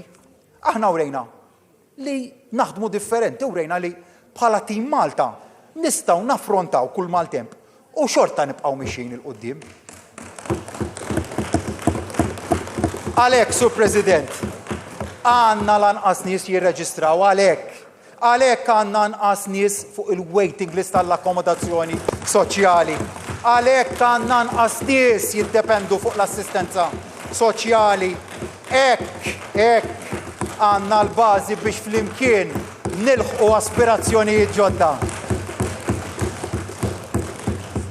Kien da suċċess, Sur President, li hu l-bażi tal-irkupru ekonomiku spettakolari li għandna f'pajjiżna. Tafu kemm mod tkabbir ekonomiku aktar minn 13%. livell ta' ġit nazzjonali li suppost se nilħuq is-sena d-dieħla, imma li kważi lħaqni issa. Diġà. Is-sena l-għaddiet imbagħad, Sur President, kont tkellimt dwar il-mira tal-politika tagħna kienet dakinhar kienet li nipproteġu il-kapaċità produttiva tal-ekonomija biex imbagħad meta jgħaddi x-xokk tal-pandemija u terġa' tiġi d-domanda esterna, l-azzjendi tagħna jkollhom vantaġġ meta kkumparati mal-kompetituri tagħhom barranin. Antiċipajna li ħadd ieħor kien se jkeċċi l-ħaddiema, u hekk ġara. U antiċipajna wkoll li meta mbagħad se jkun hemm il-fażi tal-irkupru ekonomiku se jiġri li min ikun keċċa, ma jkunx jista' ilaħħaq mal-ordnijiet. Dal kienu l-prinċipji ekonomiċi li applikajna. X'waslu imma daw? Waslu biex fit-tieni kwarta din is-sena il-livell t-esportazzjoni f'pajjiżna laħħaq dak li kellna fit-tieni kwart tal-2019. Jiġifieri qabel il-pandemija. Ara x'figuri dawk li verament jimlew bil-kuraġġ. U dan nubri tittarhom f'kuntest ieħor li fit-tieni kwart ta' dis-sena qed nitkellmu fuq turiżmu li kien għadu lura ħafna x'kellek ħafna u ħafna pajjiżi li kienu għadhom lura ferm fil-pjan ta' vaċċinazzjoni tagħhom. Kultant insaqsi li l-nifsi ngħid imma kif jista' jkun li kważi lħaqna l-livell ta' esportazzjoni tal-2019? Propju għax l-istrateġija ekonomika tagħna ħadmet. U n-negozji Maltin u Għawċin qed jirbħu aktar ordnijiet minn qabel il-pandemija sempliċi għax huma miftuħin u l-kompetituri tagħhom għadhom qed jippruvaw isibu l-ħaddiema biex ikunu jistgħu jaħdmu. U qed naraw imbagħad, Sur President, li dan kollu ħalla l-frott b'investiment li qed jersaq lejna, jgħidulna li se jespandu, ħadd verament pjaċir inniedu l-investiment tad-delaru l-bieraħ, kellna kumpaniji oħra tal-gaming, il-Press Center, taratu pjaċir jiftħu l-kwartieri tagħhom f'Malta jitkellmu miegħek dwar prospetti ta' investiment li għandhom f'pajjiżna u se nibqgħu nisimgħu aktar fil-ġimgħat li ġejjin għaliex hemm aptit ta' investiment, hemm investiment barrani li ġej lejn pajjiżna u dan li jimlik bil-kuraġġ imbagħad. Sur President, dak huwa l-għaqal ta' dal-moviment. Anka meta kien ġustifikat li tibża tuħu deċiżjoni, tu kien hemm mumenti fej naħseb ħadd ma kien ilumek li ma toħodix deċiżjoni, imma ħadniha d-deċiżjoni xorta waħda. Flimkien ma l-imsieħba soċjali. U flimkien ħloqna magna ta' progress li toħloq eluf ta' impjiegi, li terfa' l-eluf mill-faqar u mid-dipendenza soċjali, li tagħti opportunità tajba lil kulħadd biex jilħaq l-aspirazzjoni tiegħu, li tgħin lil kulħadd biex jista' jsir sit ta' daru, li tgħin lil kulħadd ikollu karriera, li tikseb prosperità ġdida. Ifisser li wasalna, ngħid illi le. L-aspirazzjoni tagħna m'għandix tieqaf hawnhekk. Konvint li iva, nistgħu nagħmlu iżjed u nistgħu nitjiebu. Nistgħu nagħtu aktar opportunitajiet lit-tfal tagħna. U s-suċċess tal-politika tax-xogħol tagħna li kellna jfisser li issa għandna sfidi ġodda.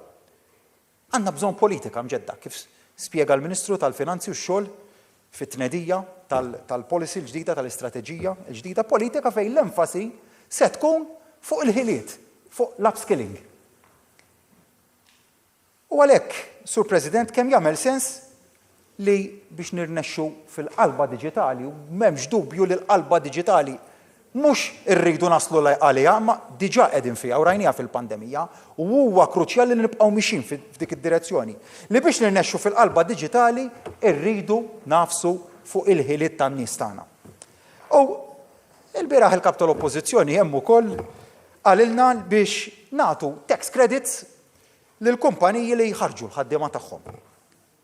Hawnhekk ukoll ikolli nissuġġerilek sur kap tal-Oppożizzjoni li dak jew dawk li qed jiktbulek id-diskorsi tiegħek tgħidilhom biex jagħmlu ftit ta' riċerka.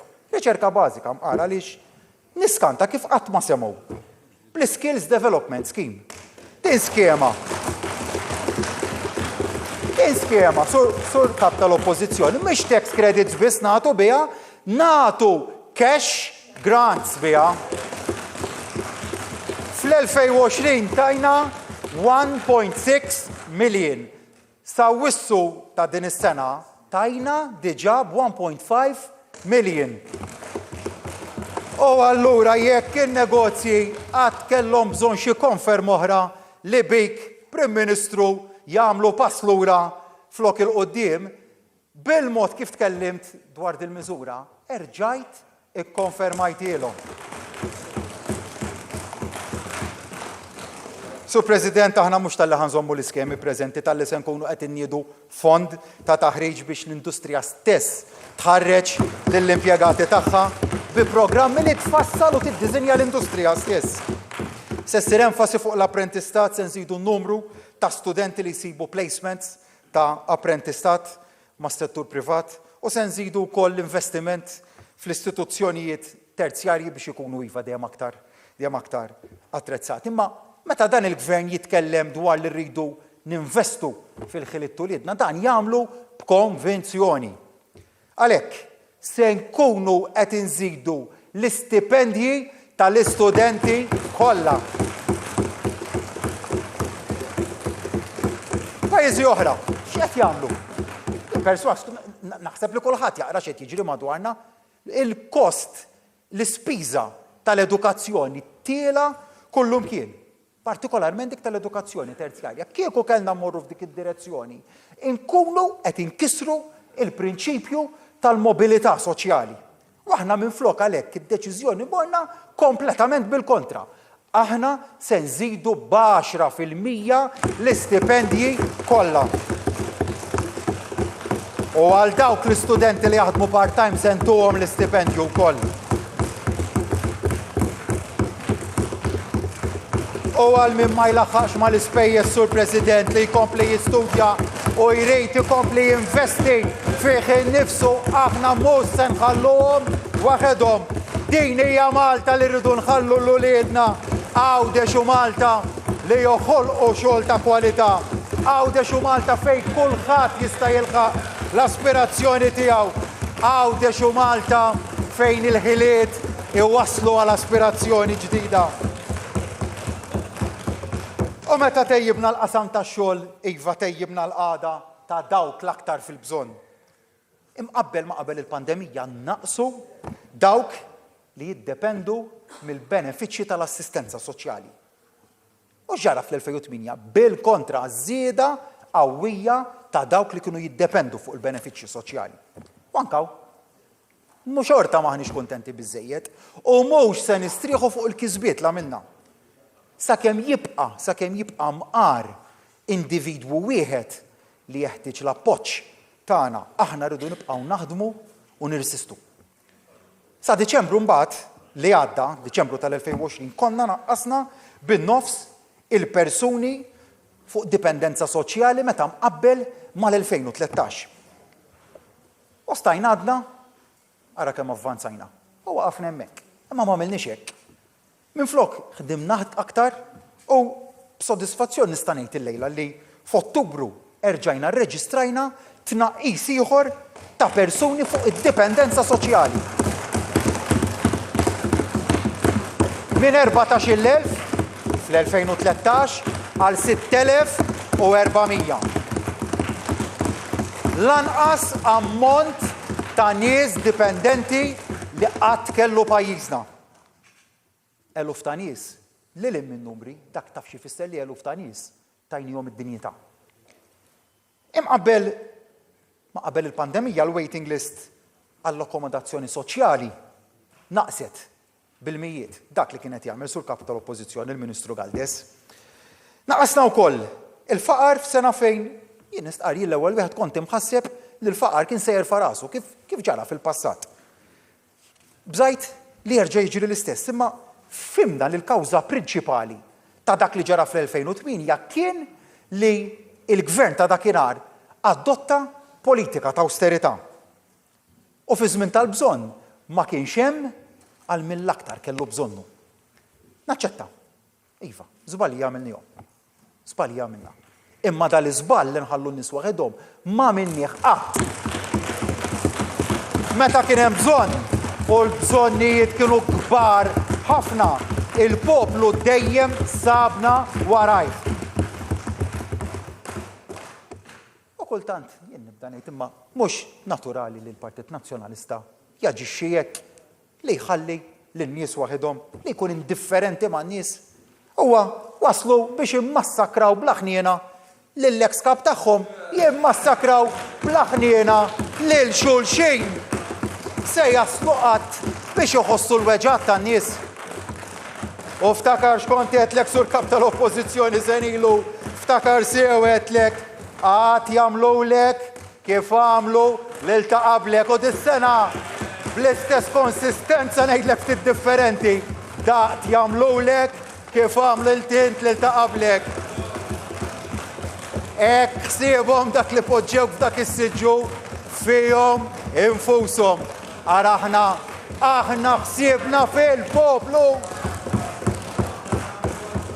Żiedna b'mod qawwi l-benefiċċji soċjali tant li f'sena ta' pandemija biżna l-biljun euro f'nefqa soċjali. U minn beżza qalu s-gvern ma jaffordjax jagħti aktar żidiet il-pensjonanti. F'tal-budget tajnihom risposta rġajna dan huwa l-budget bl-akbar ammont ta' miżuri soċjali fl-istorja. Għal darb'oħra, Mr. Speaker, se nżidu l-pensjonijiet. Minn tal-anqas 5 euro fil-ġimgħa. U tafux li dak kollu li se nagħtu l-pensjonanti se jżommuh spiċċa żmien tagħkom li tagħtu bit u tieħdu bl-oħra dak li se nagħtu lill-pensjonanti se niżguraw li jibqa' f'butom.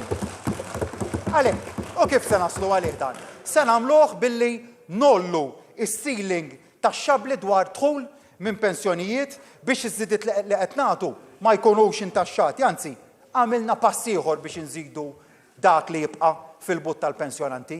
B'effett mis-sena d-dieħla fuq medda ta' 5 snin lil dak il-pensjonanti li għandhom dħul ieħor bħal mix-xogħol, id-dħul li għandhom mill-pensjoni mhux se jitqies bħala dħul tax-xabli bekk se jiġu ntaxxati inqas fuq l-ammont komplessiv ta' dħul tagħhom u nħallulhom iżjed flus fil-but.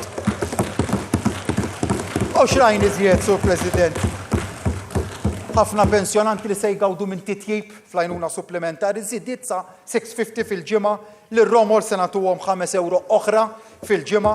L-aktar pensjonanti vulnerabbli jistgħu jaraw żidiet sa 15 euro fil-ġimgħa.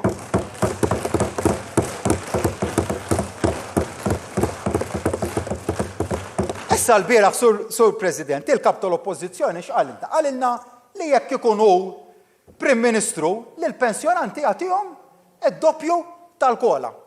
Mela li l-pensjonanti se jkolli ngħidulhom li ħajġrilkom l-istess bħal negozjanti jekk Bernard Grech ikun Prim Ministru għax aħna diġà tajnihom iktar mid-doppju tal-kola u allura l-pensjonanti bħal ma jiġrilhom in-negozjanti mhux pass il qudiem imma lura jmorru miegħek. Sur President, aħna lill-aktar vulnerabbli tajnihom żieda sa 15 euro fil-ġimgħa. Taħt il-kap tal-Oppożizzjoni Prim Ministru jieħdu 3 euros u 50 cents. Kważi 5 darbiet anqas. Sur President, kemm għandi miżuri imma limitat bil-ħin ta' satex nista' nibqa' nitkellem fuq dal-budget li għamilna imma dejjem imxejna bil-prinċipju tar-ruħ soċjali.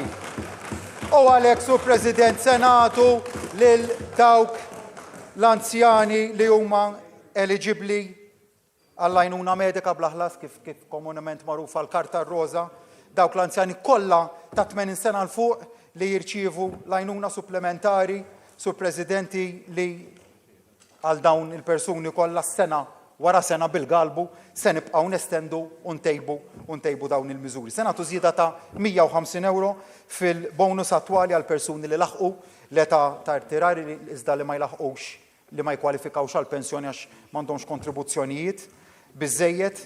Żidna l-benefiċċju tal-carer minn 6,000 għal 7,000 euro fis-senax. Nifhmu kemm hija xewqa kbira ta' ħafna anzjani li jibqgħu jgħixu fid-dar tagħhom. Se nżidu mbagħad lotja għall-anzjani ta' aktar minn 80 sena li għadhom jgħixu fil-komunità jew f'djar tal-anzjani privati, ma tafx x'ifisser, mod tanġibli x'ifisser dan kollu. Jfisser li koppja fuq il-pensjoni minima permezz ta' dal-bidliet se tara dħul jiżdied b'aktar minn 1,100 euro.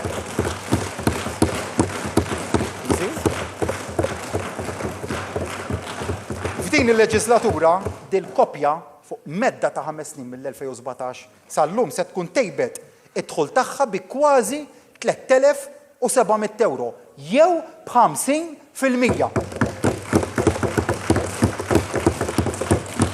U għamil niżjed Sur President titjib l-inward benefit naqis fit-taxxa fuq l-overtime fuq il-part-time u sejrin nżidu t-tax refunds li s-saħħa jitilgħu għal bejn 60 euro u 140 euro bil-prinċipju ta' min jaqla l-inqas jirċievi l-ikbar tax refund għax iva aħna lejali lejn il-ġustizzja soċjali u lejn ir-ruħ soċjali.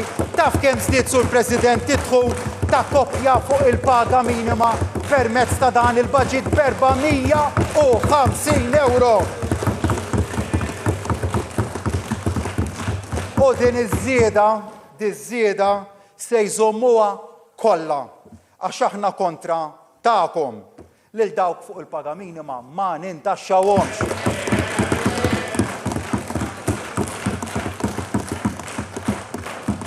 Sur President, ir-realtà li waslintna għal wage supplement.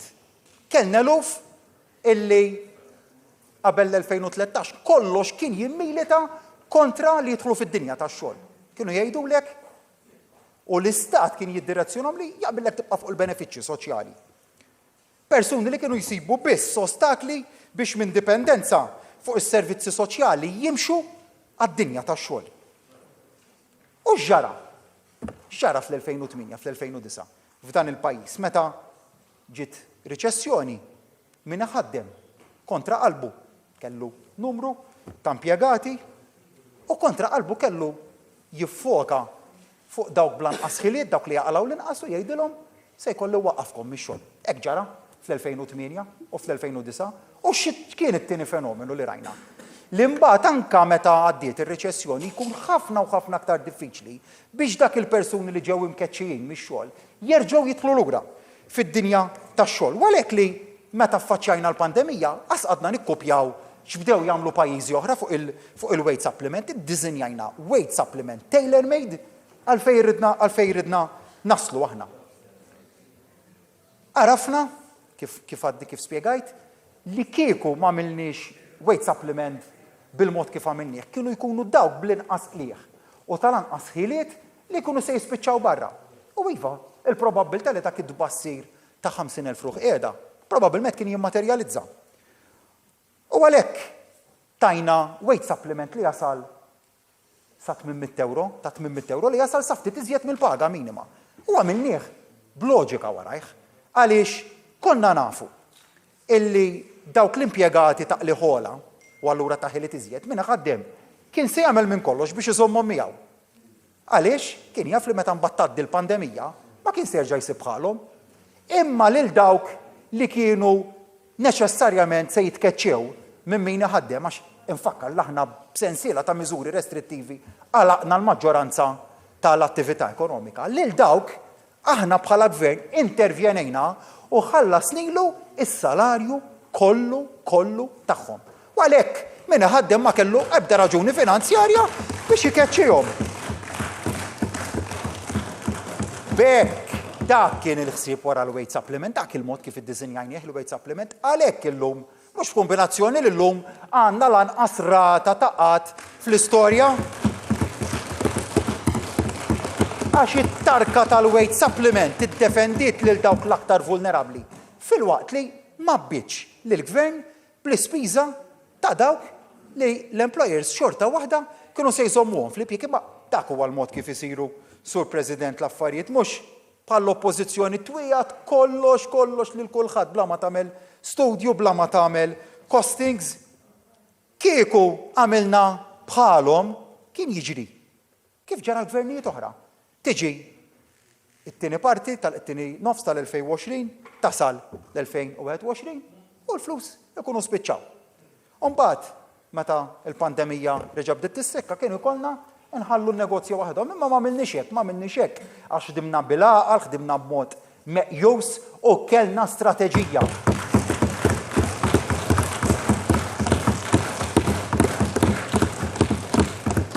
Sur President, se nkunu qed nagħtu għotja sa 10,000 euro lil kapijiet ta' skejjel tal-istat mill-kindergarten sas-sekondarja biex jaraw li tfal taħt is-supervizjoni tagħhom ma jiġux nieqsa mill-affarijiet bażiċi fosthom l-ikel. Naf li hemm kapijiet ta' skejjel li minn butom kienu qegħdin iħallsu għall-ikel ta' tfal u għal bżonnijiet oħrajn bażiċi. Ta' dan jien verament grat lejhom. Grat għall-empatija u l-kompassjoni li wrew ma dan mhux sew. U għalhekk li aħna intervjenejna. Spiċċa Sur President żmien li nħallu tfal ta' Malta jbatu waħedhom fi-skiet. L-istess prinċipju użajnieh fil-housing, l-iskemi innovattivi komplejna insaħħuhom u nwessawhom għal aktar nies. Però l-kap tal-Oppożizzjoni qalilna li hemm koppji għalilna nkwetati li ma jistawx iħallsu id-deposit għal konvenju biex jitlu fuq konvenju tal-proprjetà, ġifieri ma jistawx iħallsu it-10%. Asjaf li diġà daħħalna skema is-sena l-għaddiet bil-Housing Authority li permezz tagħha l-Gvern jagħmel tajjeb u għad-depożitu tal-koppji. Inkredibbli tajjeb. Inkredibbli. Taf kemm il-persuna saret sit ta' dara permezz ta' din l-iskema 213 il-persuna sit ta' darhom diġà u hemm 70 persuna oħra b'konvenji li setgħu jidħlu għalihom bis-saħħa ta' din l-iskema. Ara jien ngħid sur kap tal-Oppożizzjoni li lejn il-wiegħda żgur twettaq għax se balesta.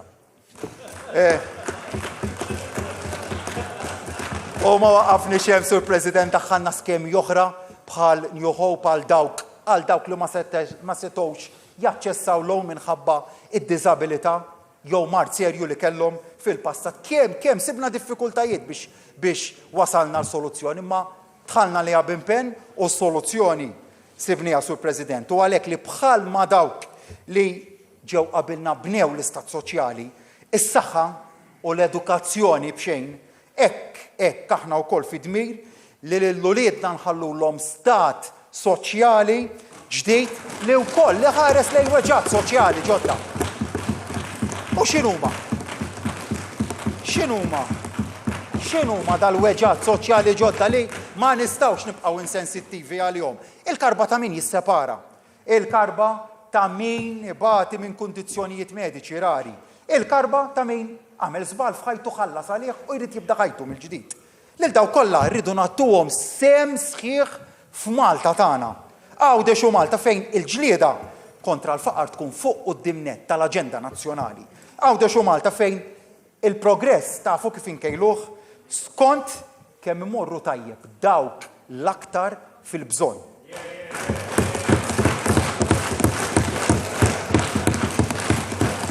Għawdex u Malta fejn flimkien ninaqdu biex insostnu lil xulxin. Għax flimkien aħna b'saħħitna ferm aktar minn li waħedna.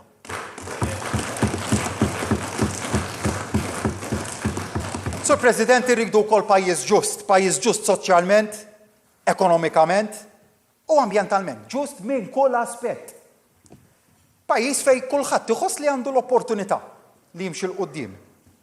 Sa, ngħiduha kif inhi. Tibqa' dejjem minn issib min jgħidlek timxi skont lil min taf, mhux kemm taf. Jgħidulek ukoll di parti mill-kultura Mediterranja tagħna. Ma naqbel xejn. Anzi, nemmen li huwa l-valur ta' fairness li huwa l-valur intrinsiku fis-soċjetà tagħna. Dak il-valur li s-soċjetà tagħna verament temmen fih. Il-fairness. Tas-sens ta' fairness irridu nkunu aħna li nimbuttawh il-qudiem. U fil-politika ekonomika tagħna rajna kif dan il-valur nifirxuh b'mod ġust ma' kulħadd billi il-ġid qassamnieh ma' kulħadd. Fil-politika soċjali tajna jnuna lil min jiflaħ l-inqas. Dejjem skont dal-prinċipju ta' fairness. L-istess fil-qasam ambjentali. Qed jibda l-budget immorru għal pass li jmiss. L-istituzzjonijiet tagħna lesti wkoll iqumu għall-okkażjoni.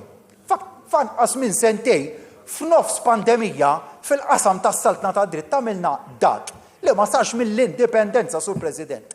Fanqas minn sentejn għamilna rivoluzzjoni sħiħa fil-governanza tajba u fil-qasam ta' dritt.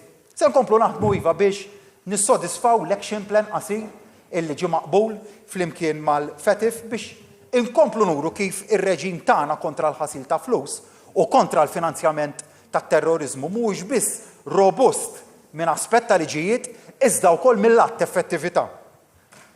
Sa, fl-aħħar xhur, Mr. Speaker, l-oppożizzjoni beżżat jew ippruvat beżza fuq li pruvat. U għamletu dan fuq żewġ fronti. L-ewwel billi qalet li da pajjiż li se jereq u li se jitlaq l-investiment ma ġarax hekk. U mhux se jiġri hekk. Mhux se ngħid li ma kellniex setturi li staqsew u li ma tolbux ċertu assigurazzjonijiet. Iva saqsewna dwar kif sejrin fl-action plan, kif qed nindirizzawh u ġibnihom dettaljatament. Iżda, għallulna wkoll li jafu li bir-rieda tal-Gvern Malti li tejjeb l-affarijiet u aktar minn hekk il-kompetenza li jurejna kellhom rashom mistrieħa dwar il-mod kif qegħdin nittakiljaw dan is-suġġett. Jafu għalulna wkoll jafu li kull pajjiż għandu l-isfidi tiegħu għal xi ħadd biss dal-pajjiż jibqa' l-agħar fid-dinja dejjem għall-oppożizzjoni. Tippreferi tista' titkellem b'mod aktar oġġettiv ma' investituri barranin f'pajjiżna jitkellmu ħafna u ħafna aħjar fuq pajjiżna milli Maltin u għawċin bħalna li jiffurmaw l-oppożizzjoni jitkellmu dwar pajjiżna. Dik hija r-realtà sur President li nesperjenzaw ta' kuljum. U flok tajna qalbna iktar intensifikajna l-ħidma tagħna, ħdimna b'aktar professjonalità u l-lum nista' naqsam iva magħkom affarijiet li huma pożittivi. Għandu ġiet imħabbra d-deċiżjoni finali tal-ICRG mbagħad il-FETIF komplejna naħdmu biex nikkonvinċu kif indirizzajna nuqqasijiet strutturali li kienu ilhom jinġemgħu għal snin u għal snin twal. Jiena ħaġa waħda minn is-se nagħmel, Sur President, mhux se nagħmel illum xi dikjarazzjoni infantili u responsabbli li se noħorġu mill-grey list f'9 jum. Dik tkun irresponsabbli. Imma ninsab f'qagħda, Sur President, li pajjiżna ninsab f'qagħda li ngħid Sur Kap tal-Oppożizzjoni naħseb fuq dan is-suġġett inqas ma tippruvaw tagħmlu kummenti redikoli aktar aħjar għal kulħadd. Dan huwa suġġett serju li dal-Gvern qed jieħdu b'serjetà kbira u naħseb l-inqas ħaġa li tistgħu tagħmlu li tippruvaw tirredikolaw. Aħna mill-ewwel aċċettajna il-verdett tal-FETIF bla supervja, impenjajna ruħna magħhom li l-action plan se jiġi sodisfatt u impenjati biex noħorġu l-pajjiżna fl-anqas żmien possibbli mill-grey list. Sur President, għax kulħadd jara kemm mexjin b'mod serju. Mis-sajf kellna 12 kumpanija fis-settur tal-gaming, 15 kumpanija ta' servizzi finanzjarji li talbu u ingħataw liċenzja biex joperaw minn ġewwa pajjiżna. Mill-Malt Enterprise l-approvazzjoni kellna approvazzjoni ta' 15 il-proġett ta' investiment dirett barrani biex ma nsemmux imbagħad dak il-kumpaniji li qed ikabru l-operat tagħhom f'Malta. Imbagħad x'tagħmel l-oppożizzjoni? Darajnija għala ċara l-bieraħ il-ħabib tiegħi kap tal-oppożizzjoni tipprova tbeżza fuq it-tieni front li l-awtoritajiet ta' dan il-pajjiż se jaqbdu maż-żgħar. Għala l-bieraħ. Diġetta. U nerġa' ngħidha li l-business leġittimu m'għandux minn xiex jinkwieta.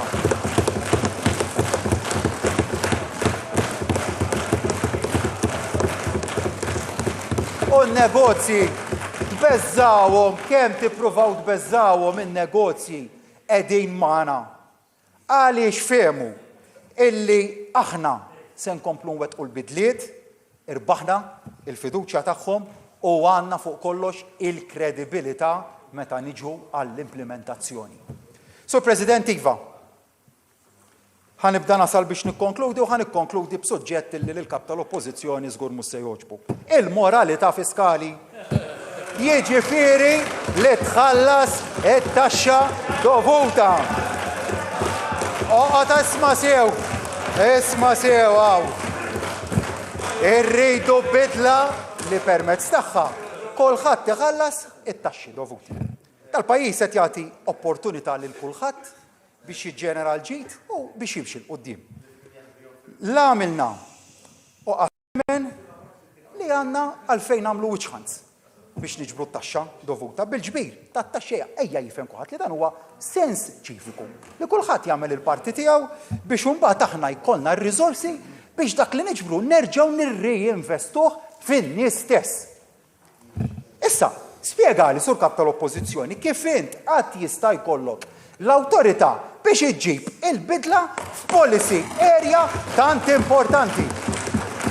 Meta l-snin twal l-awtoritajiet tat-taxxa ġrew warajt, u ħrabtilhom, u bqajt taħarbilhom a serial tax evader klassiku. U dafna tħallas biss meta ġejt darek mal-ħajt lejliet l-elezzjoni tal-kap. U għadek sal-lum ma tridx tkun trasparenti dwar minn fejn ġibt il-flus biex ħallast il-kont tat-taxxa. Dak li għamilt int, aċċetta li dak li għamilt jibgħat messaġġ żbaljat. Dak li għamilt int mhux sewwa. Hemm messek għamilt tal-bidla b'viżjoni. Li użgur sur Presidentu li l-oġġettiv numru 1 tagħna fejn jidħlu n-negozji se jibqa' dak li ninċentivawhom.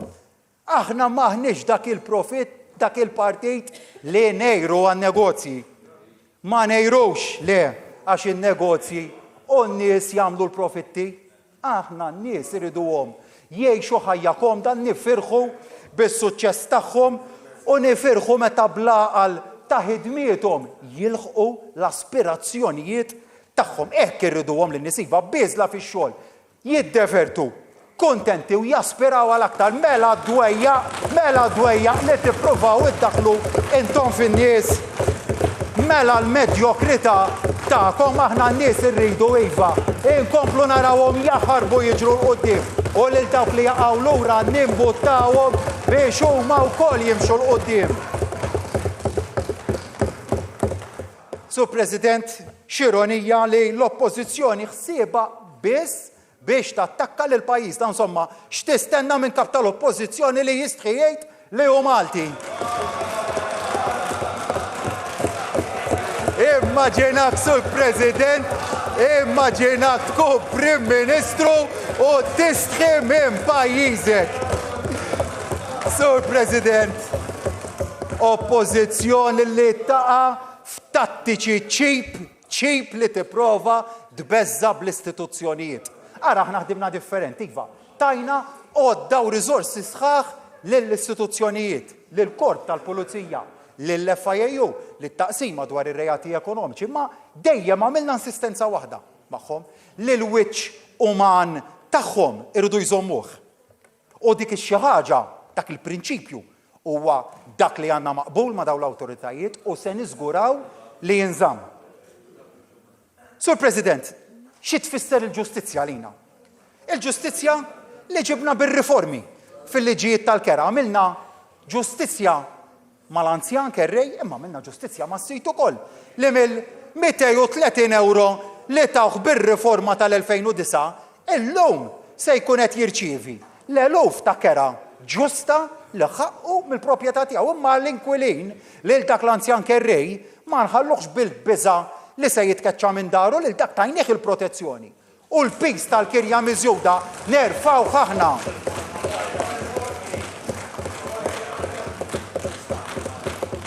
Ġustizzja sur President biex aktar nies ikunu jistgħu jsiru sidien ta' darhom ġustizzja biex ikollna aktar rappreżentanza femminili f'din il-Kamra mill-elezzjoni ġenerali li jmiss. Il-ġustizzja li rridu nġibu per-riforma dwar il-liġi tal-cannabis. U anka sur kappa tal-oppożizzjoni ma kontx taf erġajt fatt bażiku. White paper għamilna, għazdik ma kont taf. Kont taf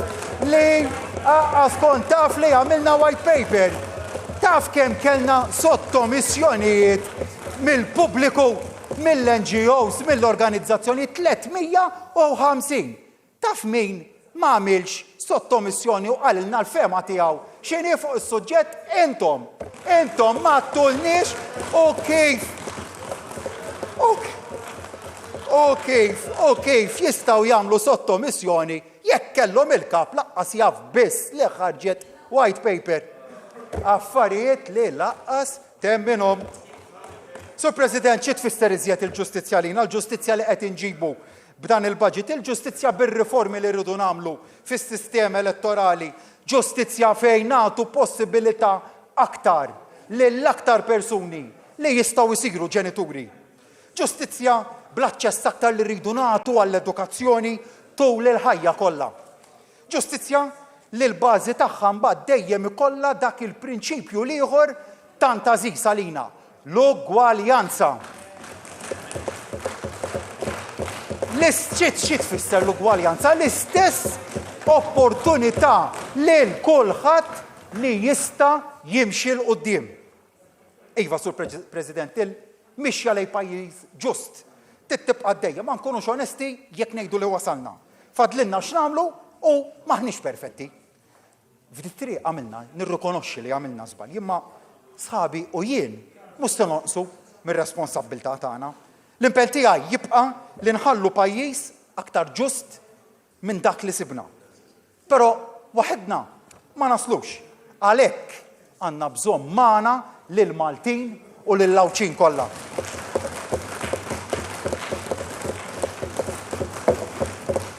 Sur President, fi żmien il-pandemija għall-budget għamilna 1, 2, 3, 4 budgets. Adattat is-soċjetà u adatta l-gvern. Kemmi importanti dil-kwalità li tadattaw, kemm se tibqa' importanti meta niġu biex nirrinfaċċjaw l-isfidi kbar li għandna qudiemna l-qalba diġitali, il-bidla li tittarana niġġieldu il-climate change.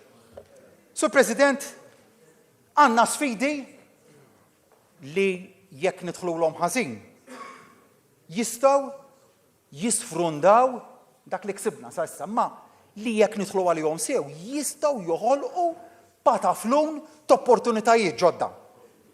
Fl-infrastruttura nafu kif snin ta' nuqqas ta' investiment kienu ġabu l-infrastruttura li minflok tattira l-investiment saret xkien l-infrastruttura, traffiku, toroq perikolużi, nuqqas ta' pjanar għal bżonnijiet tal-futur dak li kellna fl-infrastruttura tagħna għalhekk li kien vitali li x-xogħol sar, xogħol li għamilna biex jinbnew mill-ġdid it-toroq kollha ta' pajjiżna, hemmhekk ukoll sur kap tal-Oppożizzjoni erġa' żbaljajt il-fondi biex saru t-toroq ta' pajjiżna mhumiex kollha ġejjin minn fondi Ewropej.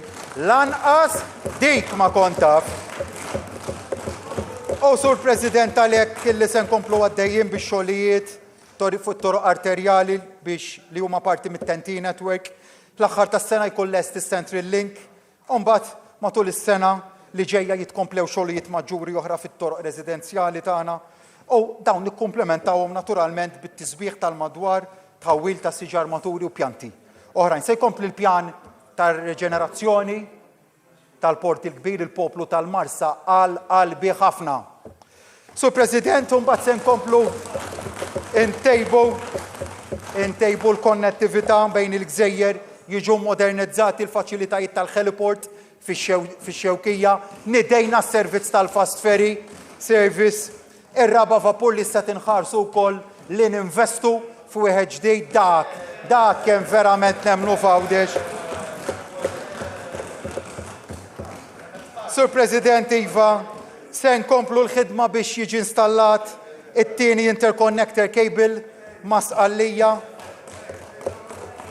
Dan kruċjali se jkun biex insostnu l-elettrifikazzjoni tal-flotta tal-vetturi tal-pajjiżna kif ukoll biex insostnu it-tkabbir ekonomiku li se jkollu pajjiżna u proġetti sbieħ bħax short to ship fejn il-vapuri se jitfgħu l-magni tagħhom fil-port.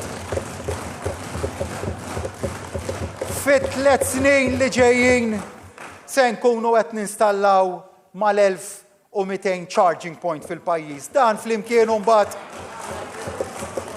ma' investiment industrijali ġdejt li iva mhux qed naraw li se nkabbru l-invest industrijali billi nieħdu l-ODZ dik inħallu għall-konsulenti tiegħek sur kap tal-Oppożizzjoni. Aħna l-investiment fiż-żoni industrijali se nagħmluh fil-vertikali u mhux beħsiebna nespandu orizzontalment. U nfakkar uħud mill-proġetti li għandna l-estensjoni tal-Life Sciences Park, il-Kordin Business Incubation Center, il-ħolqien tal-SME Park u il-ħolqien il-tkabbir anzi tat-taxiway Lima fl-ajruport biex niġbdu aktar ajruplani kbar lejn pajjiżna nkomplu inkattru s-settur tal-avjazzjoni. Se nagħmlu wkoll ħankomplu ninvestu fil-qasam ambjentali, se nagħmlu studju dwar il-fattibilità li nġibu l-idroġenu lejn pajjiżna permezz ta' pipeline. Nemmen illi l-idroġenu se jkun sors ewlieni ta' enerġija nadifa fil-futur u forsi mhux fil-futur qarib ħafna. U dal-gvern mbagħad se jkun qed jagħmel ukoll investiment diġitali b'saħħtu kemm fondi nazzjonali u kif ukoll bil-fondi li bil-għaqal tagħna f'Ġunju tas-sena l-oħra u f'Lulju tas-sena l-oħra irnexxielna nġibu fir-Recovery and Resilience Plan mal-Unjoni Ewropea. U x'ma qalilniex il-kap tal-Oppożizzjoni fuq dan il-pjan. L-ewwel qalilna li domna biex ktibnieh u mbagħad daħħal id-dubji jekk il-Kummissjoni u se tapprovah u mbagħad qalilna li froġa dik il-kelma li juża il-Recovery and Resilience Plan tagħna froġa qallu u mbagħad qal li l-Oppożizzjoni mhux qed taċċettah. Ma jimpurtax dak li qalilna. Mbagħad batnieh il-Kummissjoni aħna ġa approvat mill-ewwel u mbagħad ġiet il-President tal-Kummissjoni Ewropea u taf x'qaltilna? Qaltilna li l-pjan tagħna kien outstanding. Dik il-kelma li użat. Outstanding. It is one of, if not the greenest plan we have. Dak il-kliem għallitu Ursula von der Leyen qudiem kulħadd bħalma qalet fl-State of the Union speech li pajjiżi oħrajn għandhom iħarsu lejn ir-riformi li jagħmel pajjiżna fis-saltna ta' dritt. Sur Presidentu kemm għandna proġetti sbieħ xi nwettqu b'da 320 miljun euro li rnexxielna nġibu mir-Recovery and Resilience Facility. Imma anke hemm reġa' żbalja fuq fatt bażiku, imma inkredibbli Sur President. Anka fuq fatt bażiku, tafx qalilna lil nemma dak it-320 miljun li ġibtu, dak self qalilna, mhux vera dak huma grant. Qotja u minn dak it-320 miljun jew iżjed għax jista' nkun inġibu ftit iżjed ukoll. Ma aħna se nagħtu xejn lura. Sur President, la dak kollu li semmejt illejla huwa infiq u ħela għall-kap tal-Oppożizzjoni. Da jfisser ħaġa waħda. Ħadd ma jista' jieħu xejn for granted.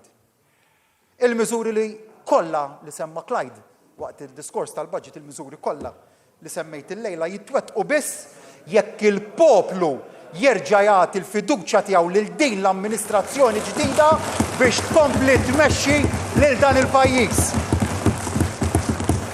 L-għażla għalhekk, l-għażla jekk dan il-budget jitwettaqx jew le hija fidejn il-poplu. L-isfidi li ġejjin u li rridu nkomplu nindirizzaw huma kbar wisq biex inħalluhom fl-idejn il-ħżiena. Lanqas kapaċi taqblu bejnietkom aħseb wara kemm tistgħu taqdu pajjiż u taħdmu b'serenità.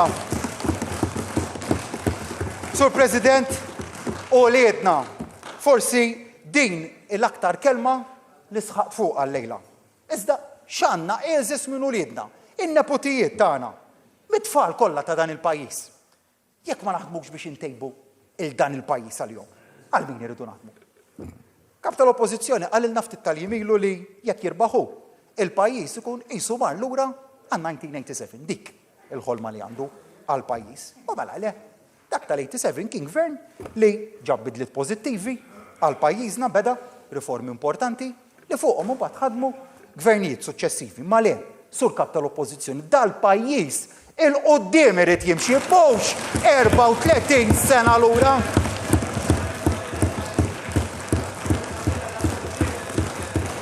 Sur President, nifhem li hawn min sal-lum forsi għadu qatt ma ħassu komdu jersaq lejn il-Partit Laburista, hemm oħrajn li moħħhom qed jgħidulhom mod, imma qalbhom qed tgħidulhom mod ieħor.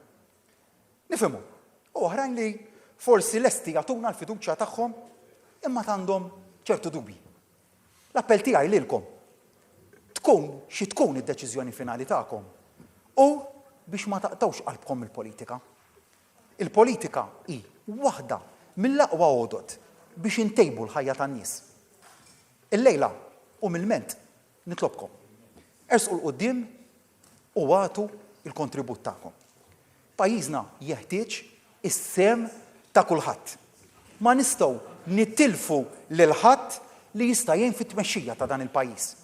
Pandemija fakritna ħaġa waħda importanti, kemm hu importanti li jkollok gvern kompetenti li jkun qed imexxi l-pajjiż. Għax hekk biss nistgħu nibnu l-ġejjieni, hekk biss li s-sagrifiċċji ta' snin li moddija ta' persuni ta' kull twemmin ma jisfumawx fix-xejn. Mhux se naqblu dejjem u dik hija xi ħaġa naturali, imma se naqblu fuq ħaġa waħda żgur li mħabba lejn pajjiżna u lejn uliedna. Magħna taf fejn qiegħed tal-baġit u rejna fejn tħabbat qalbna, erġajna tħallna l dawk l-aktar vulnerabbli, erġajna ma daħħalna l-ebda pis fuq in-nies, erġajnu rejna li aħna l-moviment tal-idejat, tal-bidla, tal-riformi, tal-ġejjieni, ġejjieni fejn inkomplu ntejbu lil pajjiżna, ġejjieni fejn Malta tkun xempju ta' dinamiżmu, ta' sostenibilità u tal-ġustizzja maqudin flimkien bħala tim Malta, Awċin u Maltin se nibnu prosperità ġdida. Din Malta li rrejdu għal uliedna. Ringrazzjak il-Prim Ministru Robert Abela għad-diskors tiegħek. Nirringrazzja wkoll il-crew tat-television tal-PBS u Ministra nitlobhom jirtiraw. Grazzi.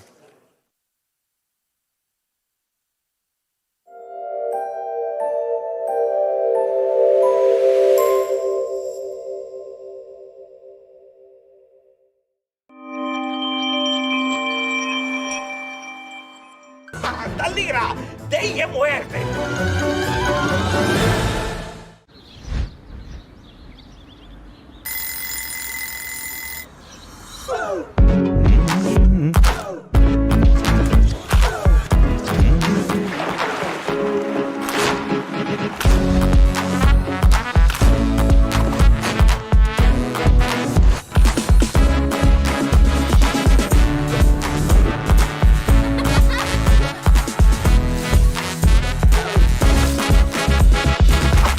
Quando sei qui con me, posso godermi la vita un po' di più. Enjoy life with the Magnificat collection. A sofa in real leather for €790, or one with a relaxing recliner for €890. We're awaiting you at Birkirkara, Masida Valley Road. We're open on Sunday till 1 p.m. Poltrone sofà, autentika kwalità. X'jonqosna nżidu nan? Jiena s-soltu nħolti u tat-ġieġa. Dak x'inhu ġwan.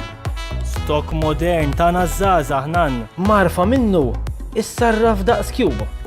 U faċli ħafna, tuża biss kemm għandek bżonn. Pinto's Pride celebrates your taste.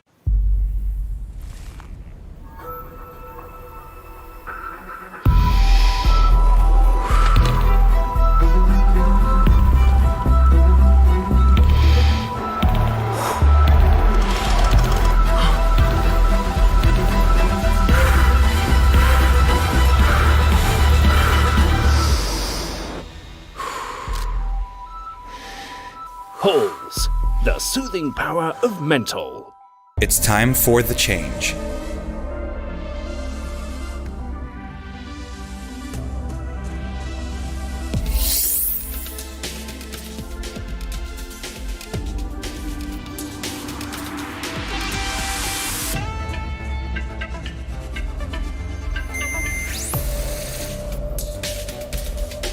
Be part of the change.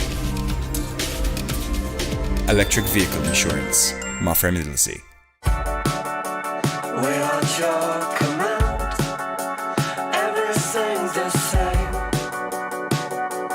But I know that time's running out. Time's running out. Time's running out. Time's running out. McCain Fries. Share much more than a dinner. Doqtu l-butir ta' ditta Valjo, prodott b'toma superjuri tal-ola kwalità, mamul minn ħalib frisk minn baqar li jiraw flolijiet tal-Finlandja, mamul minn ingredienti autentiċi u prodotti fermentati b'mod tradizzjonali. Valjo hija kumpanija rinomata u esperta fil-produzzjoni tal-ħalib, tajjeb għal mal-ħobs kif ukoll għat-tisir. Gawdi t-toma vera tal-butir mamul b'mod naturali mingħajr GMOs.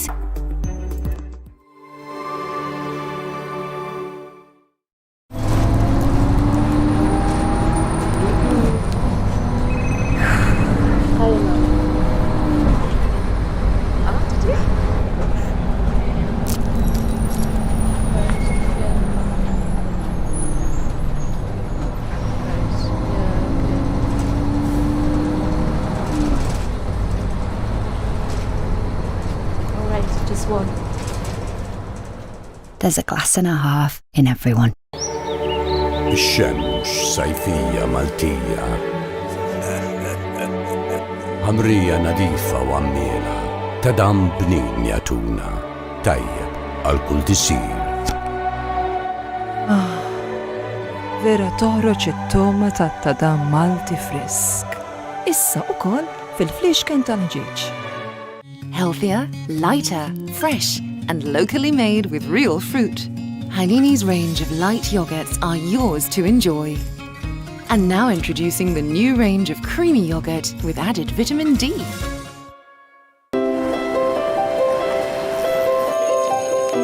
Kemm jekk fil-bitħa tal-iskola. Kemm jekk waqt il-break fl-uffiċċju. Kemm jekk qed tqatta' lejl kwit ġewwa. Jew ġurnata sabiħa barra. Ikun xi jkun il-post. Ikun xi jkun l-istaġun. Jien dejjem hemm. Blue Angel Tuna. Offerti speċjali fuq Blue Angel Tuna b'aktar kontenut minn ta' ditti oħrajn. Din il-ġimgħa bis-Super 5 tista' tirbaħ aktar minn 990,000 euro. U tinsiex jekk tixtri biljett tal-Lambo on Super 5 tkun qed tilab u tista' tirbaħ anke b'żewġ numri. Se tieħu ċans? Rediscover the magic of the greatest Disney stories and share them with your children in this amazing book collection. All your Disney favorites in My Little Library. Issue 1 out now. Musalħaq waslu fiex inħaniklu. Kif laħaq ma kollox u ma kulħadd. Il-ħajja ġurja minn ħaġa l-oħra, għalhekk il-ħabib tiegħi Tyson dejjem fil-freezer. Biċċa baking paper u qasi tray m'għandek għalfejn taħsel. Wara kwarta lesti u ma ħraqthomx. Prodott importat minn barra, magħmul minn 100% chicken breast u b'toma daqs li kieku qatt nilgħab jien. Wasal ix-xifajk. Aunt Mabel's muffins are baked in Norway with the best ingredients. Fresh eggs, delicious Belgian chocolate, and blueberries from Canada. All products are palm oil free. No one makes muffins like Aunt Mabel's. Il-baħar minn dejjem attirana lilna d-nedmin. Tista' tgħid jispirana. Int minn intek jiġellek tħosslek xi ħaġa, ċertu emozzjoni. Paċi, tranquillità, serħan il-moħħ. Nettuno biex tesperjenza l-aqwa prodott mill-baħar fuq il-mejda ta' darek. Frizzat frisk, ippakjat lokalment, b'toma ġenwina. Nettuno, taste the seven seas.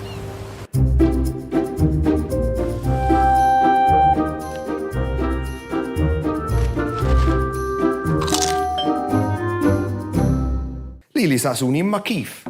Kif tkun party host tajjeb? L-ewwel trid iddiski u idealment taħsiblu għall-ikel.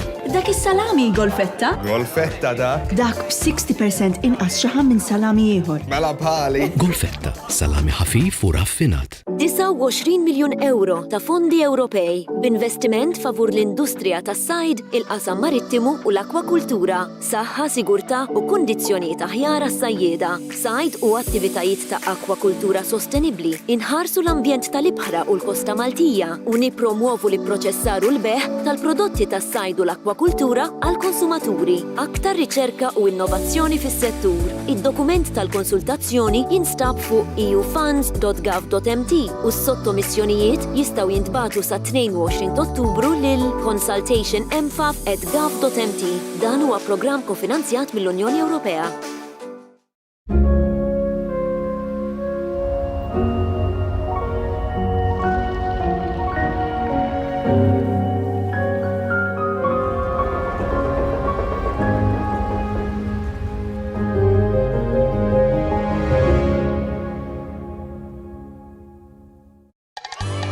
Elite baked beans are easy, they're tastier than most. So when you're feeling hungry, just pop some on your toast.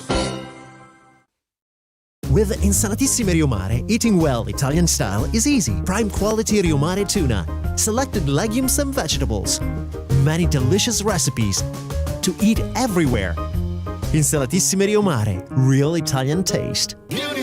I love sorridere, I love condividere, I love la vita. Il sole tra le dita. Woody, il Würstel. Unico, inconfondibile. Tutti dicono I love Woody. Aia, la più grande cucina d'Italia. Fl-Unjoni Ewropea, il-konsumaturi għandhom dritt tal-informazzjoni meta jixtru ħut jew prodotti ġejjin mill-akwakultura. Ħut frisk jew proċessat għandu jkun immarkat bl-informazzjoni kollha kummerċjali u xjentifika bħall-isem tal-ispeċi, l-oriġini tal-ħuta u l-metodu ta' sajt użat. Inħarsu s-settur tas-sajt flimkien. Dan ir-reklam huwa parzjalment iffinanzjat mill-Fond Ewropew għall-Affarijiet Marittimi u s-Sajt 2014 sal-2020. Investiment f'sajt u akwakultura sostenibbli. Do you know that Smack degreasing power is unbeatable everywhere? Smack here, Smack there, and here too. Because everywhere is really everywhere. Smack, unbeatable everywhere. And also for floors. Deep cleaning, fast drying. Smack Pavimenti.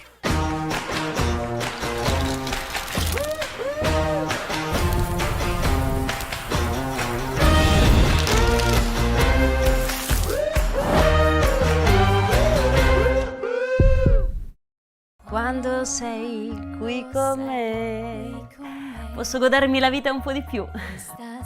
Enjoy life with the Magnificat collection. A sofa in real leather for €790, or one with a relaxing recliner for €890. We're awaiting you at Birkirkara, Masida Valley Road. We're open on Sunday till 1 p.m. Poltrone sofà, autentika kwalità. Temmix kull ma tara, għax jista' jkun li dak li għandek quddiemek ġie miktub minn xi ħadd li qed jew jiċċajta jew jipprova jqarraq bik. Temmix kull ma tara, id-data tal-pubblikazzjoni, l-isem tal-awtur u l-address tal-website kollha jistgħu jgħinuk tiddistingwi bejn dak li hu vera u dak li huwa spoofing jew fake. Temmix kull ma tara, u qabel ma xxerret informazzjoni jew links, kun ċert li l-informazzjoni hija awtentika. Temmix kull ma tara, għax l-effetti tal-miżinformazzjoni jistgħu jkunu koro ħafna fuq dawk ta' madwarna. Temmix kull ma tara.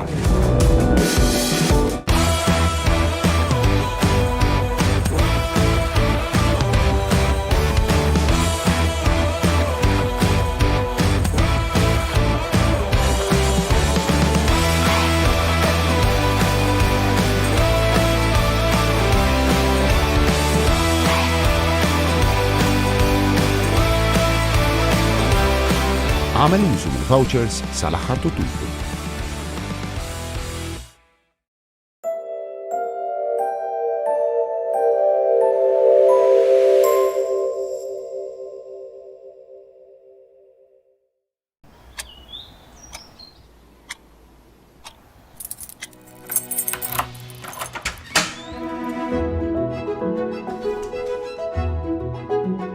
One of the best things about having your own home is when you return to it. especially if someone is waiting for you. At Bank of Valletta, we can help you buy the house you've always wanted. There's no place like home. Bank of Valletta plc is regulated by the MFSA and licensed to carry out the business of banking in terms of the Banking Act.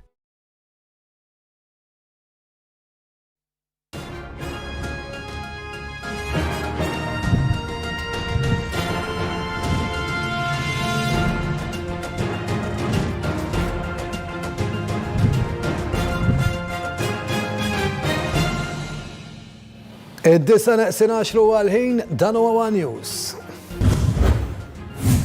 Il-Prim Ministru b'diskors b'saħħtu fil-Parlament b'rabta mal-budget b'imħabba lejn pajjiżu u niesu saħaq li kull sena qed naħdmu biex il-poplu ikun aħjar mis-sena ta' qabel. Fil-Parlament il-Prim Ministru jitkellem dwar il-pilastri ewlenin tal-budget, isemmi s-soċjal u l-ambjent u jgħid li dan ix-xahar reġgħu naqsu n-nies dipendenti fuq l-għajnuna soċjali. Saħħa tema wkoll li fuqha tkellem il-Prim Ministru u saħaq li Malta investiet 4 darbit aktar mill-medja Ewropea f'dan il-qasam. U mill-budget immorru għal ħidmet id-dwana f'pajjiżna, interċettati aktar karozzi misruqa mill-Kanada f'containers fil-Port Ħieles.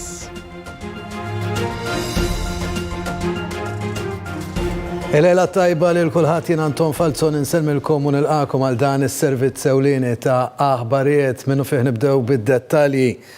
Dan in-nazzjon kiseb ħafna ma nistgħu niksbu aktar. Il-Gżejjer Maltin għandhom potenzjal li jkunu isbaħ aħjar u aktar ġusti. Kien b'dan is-sentiment pożittiv u viżjoni ċara għal ġejjieni isbaħ għal pajjiżna li l-Prim Ministru Robert Abela beda d-diskors tiegħu fil-Parlament il-lejla 8 ijiem wara li ġie ppreżentat il-budget għas-sena d-dieħla. Il-Prim Ministru tkellem l-għada li l-kap tal-Oppożizzjoni Bernard Grech wassal diskors li jixed oppożizzjoni tal-bieraħ mimli negattività u żbalji anke fuq fatti bażiċi. Insegu. Bimħabba lejn pajjiżu u niesu u viżjoni ta' Malta aħjar għal ġenerazzjonijiet li jmiss, il-Prim Ministru Robert Abela spjega kif irid iħallil il-Malta għal uliedna f'indirizz li jagħmel fil-Parlament it-tlieta filgħaxija dwar il-budget. U semma l-potenzjal li għandhom il-Gżejjer Maltin u kif jemmen li jistgħu jkunu aħjar, isbaħ u aktar ġusti. Fit-tieni budget f'pandemija, il-Prim Ministru qal li l-budget għas-sena d-dieħla mhuwiex b'saħħtu għax huwa l-aħħar budget qabel l-elezzjoni, imma għax Gvern Laburista ħadem bla waqfin biex jipproteġi lin-nies u l-għajxin tagħhom waqt pandemija. Nemmen issa lid-domanda li rridu nagħmlu flimkien. Kif is-sena d-dieħla se jirnexxielna nerġgħu nkunu aħjar minn din is-sena. Għax aħna naħdmu, Sur President, biex kull sena pajjiżna li tant inħobbu il-poplu tagħna ikun aħjar mis-sena ta' qabel. F'diskors realistiku li fih mess ma' diversi temi, il-Prim Ministru tkellem dwar l-ekonomija b'saħħitha li għandu pajjiżna fis-sfond ta' numru rekord ta' nies jaħdmu. Flimkien ħloqna magna ta' progress li toħloq eluf ta' impjiegi, li terfa' l-eluf mill-faqar u mid-dipendenza soċjali, li tagħti opportunità tajba lil kulħadd biex jilħaq l-aspirazzjoni tiegħu. Li tgħin lil kulħadd biex jista' jsir sit ta' daru. Li tgħin lil kulħadd ikollu karriera li tikseb prosperità ġdida. Lil-kap tal-Oppożizzjoni li jumilu propona li nataw tax credits lil kumpaniji li ħarġu lil ħaddiema tagħhom, il-Prim Ministru qallu li dan il-Gvern jagħti miljuni fotjiet u tax credits. Fil-fatt fakru kif is-sena l-oħra ingħataw €1,600,000 f'tax credits u €1,500,000 oħra din is-sena sa wissu. Jekk in-negozji qatt kellhom bżonn xi konferm oħra li bik Prim Ministru jagħmlu pass lura flok il-qudiem, bil-mod kif tkellimt dwar dil-miżura, erġajt ikkonfermajtielhom. Dwar il-Gżira Awċija, Dr. Abela fakkar kif it-tkabbir f'Għawdex qed ikun sansitra aqwa minn ta' Malta biex qed jingħallaq il-pont li kien hemm fl-imoddi bejn Għawdex u Malta. Mela ma stajniex ħadna l-parir tiegħek Sur Kap tal-Oppożizzjoni, stajna ħadna l-parir tiegħek u għedna qiegħda jkun berbiq ta' flus u nixxaħħu mal-Awċin ukoll. Imma minflok għażilna li ninvestu bis-saħħa fl-Awċin. U x'kien ir-riżultat, Sur President? Qatt daqs illum ma hemm mawċin jaħdmu fis-settur privat f'Għawdex stess. F'diskors b'ton ta' għaqda nazzjonali u ambizzjoni li ħalli pajjiż aħjar minn kif sabu, il-Prim Ministru ħeġġeġ lin-nies biex ma jaqtawx qalbhom mill-politika għaliex hija waħda mill-għodot biex ittejjeb ħajjet in-nies. Tal-baġit u rejna fejn tħabbat qalbna, erġajna tħallna l dawk l-aktar vulnerabbli, erġajna ma daħħalna l-ebda pis fuq in-nies, erġajna rejna li jaħna l-moviment tal-idejat tal-bidla tal-riformi tal-ġejjini, ġejjini fejn inkomplu ntejbu lil pajjiżna ġejjini fejn Malta tkun xempju ta' dinamizmu, ta' sostenibilità u tal-ġustizzja maqudin flimkien bħala tim Malta, Għawċin u Maltin se nibnu prosperità ġdida. Din Malta li rrejdu għal uliedna. Fid-diskors tiegħu il-Prim Ministru tkellem ukoll dwar il-miżuri soċjali li fih il-budget tas-sena d-dieħla. Miżuri li ser ikomplu jibnu mal-kisbiet li tiġa għamel dan il-Gvern fejn fost l-oħrajn ħabbar kif f'Ottubru reġa' ġie reġistrat tnaqqis ta' persuni fuq id-dipendenza soċjali. Il-prinċipju fundamentali jibqa' li dan il-Gvern ma żied l-ebda pis fuq il-familji Maltin u Għawċin. Dan hu gvern li ma żied l-ebda pis fuq il-familji u mollejna ebda kontijiet. Ek stqar il-Prim Ministru Robert Abela fid-diskors tiegħu li stqar kif fil-waqt li hawn min qed iħosslu li tal-ħajja dan il-gvern mhux ser ikun insensittiv.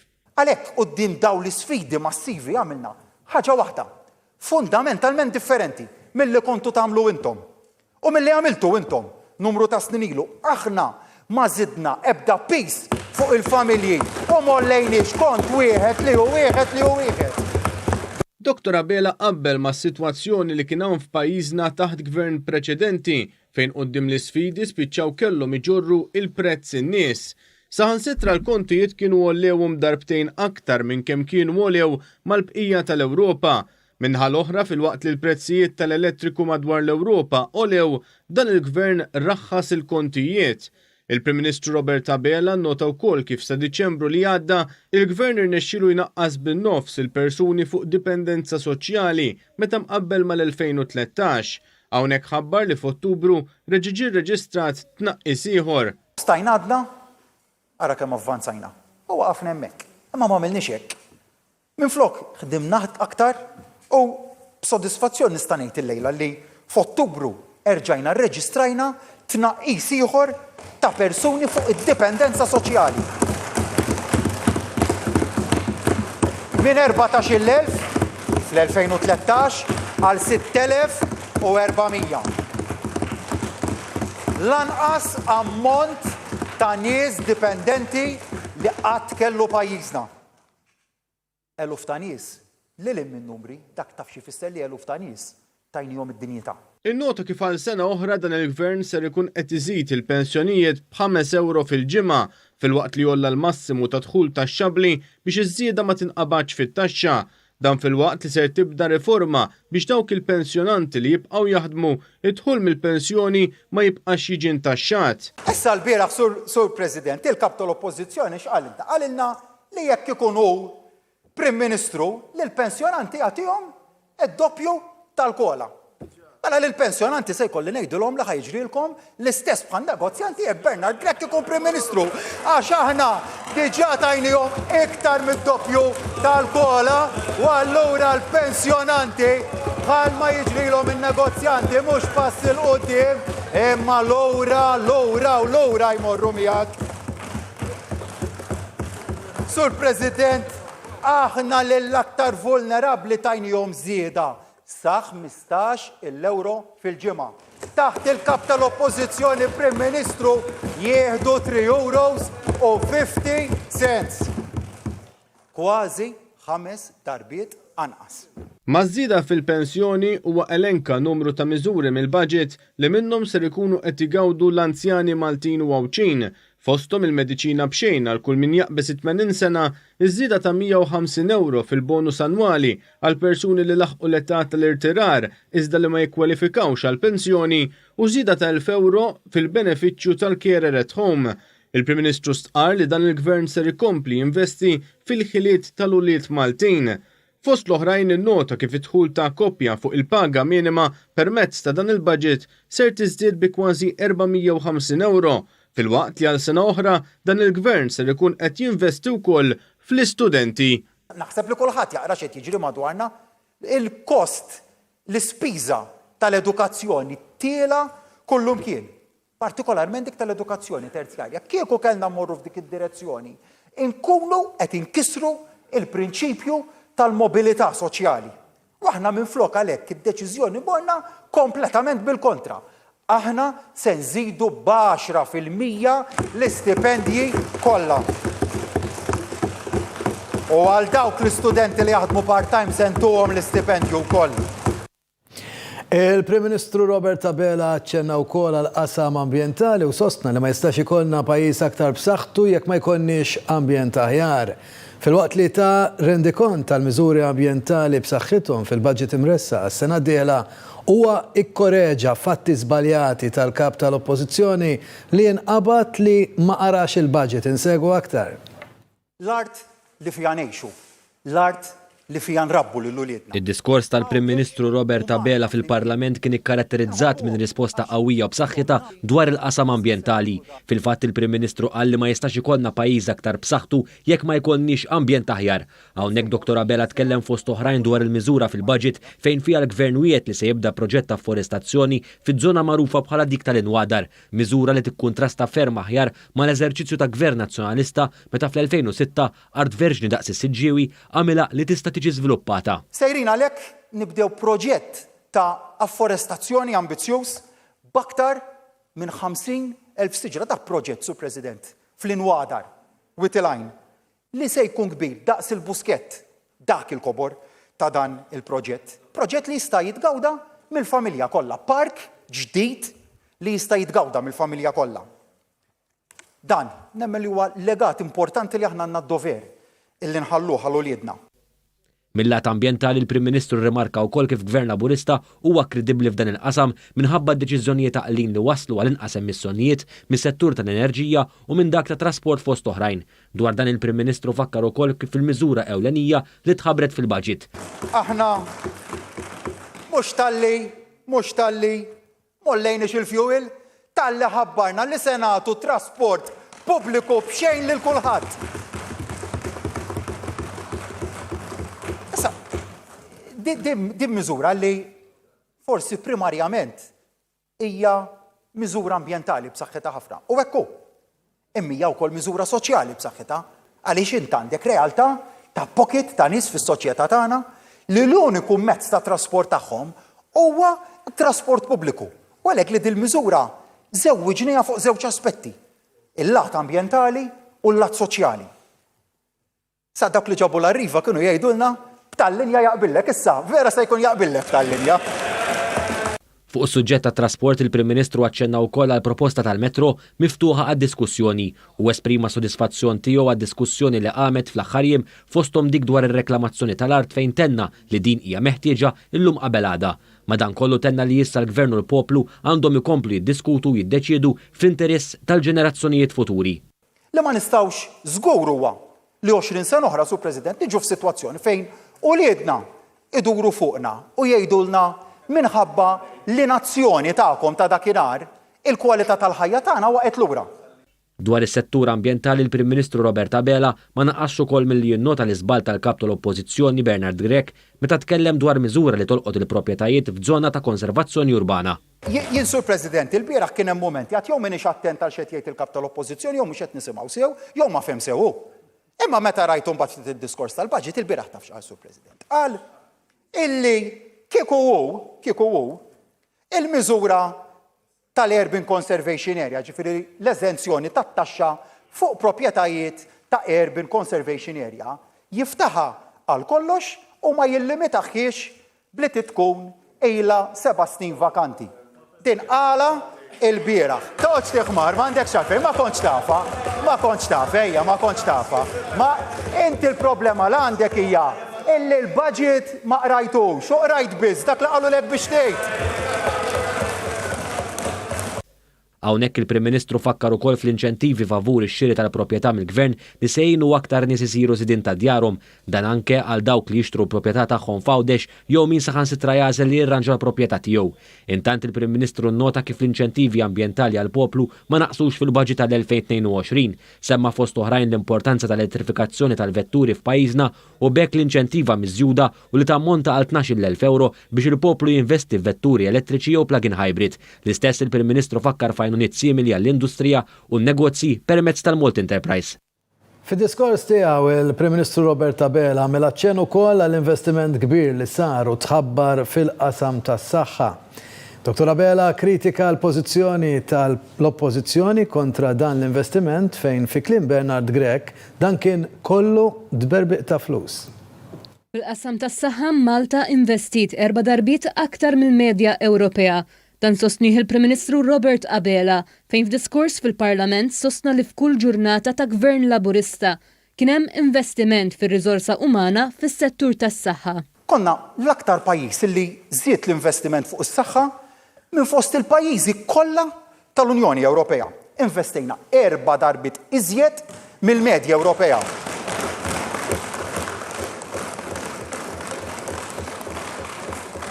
Kull jum, Sur President, taħt Gvern Laburista żdied ħaddiem mas settur tas-saħħa pubblika. Imma smajnieh il-bieraħ il-kap tal-Oppożizzjoni għalih dan kollu dberbiq ta' flus. Huwa waslu biex jgħidulna dberbiq ta' flus l-ispiż essenzjali biex jipproteġejna in-negozji u l-ħajja tan-nies waqt il-pandemija.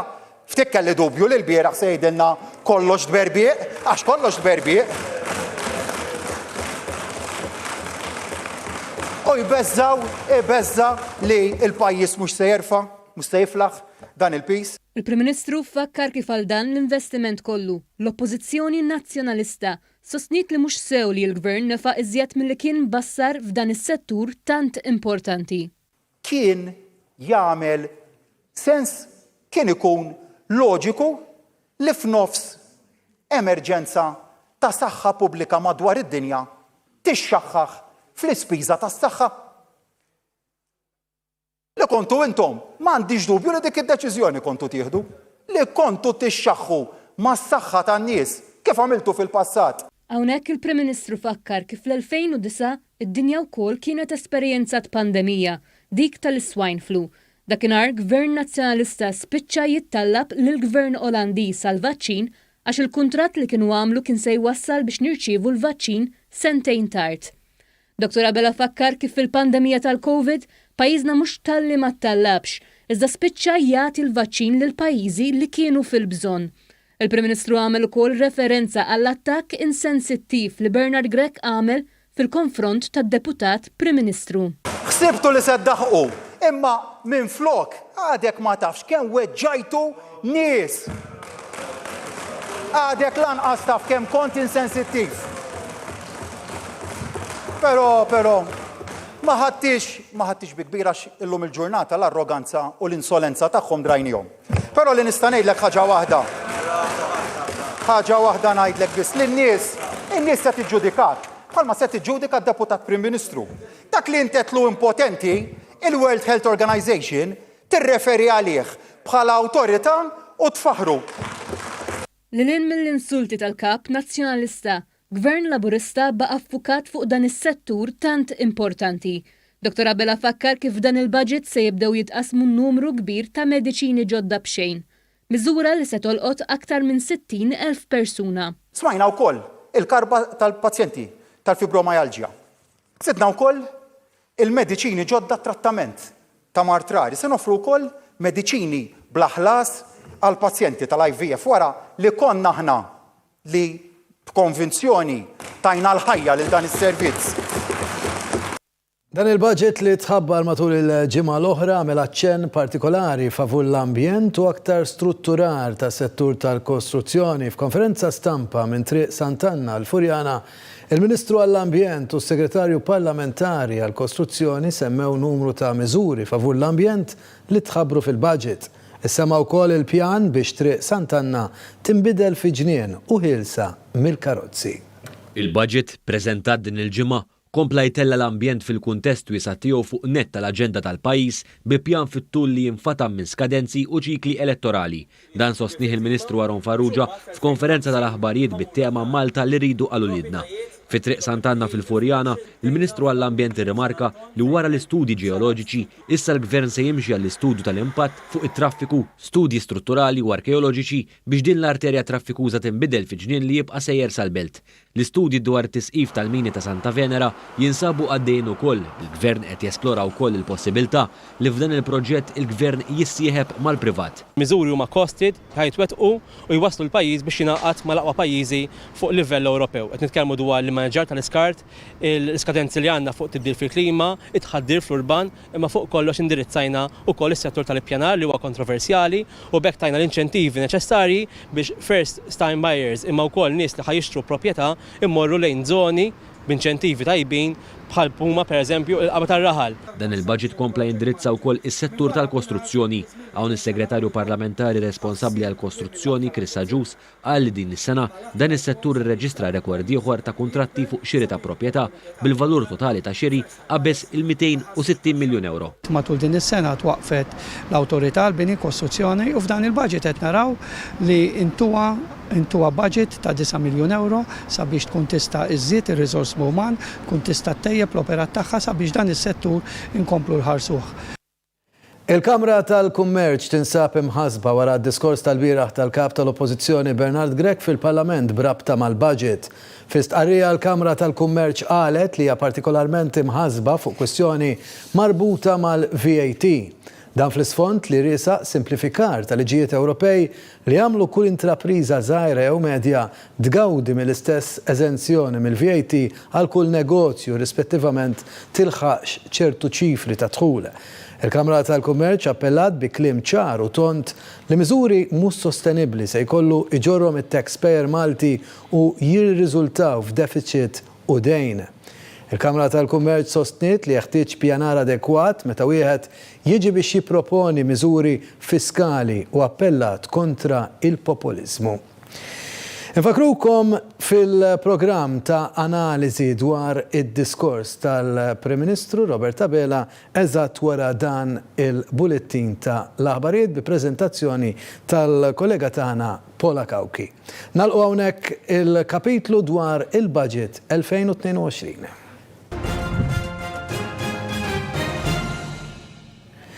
Kważi 80% tal-kumpaniji barranin jemmnu li l-ġejjini tagħhom huwa f'pajjiżna. Dan skont stħarriġ ta' Ernst & Young li wera wkoll fiduċja impressjonanti f'pajjiżna wara pandemija. Nsegwu. Stħarriġ li għamlet l-IWAI jindika li 80% tal-kumpaniji barranin jemmnu li l-ġejjini tagħhom huwa f'pajjiżna. Kienu 15% biss li ma jarawx il-ġejjini tagħhom f'Malta. Dan huwa nofs il-proporzjon li kien irrisponda l-istess meta sar dan l-istħarriġ fl-2012. Dakinhar terz tal-kumpaniji intervistati kienu sostnow li ma jarawx futur f'pajjiżna. Huwa ferm impressjonanti li l-livell ta' fiduċja f'pajjiżna wara pandemija huwa daqstant aħjar milli kien fl-2012. Dan jista' jirrifletti il-fatt li minkejja l-impatt ekonomiku qawwi tal-pandemija, aktar minn 50% tal-kumpaniji intervistati jemmnu li ser ikunu lura għal livell ta' attività li kellhom qabel il-pandemija f'anqas minn sena. Jirriżulta wkoll li minkejja l-pandemija nofs il-kumpaniji ma bidlux il-pjanijiet ta' investiment tagħhom. Aktar investituri kabbru l-operat tagħhom f'Malta, tant li wieħed minn kull 5 azjendi ikkonfermaw li mexxew għal pajjiżna attività li kienu jagħmlu barra. 4 minn kull 10 investituri qalu li sejrin ikomplu ikabbru l-operat tagħhom. Tant hawn fiduċja fil-prospetti li joffri pajjiżna li wieħed minn kull 10 investituri sostna li biddel il-pjanijiet li kellu u minflok inaqqas jew m'għamel xejn ġdid issa għażel li sejjer jinvesti aktar. Huma biss 4% tal-investituri li sostnow li mhux sodisfatti bl-għajnuna li tal-Gvern tul il-pandemija. Dan jidher huwa fattur kbir wara l-konfidenza li teżisti f'pajjiżna. Dan joħroġ ukoll mill-fatt li terz tal-kumpaniji qalu li qegħdin jirreklutaw aktar ħaddiema. Skont l-istħarriġ, l-aktar setturi li se jikbru fi żmien li ġej huma t-turiżmu, ir-remote gaming u l-intelligenza artifiċjali. Minħabba li dan l-istħarriġ sar ftit wara li tħabbret id-deċiżjoni tal-FATF jidher li kien jeżisti tħassib fuq x'jista' jirriżulta minħabba din id-deċiżjoni mhux mistennija. Stħarriġ aktar riċenti minn entitajiet bħal Kummissjoni Ewropea kif ukoll il-Bank Ċentrali jindika li s-sentiment ġenerali fost il-kumpaniji mala jirkupra u bħalissa jinsab f'livelli fermola mill-medja storika. Raġel ta' 38 sena miż-Żebbuġ Għawdes sofra ġrieħi seri wara li tilef il-kontroll tal-mutur u ħabat ma' arblu. L-inċident seħħ kmieni dalgħodu għal xi satejn fi triq ir-Rabat iż-Żebbuġ. Fuq il-post minnu fih waslet ambulanza b'tim mediku li ħadet li raġel l-Isptar Ġenerali ta' Għawdex. Bil-każ ġiet informata l-Maġistrat li ħatret inkjesta filwaqt li l-investigazzjonijiet mill-Pulizija fuq dan il-każ għadhom għaddejjin. Il-Dipartiment ta' Dwana interċetta 12 vettura oħra misruqa mill-Kanada li kienu moħbija f'containers bl-ammont totali ta' vetturi misruqa issa tilgħu għal 24 li kienu fi triqithom għal Abu Dhabi u s-sejba fil-fatt saret wara operazzjoni intensiva mid-dwana il-Pulizija kif ukoll l-awtoritajiet Kanadiżi li ma' investigazzjonijiet waslu għal ta' arresti mill-Pulizija Kanadiża. Il-Pulizija konfiskat ukoll ammont kbir ta' flus fejn 2 mill-vetturi misjuba insterqu b'mod violenti. Il-Pulizija Kanadiża identifikat grupp kriminali wara li twettqu qatt ta' rejds u saru diversi arresti permezz ta' informazzjoni li għaddiet il-Pulizija Maltija. Fis-servizz li jmiss se nsegwu aħbarijiet mill-awli tal-qorti. Il-kaptana taż-żewġ dajjes Tunezini li ġew interċettati mill-Forzi Armati ta' Malta il-ħadd li għadda ingħataw multa ta' 10,000 euro. Fil-qorti intqal kif iż-żewġ kaptana ma segwewx l-ordnijiet li bdew jingħataw mill-Armata Maltija. Iż-żewġ dajjes ġew interċettati mill-Forzi Armati ta' Malta u ttieħdu fil-port il-kbir għal aktar investigazzjonijiet. Intqal kif ma nstabu l-ebda armi abbord waqt li rapporti qalu li fid-dajjes instabu il-fuq minn 250 kg tal-ampuki. Il-kaptana wieġbu ħatja għall-akkużi miġjuba kontrihom. L-akkużati se jinżammu fuq id-dajjes tagħhom sakemm iħallsu l-multa. George De Giorgio, magħruf bħala Ċiniż, ingħata 10,000 kumpens fuq ordni tal-qorti wara li din sabet li dritt għal privatezza tiegħu ġiet miksura minn inċertazzjoni ta' telefonata mhux awtorizzata mis-servizzi sigrita Maltin. Dan minkejja li l-istess qorti sabet ukoll li dritt għal smigħ xieraq tiegħu quddiem il-qorti ma ġiex miksur. It-tlieta filgħodu l-imħallef Tony Abela ordna li l-ispejjeż għandhom jitħallsu mill-Avukat tal-Istat u s-Servizzi Sigrita Maltin. De Giorgio qed ikun akkużat bil-qtil ta' Daphne Caruana Galizia u l-Avukat Carmel Kirkop. Fil-qorti instab li l-ħin tal-inċertazzjoni inizjali ma kien jirrelata xejn ma' qtil ta' Caruana Galizia. Fl-aħħar sigħat fiqu 21 persuna oħra mill-coronavirus f'pajjiżna u feġġew 22 każ. Il-każijiet attivi bħalissa huma ta' 272 sal-bieraħ ingħataw 856,311 il-doża tal-vaċċin li 36,140 minnhom kienu dożi addizzjonali. L-awtoritajiet tas-saħħa qalu li hemm 13 persuna bil-COVID-19 l-isptar li 2 persuni minnhom jinsabu wkoll fit-taqsima l-kura intensiva. Fl-aħħar sigħat ma ġew irrappurtati l-ebda imwiet brabta mal-COVID-19. Se nagħlqu dan il-bulettin tal-aħbarijiet b'xi aħbarijiet ta' barra. Il-Prim Ministru Pollak akkuża lill-Unjoni Ewropea li qed thedded lil pajjiżu. Dan qalu f'dibattitu jaħraq fil-Parlament Ewropew fi Strasburgu anke fil-preżenza tal-President tal-Kummissjoni Ewropea Ursula von der Leyen. Id-dibattitu kien jitratta s-saltna ta' dritt fil-Polonja. Qorti Pollakka diġà ddeċidiet li l-liġi Ewropea mhix suprema għal dik Pollakka f'ċertu sitwazzjonijiet. Von der Leyen qalet li l-Kummissjoni Ewropea ser tieħu passi sabiex tippremjevi milli l-Polonja timmina il-valuri Ewropej. B'reazzjoni għal dan il-Prim Ministru Pollak qal mhux ser jaċċetta diskors ta' teddid u akkuża lill-Unjoni Ewropea li qed tappuża mill-poteri tagħha. Il-Korea ta' fuq sparat missila ballistika fl-ibħra taħdejn il-kosta tal-Ġappun u l-Korea ta' isfel. Il-militar Ġappuniż għal kif dawn l-atti qed jiksru liġijiet internazzjonali. Il-Korea ta' fuq hija projbita mill-ġnus Magħquda sabiex twettaq dawn it-tip ta' testijiet ballistiċi kif ukoll testijiet barmi nukleari. Il-Prim Ministru Ġappuniż innota b'dispjaċir l-azzjoni u għal kif il-Korea ta' fuq se jiddispjaċija għal dan. Fl-istat ta' Victoria fl-Awstralja ser jitkeċċew 43 pulizija wara ma ħadux il-vaċċin kontra l-COVID-19. Introduzzjoni ta' liġi ġdida f'dan l-istat tajt li kull ħaddiem li jinsab fuq quddiem-nett tal-ġlieda kontra l-imxija inkluż dawk tas-sigurtà ridu jitlaqmu sal-15 ta' Ottubru. Dan il-pulizija waqfu mid-dmirijiet tagħhom u qed jiġu investigati minn kumitat apposta. Qabel intemmu dan il-bulletin tal-aħbarijiet infakrukom fid-diskussjoni f'xandira diretta eżattament wara dana il-bulletin tal-aħbarijiet mal-kollega tagħna Paul Akawki fejn se jkun trattat naturalment il-analiżi tad-diskors li għamel il-Prim Ministru Robert Abela il-lejla fil-Parlament dwar il-budget 2022. Ma fadalli xejn, li nirringrazzjakom ta' l-attenzjoni tagħkom jien Anton Falzon nawguralkom il-lejl tajjeb.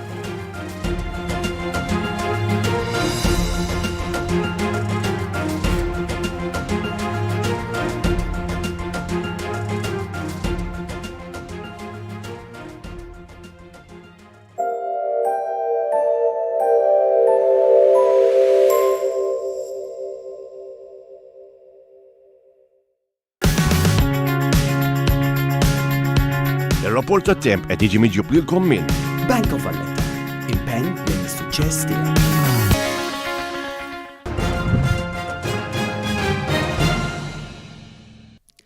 It-temp mistenni jkun ftit imsaħħa viżibilità tajba, riħafif għal moderat mill-Grik il-Vant li jsir ħafif, temperaturi l-ola 23 grad Celsius, l-inqas 17 grad Celsius, indiċu V4, baħar ħafif imbagħad ftit li xejn, temperatura tal-baħar 25 grad Celsius. Dan huwa temp għal 5 tiem li ġejjin. Il-ħamis ftit imsaħħab, il-ġimgħa bil-ħalbit tax-xita, is-sibt u l-ħadd bil-ħalbit tax-xita bir-rat u t-tnejn bil-ħalbit tax-xita.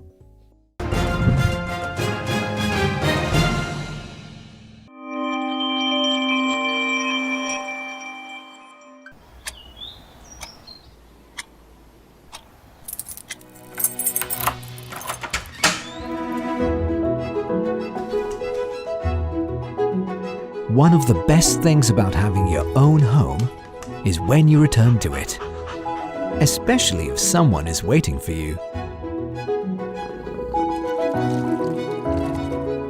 At Bank of Valletta, we can help you buy the house you've always wanted. There's no place like home. Bank of Valletta PLC is regulated by the MFSA and licensed to carry out the business of banking in terms of the Banking Act.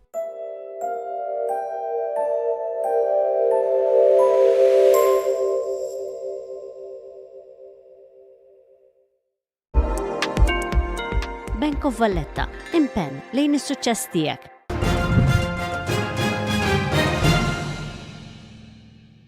Tul is-sessjoni tal-lum fuq il-Borza ta' Malta negozju kien mifrux fuq 5 isma, b'wieħed jirreġistra gwadan u semmi ieħor irreġistra telf. Kien hemm 3 isma oħra li ma raw l-ebda tibdil fil-prezz tal-eluq. L-isma ta' Malta Properties gwadanjaw ċentesmu biex għalqu l-jum f'livell ta' 57 ċentesmu.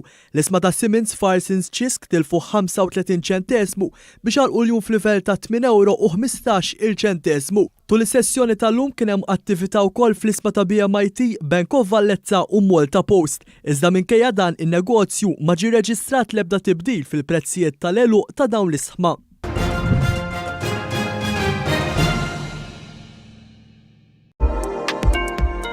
Bank of Valletta. Impenn lejn is-suċċess tiegħek.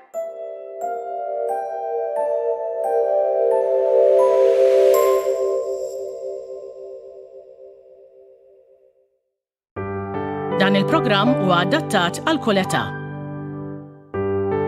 One ser iwassal edizzjoni speċjali.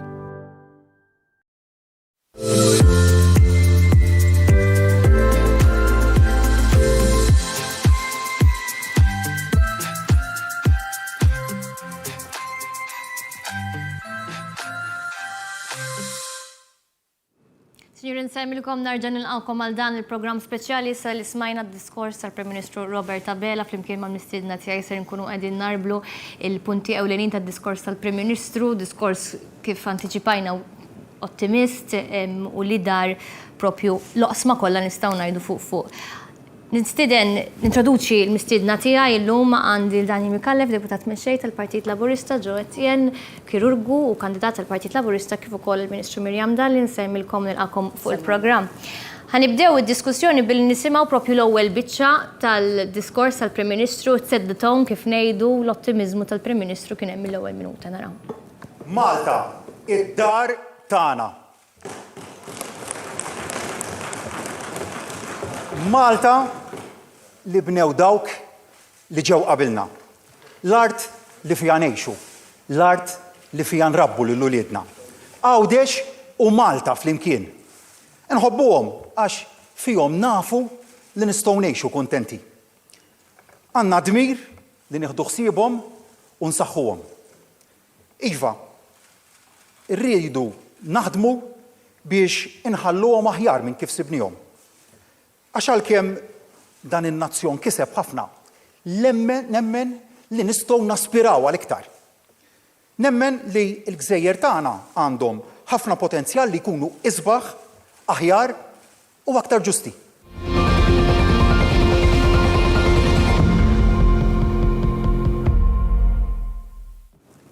X'differenza Daniel mit-ton u mill-diskorsi li smajna l-bira flaxija fil-Parlament? Iva Pola, bħallum jiena nimmaġina li n-nies kif għamiltijena ikunu segwew kemm il-diskors tal-kap tal-Oppożizzjoni tal-bieraħ u kif ukoll il-diskors tal-Prim Ministru tal-lum. U l-ġudizzju nħallih f'idejhom, imma l-kontrast wieħed ma jistax ma jissottolinjax id-differenza totali kemm fl-atteġġament il-bieraħ rajna kap tal-Oppożizzjoni kif naraw kważi dejjem ta' ġifieri l-ħadd, l-attivitajiet li jkollu. Il-ħin kollu isteriku, il-ħin kollu rrabjat, f'dak li jrid jgħid, battuti u ċajt vojt li jipprova jdaħħak u ma jdaħħak xejn, b'dak li jkun qiegħed jgħid li fil-forsi l-erba' ta' madwaru li jitkulu mod sforzat, u Prim Ministru viżjoni u prioritajiet ċari f'mument tant importanti meta l-Parlament l-ogħla istituzzjoni tal-pajjiż qed jiddiskuti budget, l-iktar budget soċjali fl-istorja li qatt kellu dal-pajjiż minkejja pandemija li jeżżed dinja. Mela n-nies xraw bħala kontrast. Mela kellek kap tal-Oppożizzjoni l-bieraħ li beda jisparla u jfaqqa il-miżuri tajjeb lillum il-Prim Ministru bi ftit battuti sempliċi beda jifqalu wħud minnhom għax kienet evidenti li qasbis qara l-budget. Li tikkritika l-Gvern li m'hemmx li kieku tkun Prim Ministru tagħmel miżura A. U l-budget qed jagħmel dik il-miżura A plus B ħafna drabi, ġiprezim kienet jgħid isma' għax aħna nagħtu ċertu tax credits. Prim Ministru qallu isma' dik teżisti u apparti tax credits nagħtu grants. L-iskemi tal-UCA, tal-first time buyers fil-UCA, ma fem assolutament xejn biex ma nsemmix l-eżempju li ġab il-Prim Ministru wkoll fuq il-white paper tal-cannabis. Qas biss kien jaf illi ħarġet. Imma insomma, lil minn hekk, il-Prim Ministru llum x'messaġġ bagħat. Prim Ministru bagħat messaġġ tajjeb fis-sfond ta' budget imħabbar f'kuntest dinji illum in-nies aktar minn qatt qabel Pola ikun qed isegwu dak li qed jiġri madwarhom. Id-dinja dejjem tiġkien, l-informazzjoni ħafna iktar readily available, tajjeb qed naraw pajjiżi jissikkaw iċ-ċinturin, qed naraw ħafna nies jitilfu x-xogħol dal-pajjiż għandu l-inqas unemployment li qatt kellu. Imma kif ikkonkluda l-Prim Ministru mbagħad u naħseb dak huwa il-ġist jiena li norbot mbagħad mad-diskors kollu tiegħu. Il-budget li tressa it-tnej illi għadda u dak kollu li ksibna fl-aħħar snin ma jistax jittieħed for granted one għaliex dak li ksibnih b'diffikultà, ksibnih baqal, ksibnih għax il-pajjiż ittieħdu d-deċiżjonijiet li hemm bżonn, ksibnih għax għandna ekonomija li baqgħet b'saħħitha, kienet b'saħħitha u għadha b'saħħitha, u ksibnih minkejja li bħala oppożizzjoni tal-pajjiż għandu l-profeti ta' dlam u l-profeti ta' dwejjaq. Iva, l-oppożizzjoni ngħidha b'responsabilità il-missjoni ewlenija tagħha il-ħin kollu li tiżra dwejjaq fost in-nies. U l-Prim Ministru hemmhekk qal. Il-Prim Ministru qal isma' dak li għandna konvinti u persważi li mhux biss inżommuh, insaħħuh bil-budget li ġie mħabbar, budget pożittiv għall-aħħar, ma fl-aħħar mill-aħħar irridu naħdmu kuljum tajjeb biex nassiguraw li dak li ksibna mhux biss jibqa' għandna imma naħdmu biex insaħħuh. U n-nies naħseb li fil-kwiet ta' darhom meta jkunu qed jaraw daw it-tip ta' diskorsi, ikunu iva qed jagħmlu paraguni. In-nies segwew budgets, in-nies jiftakru miżuri passati riċenti, budgets li fl-aħħar snin in-narrattiva nbidlet pola. Ġifieri in-nies budgets ta' gvernijiet laburisti u jiena dik ma ddejjaqni xejn, anzi nħu pjaċir. They look forward to them. Ġifieri bażikament kif jispiċċaw issu taqleb id-diskussjoni politika għal budget. Id-diskussjoni ma dix tkun nispera li ma joħdilna xejn. Id-diskussjoni saret tkun x'sejtina dis-sena u minkejja pandemija u minkejja id-diffikultajiet kollha li kien hemm u minkejja dak kollu l-ewwel nett il-gvern fl-aħħar sena bil-miżuri li għamel salva 100,000 impjieg. Assigura li 100,000 ħaddiem jibqgħu in employment u dik ma rridux ninsewha. Minkejja li nħarsu l-qudiem, imma dik hija l-bażi ta' kollox. U apparti minn hekk, u m'għandix dubju li ġew qed jenħajjelabora ħafna aktar fuqha, in the midst of all this, komparat ma' pajjiżi oħrajn, aħna kollna iva, mhux qed ngħidu bombastiċità, jiru għan-numri, turija l-istatistika, aħna konna l-aqwa pajjiż fid-dinja fejn tidħol il-vaccination rollout. U din hija xi ħaġa li meta anke wieħed iħares lej pajjiżi żviluppatissimi, tajjeb mhux fl-Ewropa biss anke lil hinn mill-Ewropa, wieħed jara kemm għandna biex inkunu gburin li aħna Maltin, nkunu gburin b'dan il-pajjiż, nkunu gburin bit-tmexxija iva ta' gvern laburista, għax kontrarju ta' ħaddieħor aħna ma nistħux li aħna Maltin, aħna gburin li aħna Maltin u konvinti mill-abbiltajiet li għandu dal-pajjiż. Għan nisimaw propju dwar il-vaccinazzjoni u s-suċċess ta' Malta fejn jidħol il-vaċċin kontra l-COVID-19 x'qal il-Prim Ministru. U nfakkar x'kienu qalulna l-ħbib tagħna tan-naħa l-oħra. Taf kemm kienu qalulna li ħanġibu dożi 40,000. 40,000. Illum sal-lum laqqamna bi 853,000 doża.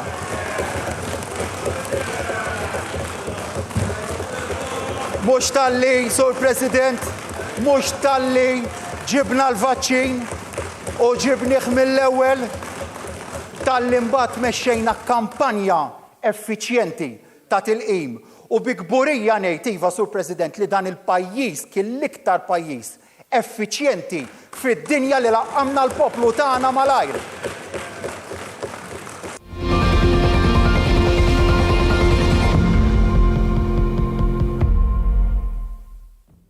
ġebat inti bħala kirurgu rajt bajnejk u missejt bidejk differenza tal-vaċċinazzjoni fejn jidħlu kemm salvat nies minn ħalq il-mewt. Iva, jiena ikolli ngħidha li l-argumenti tal-oppożizzjoni dwar il-vaċċinazzjoni qatt ma stajt nifhimhom għaliex. Għax kull student tal-mediċina jaf li l-vaċċinazzjoni bdiet fis-1789, ġifieri qed ngħidu 250 sena ilu. Bdija tabib Ingliż minn Berkeley jismu Dr. Edward Jenner. Dan il-pionier beda il-vaċċinazzjoni għal marda li dakinhar kienet tagħmel ħerba mill-pajjiżi kollha tad-dinja, inkluż l-Ewropa. Ġifieri jekk fl-Ewropa kienet teżisti din il-marda msejħa smallpox li kienet ma kienetx taru ċuħ. Kienu jmutu żgħar, kienu jmutu l-kbar, kienu jmutu royals. Ġifieri, kull student tal-mediċina jaf li l-bażi ta' ġlieda kontra marda bħal COVID, marda infettiva, hija l-vaċċinazzjoni. Ġifieri l-argument infantili tal-oppożizzjoni li l-vaċċin mhijiex is-soluzzjoni jiena qatt ma fimthom. U ikolli ngħid li kważi nħoss insultat b'argumenti bħal dawn. Jiena minn hawn nixtieq nikkongratula lit-tim kollu li ħasem fil-vaċċinazzjoni tal-pajjiż tagħna, il-Prim Ministru qal biċ-ċar iktar minn 800,000 doża, mhux talli hekk issa qed nieħdu l-boosters, jiġifieri l-età ta' 70 sena l fuq qiegħed fi stadju avvanzat li dik il-faxxa tal-popolazzjoni tiġi vaċċinata. U hemm pjan, ġifieri din id-differenza bejn il-gvern u l-ideat tal-oppożizzjoni, il-gvern dejjem kellu pjan li segwa, kif qal il-Prim Ministru, mhux tal-li segwih, tal-li l-rollout tal-vaċċinazzjoni kellu jseħħ f'Jannar. Imma f'Malta ġibna l-vaccines ġibnihom jerġa' qabel. U fil-fatt Malta hija l-aktar pajjiż fl-Unjoni Ewropea li żied l-investiment fis-saħħa. Mirjam, inti żgur naħseb li għadek kuntatt mal-kollegi tiegħek Ewropej. Nimmaġina illi kumparaw bejnietom il-progress li sar, l-investiment li kien hemm fil-qasam tas-saħħa li kompla jsir anke b'dan il-budget għaliex kif qal anke il-Prim Ministru il-bażi tal-kwalità tal-ħajja tajba hija bażi tas-saħħa, sistema tas-saħħa b'saħħitha. Malta u bħal kumplament tad-dinja u l-kumplament tal-pajjiżi Ewropej meta kellha qudiema il-pandemija kellha deċiżjoni ċtieħu. U l-ewwel priorità kienet li tara li tkun qed tipproteġi s-saħħa tan-nies. It-tieni priorità li ħdimna fuqha mill-ewwel jiem tal-pandemija u għadna dejjem biha s'issa hija dik li nipproteġu l-impjiegi tan-nies, li nipproteġu l-kwalità tal-ħajja tan-nies. U llum daw iż-żewġ aspetti ħarġu bl-aktar mod ċar anke mid-diskors tal-Prim Ministru Robert Abela. Ġifieri meta tikkumpara il-diskors li kien hemm illum tal-Prim Ministru Robert Abela li huwa diskors ta' viżjoni mibni fuq dak li dan il-gvern ħadem tant għalih biex jipproteġi ġifieri l-ħajja tan-nies, is-saħħa tan-nies u anki l-impjiegi tan-nies u l-kwalità tal-ħajja tan-nies. U dan qed jirnexxielna jgħinna bħala l-bażi biex inkomplu nħarsu lej il-viżjoni ta' fejn irridu nieħdu lil dan il-pajjiż għal uliedna ma jinnejt ukoll għal kull min huwa bħalissa qiegħed irabbi l-familja, l-anzjani tagħna, iż-żgħażagħ tagħna, kull wieħed u waħda minna li ħares lejn dan il-pajjiż bħala l-pajjiż li jrid ikompli jgħix fih, il-pajjiż li jrid ikompli jikber fih. U dak qegħdin nagħmluh grazzi wkoll għal kontribut ta' kull Malti wawċi li fl-iktar żminijiet diffiċli, jiġifieri f'dawn l-aħħar xhur kien hemmhekk bis-sagrifiċċju tiegħu u illum huwa wkoll parteċipi f'dan il-budget u f'din il-viżjoni ta' dan il-gvern. U Pola, meta tqabbel dak li pajjiżna għaddej minnu llum mal-żmien ta' l-2008, l-2009, is-snin ta' wara ta' gvern nazzjonalista fejn hemmhekk inti wkoll kellek kriżi ekonomika u llum il-ġurnata qegħdin u għadna dejjem minnha s'issa kriżi ta' saħħa li qegħdin naraw ukoll l-impatt tagħha fuq l-ekonomija. Jiena qed immiżbidejja żewġ aspetti ewlenin li konvinta li ħankunu qegħdin nitkellmu dwarhom. Qegħdin nitkellmu dwar l-aspett ekonomiku, l-intrapriża, l-impjiegi tan-nies, issemma ħafna il-weight supplement li salva ħafna impjiegi, semma Daniel 100,000 impjieg li rnexxielna nsalvaw grazzi għal weight supplement u grazzi għad-deċiżjoni konxja li bħala gvern ħadna li l-weight supplement ma waqafx f'Diċembru li għadda, jew inkella f'Marzu li għadda, baqa' għaddej u għadu għaddej sissa isostni li l-intrapriżi tagħna b'mod partikolari l dawk l-ar mill-quta sal-aħħar ta' din is-sena. U apparti l-għajnuna tal-weight supplement qegħdin naraw ukoll kif lill-intrapriżi tagħna ngħinuhom jikbru, ngħinuhom jiddiversifikaw, ngħinuhom iħarsu l qudiem. U dan għamilnieh ukoll u saret referenza wkoll mill-Prim Ministru Robert Abela dwar dan. Għaliex konna f'diskussjonijiet kontinwi mal-stakeholders, mal-imsieħba soċjali, mal-unions, ma' min ħaddem f'pajjiżna, mal-ħaddiema nfushom u għalhekk inti toħroġ b'miżuri li jkunu verament jistgħu jgħinu jagħmlu d-differenza għaliex ikollok dan il-kuntatt kontinwu. Hemm ukoll is-settur tal-enerġija li jagħmel referenza lih il-Prim Ministru li jiena konvinta li ħankunu qegħdin nitkellmu dwaru. Huwa settur li bħalissa qegħdin naraw taħt sfida kontinwa u li pajjiżna qed jagħmel minn kollox biex il-gvern ikun qed jilqa' u iservi ta' tarka għall-konsumaturi tagħna. U min jiftakar kif ġab ruħu gvern nazzjonalista meta kellek sitwazzjoni simili kien hemm żieda fenomenali fil-kontijiet u fl-iktar affarijiet bażiċi tan-nies. U nfakkar lin-nies dawk li qed iseguna meta il-kap tal-Oppożizzjoni Bernard Grech kien mistoqsi propju dwar dan, ir-risposta tiegħu kienet waħda jien ma stennejtix, ġifieri il-persuna li ilu tant jgħajjat b'ħafna affarijiet fejn jidħol is-settur tal-enerġija. Meta saqsew dwar il-prezzijiet internazzjonali, ir-risposta tiegħu kienet jekk l-affarijiet jolgħu internazzjonalment jisu m'hemmx tagħmel. Prosit, il-poplu mhux dik it-tip ta' politika jrid. Il-poplu jafda lill-Gvern Laburista u Gvern Laburista huwa kredibbli f'dawn l-oqsma għaliex dejjem kien hemmhekk spalla ma' spalla mal-poplu, mal-iktar vulnerabbli, mal-iktar nies li għandhom bżonn. U fil-fatt ħanamlu issa kollegament ma' Randolph De Battista, l-editur ta' The Journal. Randolph, intom fuq is-sit tagħkom forsi tevalwaw l-affarijiet, l-istejjer, id-diskorsi tan-nies b'mod partikolari, ħansejħlu hekk inħobb ħafna nsegwi il-portal tagħkom. Kif rajt id-diskors ta' Robert Tabela laqgħatx forsi l-punti kollha li kont qed tistenna jew le? L-ewwel ħaġa, grazzi tal-issegwi u nsellem il-kull minn għandek hemmhekk u min qed segwina. Ovvjament in-nies li jaraw il-budget, in-nies li segwew nhar it-tnejn li għadda illum u anke l-bieraħ jaraw x'ħajkunu qegħdin jieħdu huma. Però ma jarawx hekk biss, jaraw ukoll min għandu kompetenza ekonomika u b'dak li ħareġ illum u dak li rajna l-bieraħ, l-għażla hija ovvja ta' minu kompetenti fuq l-ekonomija.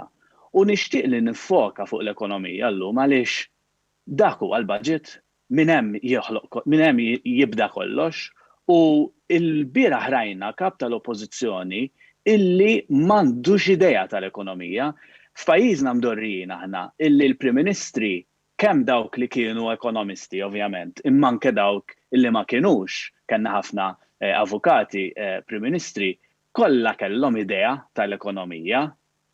Illum rajna illi Robert Tabela fl-ekonomija mhux tal-li jifhem, imma tal-li ħajibqa' dej b'direzzjoni b'saħħitha ta' deċiżjonijiet progressivi fl-ekonomija. Imma l-bieraħ rajna kap tal-oppożizzjoni li litteralment m'għandux idea. U mhux biss m'għandux idea fuq l-ekonomija fil-li jgħidilna li qed niddejnu wisq, u mbagħad jgħidilna li mhux qed inqasmu biżżejjed, imma lanqas biss jaf b'ċertu skemi illi għaddejjin diġà fil-pajjiż, illi mijiet u eluf ta' nies jew businesses qegħdin jibbenefikaw minnhom.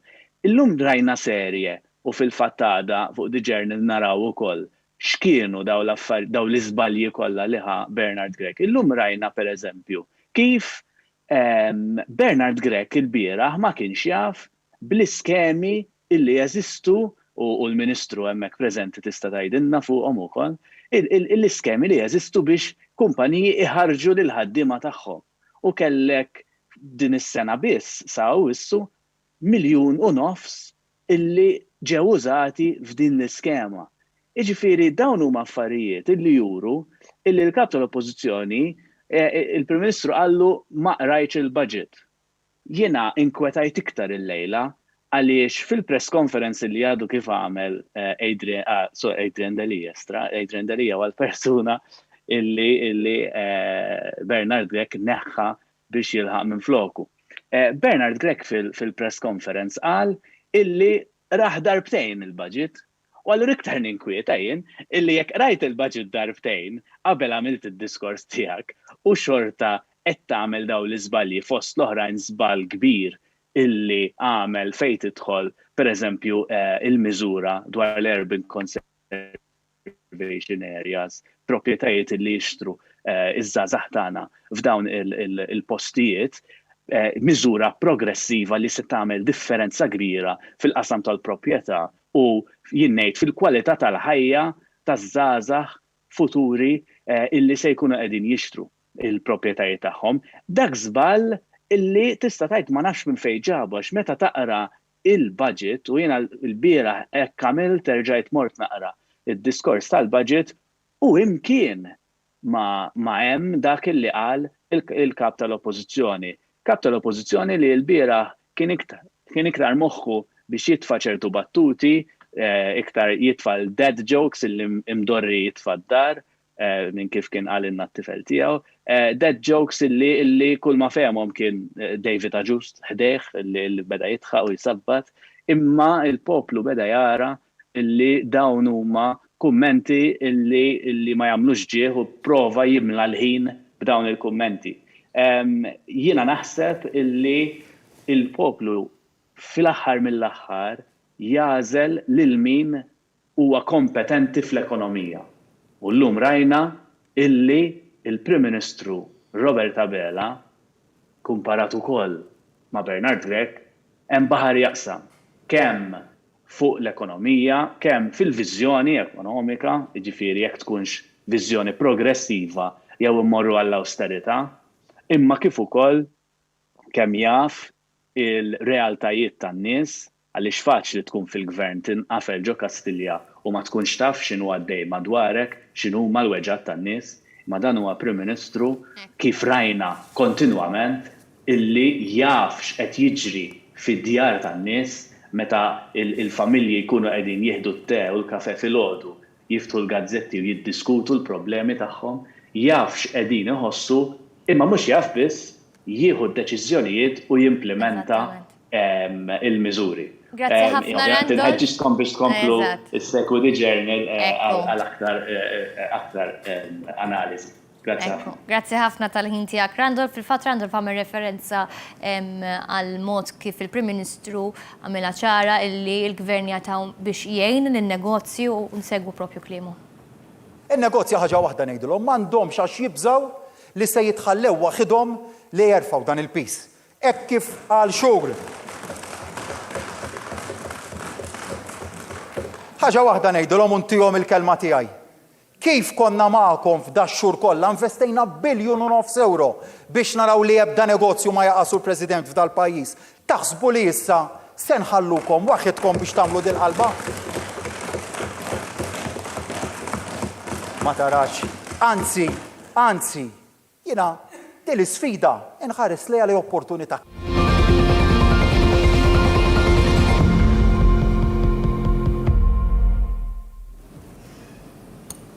Daniel, kemm hu kruċjali li n-negozji jsibu dan il-backing min-naħa tal-Gvern? Kif bdejt nispjega aktar qabel il-deċiżjonijiet li ħall-Gvern fuqthom u tajjeb li ngħidu li għax wara kulħadd bravu u hindsight tista' tgħid ħafna affarijiet.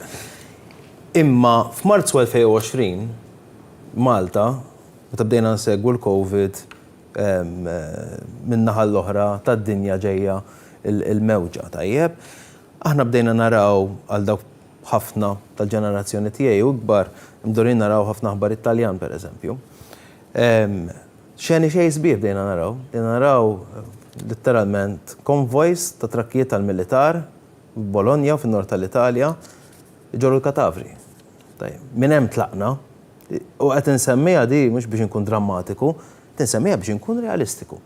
Li inti jkollok gvern tajb immexxi minn Roberta Bela, tajb ngħidu wkoll li il-pajjiż kien għadu kemm għadda minn qalba politika, tibdila fit-tmexxija tal-pajjiż. Daqqa waħda d-dinja affrontata minn da xenarju unprecedented. Tajjeb, li wieħed irid jara kif ħaj jikħendeljah. U fuq medda ta' numru ta' xhur, il-gvern ħall azzjonijiet steppjati imma immedjati.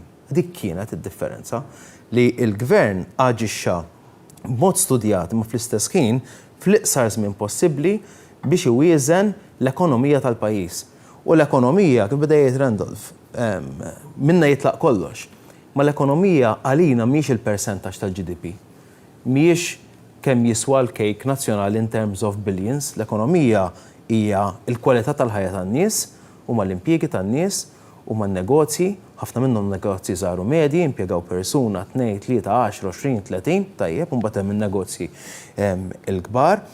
U l-gvern ra u mid-diskors tal-Prim Ministru throughout tista' tgħid mill-bidu mill-ewwel paragrafu tad-diskors tiegħu sal-aħħar. Il-prijorità u l-importanza li tal il-kollettiv li meta nkunu flimkien, meta dal-pajjiż ikun maqut jaffronta sfida, tajjeb, nistgħu nelbu kull ostaklu.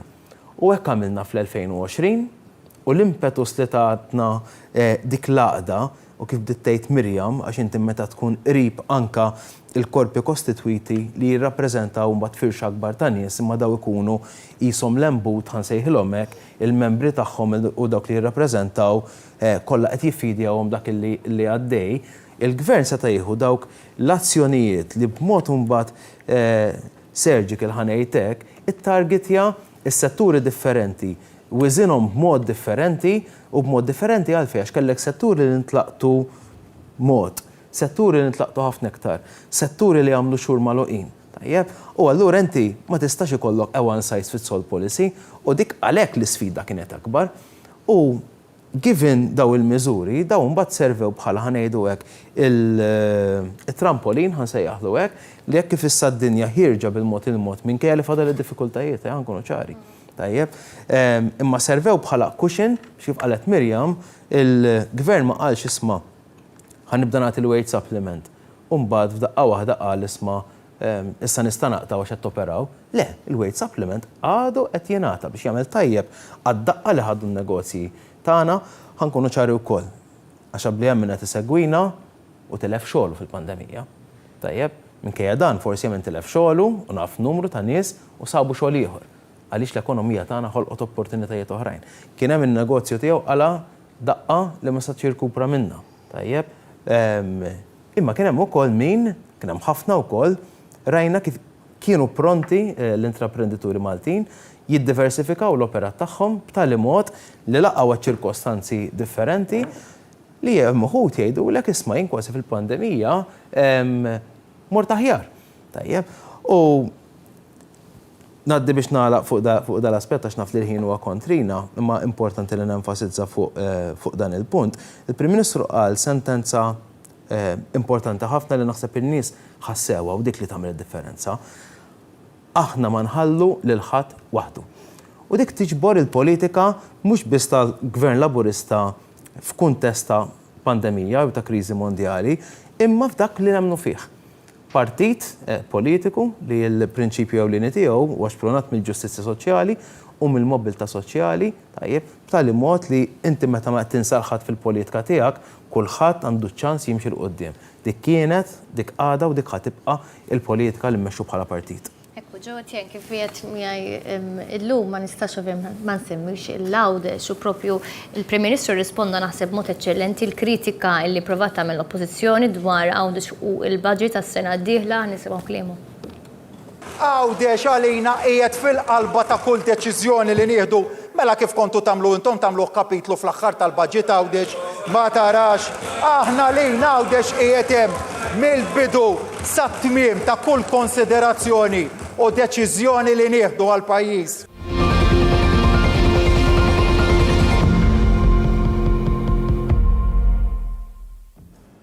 Ta' tisma' l-Prim Ministru jitkellem tant prominenza fuq Għawdex għal li jrid juża l-Għawdex biex ikun il-pjonier tal-bidliet il-kbar li rridu naraw anke f'pajjiżna. L-Għawċin jħossu l-pressjoni, jħossuhom gburin li jedaqsek fiċ-ċentru tal-politika ta' dan il-gvern? Bla dubju bħala Għawċin nista' ngħid li nisma' li l-Prim Ministru jitkellem hekk nibda nonfoħ daqsxejn sidri, ġifieri ekku.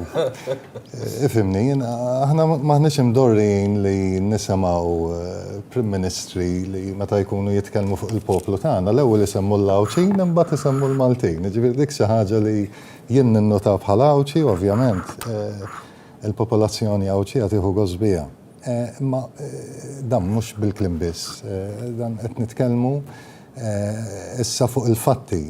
L-akbar numru ta' Għawċin li qed jaħdmu fis-settur tal-privat f'Għawdex. Qed nitkellmu fuq ir-raba' vapur li għamel ġid inkalkolabbli. Qed insemmu l-introduzzjoni tal-fast ferry li sissa f'dan il-ftit xhur qiegħda mill-inqas $250,000 passiġġier. Qed insemmu iktar f'ambitu ta' konnettività, fiber optic cable, it-tieni wieħed li ġie mniedi fi żmien il-pandemija. Qed nitkellmu fuq sitwazzjoni fejn Għawdex tagħna m'għadux il-peace fuq Malta, m'għadux mitluq, imma sar parti mill-motur ekonomiku ta' pajjiżna. U jiena ovvjament gbura ħafna b'dan. M'għandix dubju bħalek l-Għawċin kollha. Fil-fatt ngħaddu għal suġġett ieħor għaliex bid-diskors tal-Prim forsi jkollok taqbes minn suġġett tal-ieħor hekk l-ambjent u l-kredibilità illi għandu dan il-gvern illi qegħdin naraw miżuri sħaħ fil-budget anke għas-sena d-dieħla anke il-miżuri ta' din is-sena illi indirizzaw l-ambjent u s-sostenibilità. Il-Prim Ministru għal tajjeb ħafna li fuq dan is-suġġett jista' jitkellem minnu kredibbli u min għamel dan is-settur priorità fil-politika tiegħu naraw. U għalhekk Lejva tibqa' din kwistjoni ta' kredibilità. L-għażla tagħna li qed irresqulkom f'dan il-budget ta' meddart kollha siġar id-daqs tal-buskett. dik tibqa' id-differenza bej min jitkellem fuq l-ambjent mimma m'għandu ebda kredenzjali u min tassew jaħdem favur l-ambjent.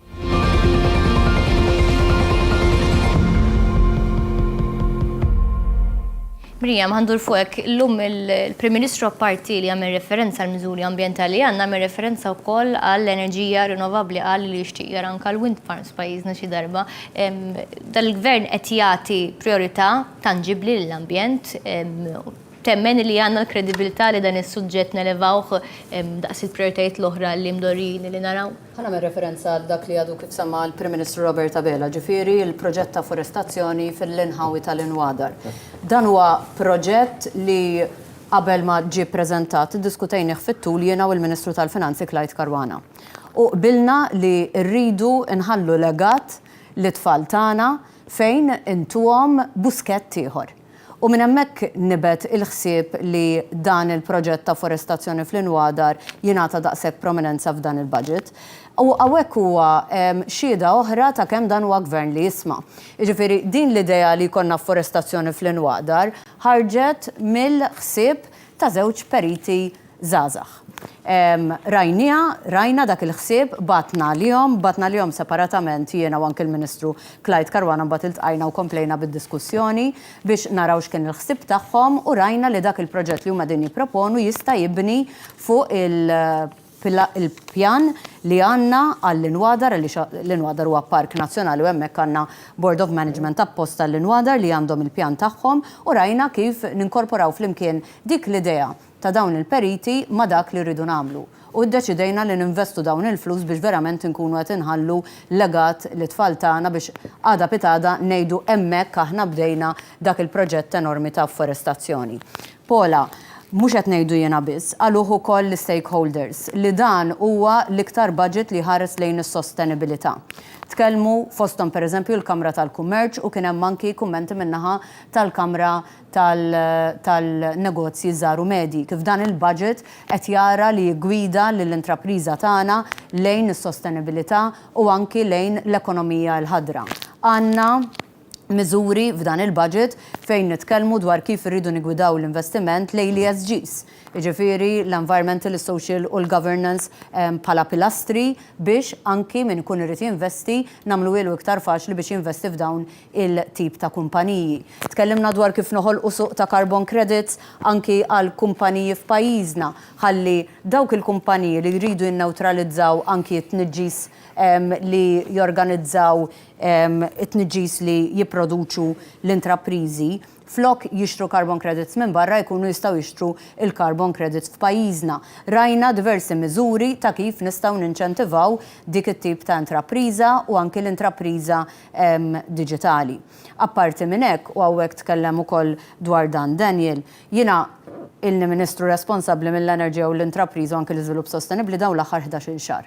Kienu 11-il xahar li kont il-ħin kollu qiegħda niltaqa' mal-korpi kostituitu mal-stakeholders differenti. Ma kienux 11-il xahar faċli, kienu 11-il xahar fejn ħadna deċiżjonijiet bl-aktar b'saħħithom u stajna nagħmlu dan għaliex kellna l-ekonomija wkoll b'saħħitha u għaliex fimna bħala gvern li meta aħna din nagħtu il-flus f'din id-direzzjoni dan la huma dberbiq, la huma ħela ta' flus, la huma flus fl-arja, la huma flus fir-ramel kif qalu il-Partit Nazzjonalista, ma dawn huma investiment fin-nies. Jiġifieri għandek gvern li huwa proud li investa mal-1.6 biljun biex nżommu l-intrapriżi għaddejjin biex naċċertaw ruħna li nżommu l-impjiegi. Imbagħad ikollok oppożizzjoni li tgħidilna il-gvern berbaq 700 miljun euro.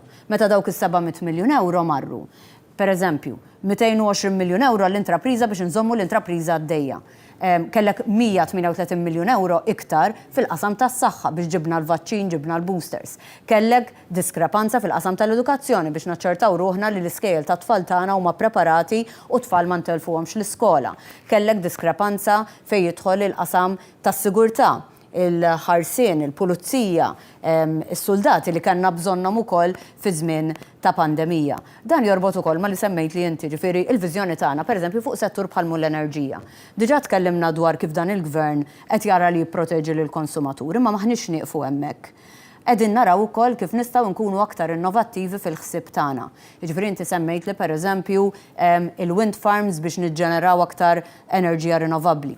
Qegħdin inħarsu lejn teknoloġija fejn jista' jkollok ukoll floating PVs fil-baħar tagħna biex inkunu qegħdin niġġeneraw aktar l-enerġija rinnovabbli. Qegħdin naraw kif nistgħu mmorru lejn enerġija aktar nadifa. Għaliex?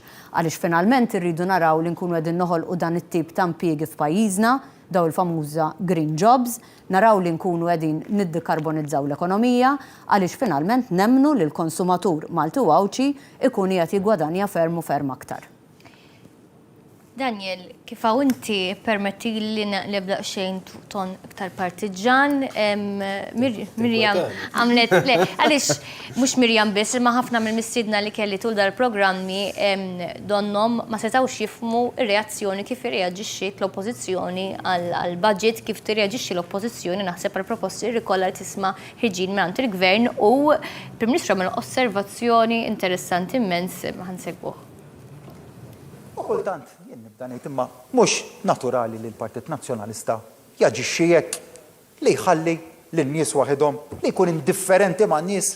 Huwa waslu biex immassakraw bl-aħniena lill-ex kap tagħhom jimmassakraw bl-aħniena lil xulxin. Se jaslu qatt biex iħossu l-weġġat tan-nies. U ftakar x'kont qedlek sur kap tal-Oppożizzjoni żenilu, ftakar sew qedlek għad jamlulek kif għamlu l-ta' qablek u dis-sena bl-istess konsistenza ngħidlek ftit differenti. Daqt jamlulek kif għamlu l-tint l-ta' qablek. Hekk ħsiebhom dak li poġġew f'dak is-siġġu fihom infushom. Ara aħna ħsiebna fil-poplu.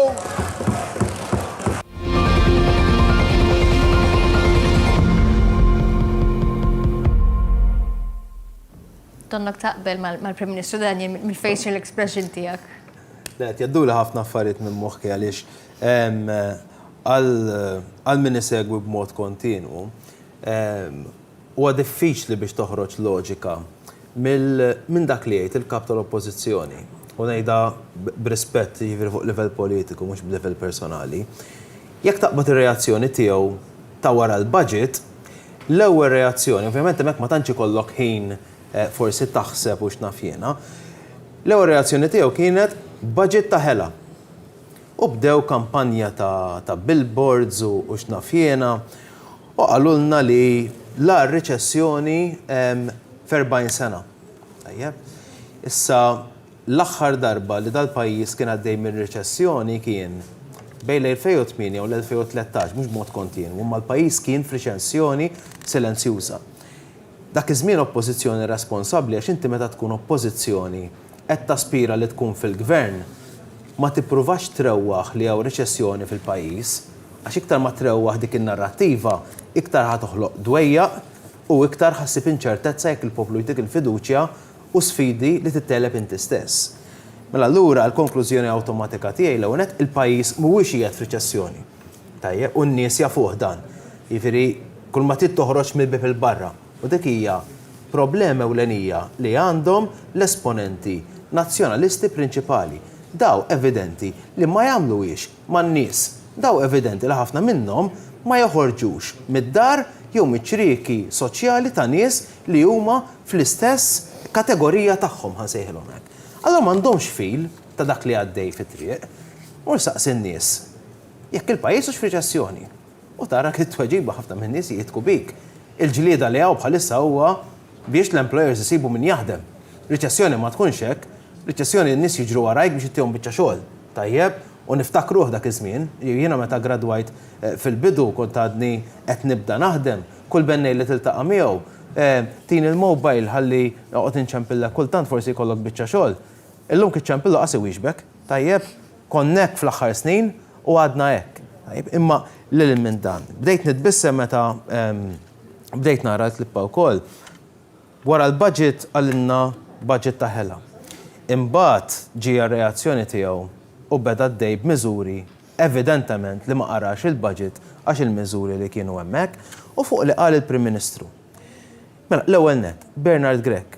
Minu? Bernard Grech sa ftit xhur ilu kien opinjonista li kun imur joqgħod jipriedka fuq xarabank fejn ma jmerreħ ħadd. Taqqa waħda da qed imexxi Partit Nazzjonalista, partit ta' sesbal 140 sena storja mingħajr esperjenza politika għax poġġew hemm u jaqra dak li jiktbulu. Evidenti, laqqas biss jiċċekkjah.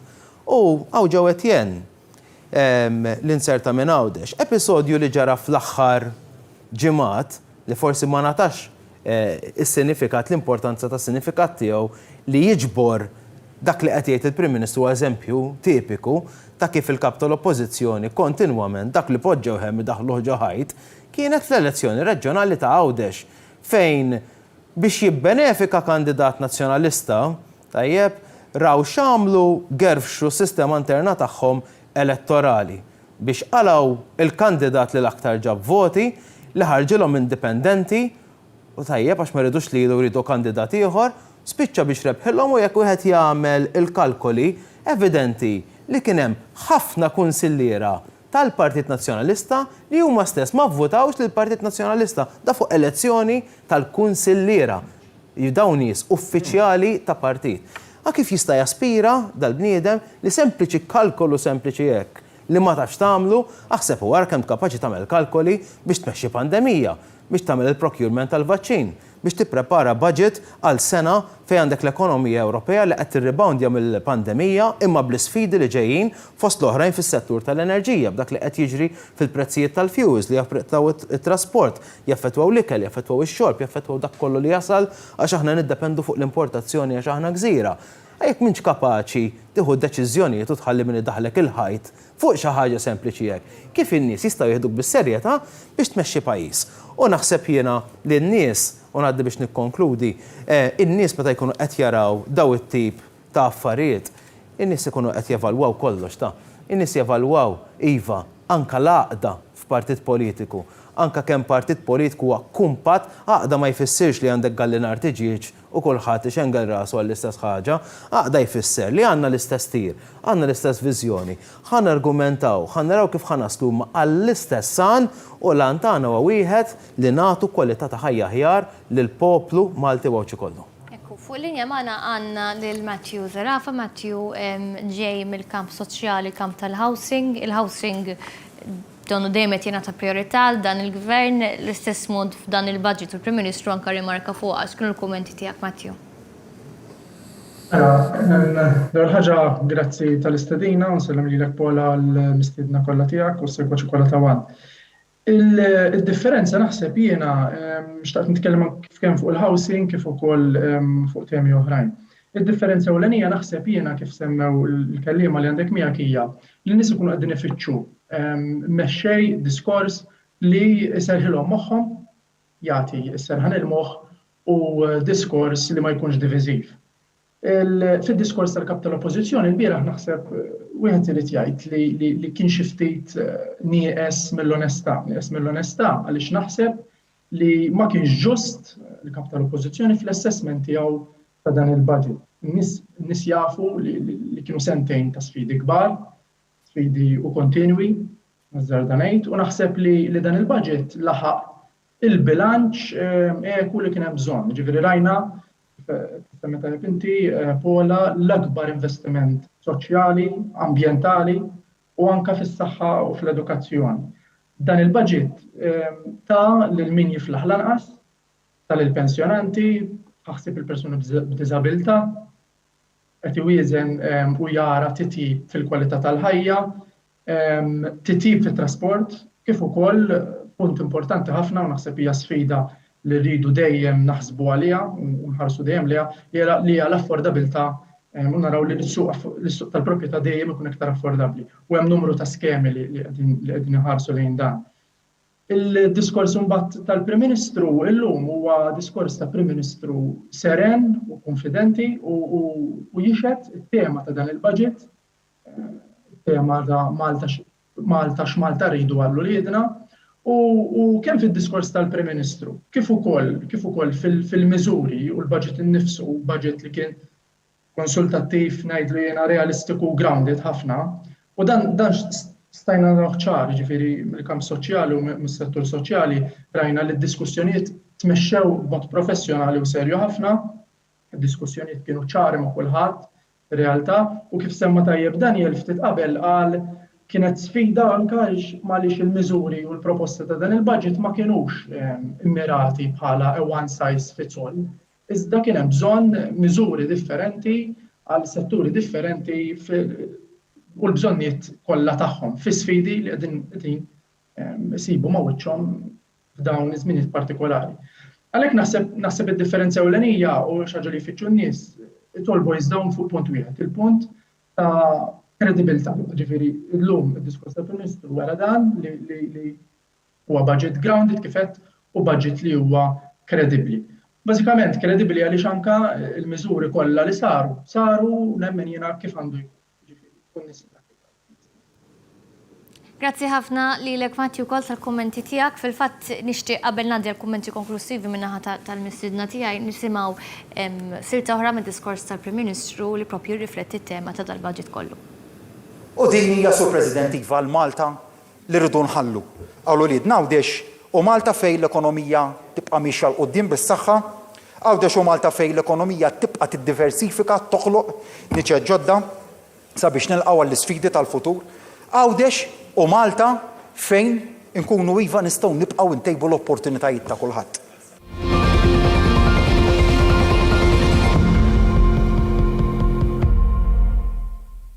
Ġewwa nibda minnek Għawdex semmija b'mod partikolari mhux Malta biss il-Prim Ministru x'inhi Malta x'inhi Għawdex illi tara li ser ikollhom uliedek anke b'dan l-ewwel budget b'din it-tema. Jiena naħseb li l-iktar tema importanti għalija hija l-kwalità tal-ħajja. Il-kwalità tal-ħajja kif qal Daniel, kif qalet Miriam, tiddependi fuq ekonomija b'saħħitha u tiddependi ħafna fuq is-saħħa tal-poplu. Il-budget jiena qed nara li b'investiment serju li ma tantx forsi semmejna llejla, ma investiment serju fid-Dipartiment tal-Outpatients Mater Dei. Investiment serju fis-saħħa mentali, refurbishment ta' Mount Carmel. Fil-budget jissemma punt kruċjali MR Linak, forsi ftit nistgħu kasu, imma MR Linak huwa mod ġdid ta' kif nistgħu nittrattaw il-kanċer mod veru avvanzat, jiswa l-miljuni, jiena proud kburi li il-gvern laburista ħaseb anki f'affarijiet bħal daw. Minix ħanoqgħod insemmi l-mediċini għall-IVF, mediċini tal-kanċer, mediċini tal-ċirkolazzjoni u qalb, mediċini għall-fibromyalgia, osteoporosi. Ġifieri dan huwa impenn sod li kull Malti wawċi għandu jkun gburi. Miriam? Bej il-biraħ u l-lum rajna differenza skjetta. Oppożizzjoni li ma titħlilhomx l-isfidi u jekk tinnota mill-ispeech tal-biraħ tal-kap tal-oppożizzjoni ma ndirizzax l-isfidi li għaddejjin anke fuq livell internazzjonali. Minflok intilef fuq ir-retorika politika. Ma tkellimx dwar l-isfidi li iffaċċjajna fl-aħħar xhur u dwar kif il-gvern laqa għal dawk l-isfidi għaliex investejna fin-nies. Minflok qed jipprova idaħħal ġo moħħ in-nies li ħlejna il-flus. Qed joqgħod jgħid li qegħdin inħallu id-dejn. Dak għalina mhux dejn. Dak huwa investiment fin-nies tagħna biex inkunu f'pożizzjoni soda li nilqgħu għall-isfidi. Illum kellek Prim Ministru li qed juri bl-aktar mod ċar li madwaru għandu tim li l-isfidi ma jdejqunix, l-isfidi narfuhom u rridu nindirizzawhom, l-isfidi nidħlulhom. U rajna dan meta il-Prim Ministru beda jelenka ħaġa wara l-oħra. Ġifri beda jelenka mod partikolari dwar is-saħħa, l-isfidi ambjentali u tat-tibdil fil-klima u s-soluzzjonijiet li aħna qegħdin nippreżentaw, l-isfidi fil-qasam tal-enerġija u l-proposti tagħna f'dak il-qasam biex nkunu ċertament spalla ma' spalla mal-konsumaturi, l-isfidi fil-qasam tal-ekonomija u l-industrija u x'inhuma s-soluzzjonijiet tagħna meta din nitkellmu dwar fejn irridu neħdu dan il-pajjiż fit-tranzizzjoni diġitali u tranzizzjoni lejn intrapriża sostenibbli u minnaħa l-oħra kellek bir-rispett kollu il-baħ tal-oppożizzjoni. U hemmhekk fejn in-nies jafu li f'dan il-gvern jistgħu jafdaw. Għaliex jafu li meta kellna sfidi, u naħseb li kbar sfida qegħdin għaddejjin minna bħalissa l-sfida tal-pandemija, flok sabu gvern jgħidilhom m'hemmx tagħmel tridu ġorru l-peace, kif kien jiġri anki fi żmien gvern nazzjonalista. Sabu gvern li qed jgħidilhom jiena spalla ma spalla magħkom, ma rridkomx titilfu l-impik tagħkom, ħanamel minn kollox biex inkun qed ninvesti fikom. Għamilna dak matul din l-aħħar sena u qegħdin nuru bl-aktar mod ċar li se nkomplu nagħmlu dan fix-xhur u fis-snin li ġejjin. Daniel? Jina li xtaqt isu biex nagħlaq da sensiela ta' ħsibijiet li qsamna flimkien ħafna drabi anke komplementajna il-ħsibijiet ta' xulxin. Jina nibda nagħlaq kif bdejt oriġinarjament. Jina ħalli ġudizzju fidejn in-nies, m'għandix dubju li n-nies segwew it-tnejn l-għadda, segwew il-bieraħ, segwew illum u jkunu qed isegwu wkoll dak kollu li jiġri fil-ġranet li ġejjin. Aktar importanti minn hekk aktar milli sempliċiment isegwu, in-nies jgħixuha l-politika għax id-deċiżjonijiet tal-gvern jgħixuhom fil-ħajja ta' kuljum, jgħixuhom fl-impjieg tagħhom, jgħixuhom fid-djar tagħhom, jgħixuhom fil-familja u kif elenka l-Prim-Ministru, ġifieri aħna għamilna elenku ta' affarijiet pożittivi li għamilna, iżda b'saqajna mal-art ngħidu u l-Prim-Ministru ewlieni fosthom anke fid-diskors tal-lejla elenka setturi u affarijiet fejn forsi jew ma minniex biżejjed jew nistgħu nagħmlu ħafna aktar. U allura aħna impenjati li nħarsu lejn il-ġejjieni tajjeb sabiex anke kif tgħid it-tema li għandna hawnhekk qudiemna inġeddu Malta flimkien u dan il-budget kien tapp oħra sabiex inħarsu lejn il-ġejjieni ta' dal-pajjiż sabiex inġeddu il-viżjoni li għandna għal dan il-pajjiż u jiena m'għandix dubju li n-nies huma konsonanti mal-viżjoni tagħna għaliex il-viżjoni tagħna ġejja propju minn dak li jixtiequ n-nies. Grazzi ħafna tal-li kontu miegħi, minna ħatana nifqu l-wafqa qasira ta' reklami, ibqgħu magħna għaliex għandna l-aħħar parti tal-programm eżattament xi niġi lura.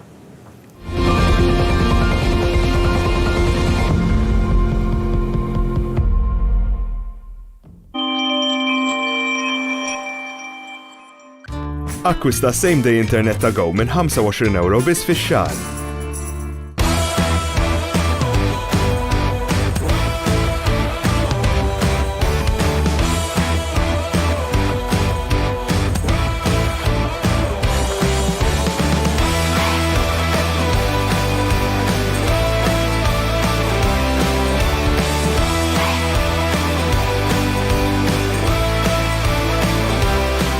Għamel użu mill-vouchers sal-aħħar ta' Ottubru.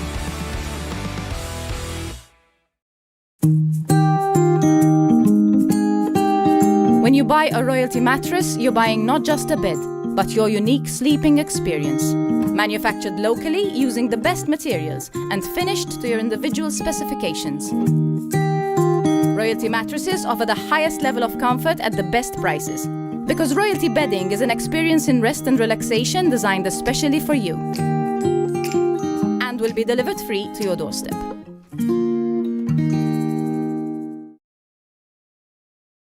(1936) Benito Mussolini jitfa' għajnejh fuq Malta. L-Ispettur Salvo Camilleri, il-ġejjini tal-Gżejjer Maltin jiddependi minnu. U minnu Salvo Camilleri? X'delli s-swed hemm fuqu? Jirnexxielu iwettaq il-missjoni tiegħu. Kamerata, romanz ġdid ta' Alex Farrugia, rebbieħ tal-Premju Nazzjonali tal-Ktieb. Meta s-servizz personalizzat huwa importanti għall-klijenti tiegħek, ifisser li huwa importanti għalik ukoll. Saħħaħ in-negozju tiegħek b'internet li tista' tafda fih u servizz ta' customer care li jixraq lilek. Melita Business, inspired by people like you. Sufanijiet tal-aqwa kwalità, stili u isin varjati li jinħadmu f'materjal differenti bħal ġilda, microfiber u f'kuluri varjati. Ħafna mis-sufani huma attrezzati b'recliner manwali jew inkella electric għal kumdita tagħkom. Għażla kbira ta' sofa beds heavy duty ta' kull għamla u materjal. Pultruni motorizzati b'żewġ muturi bil-power lift biex tgħin persuna tqum bil-wieqfa. Ejja għand Fair Deal Furniture għal delivery immedjata fuq ħafna mudelli għax għand Fair Deal Furniture issib kollox in stock. Rid nagħmel saqaf tal-ġipsum u konfondejt il-minsen qabbat.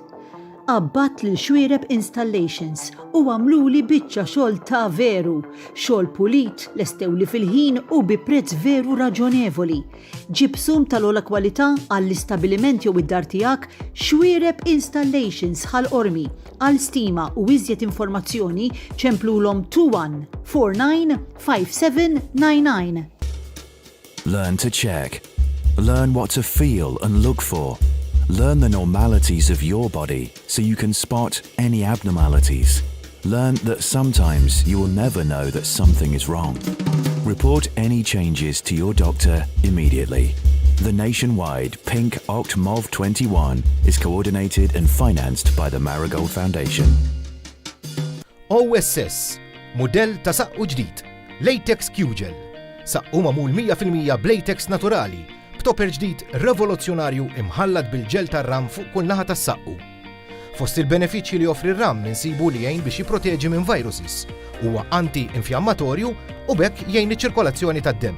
Ejjew żuruna fix-showroom tagħna il-Marsa.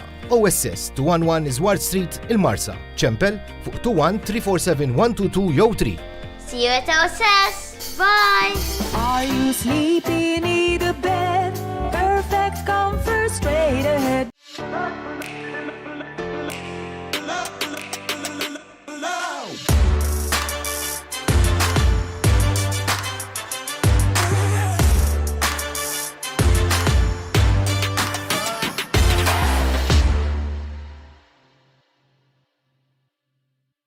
Make your home a safe and tranquil place for those who matter the most. You can't buy peace of mind, but you can invest in Schneider Electric protective devices. Available at Electra and ESS. This October, every resident in Malta will be required to take part in the 2021 census. Participation is mandatory. Information provided is guaranteed to remain confidential.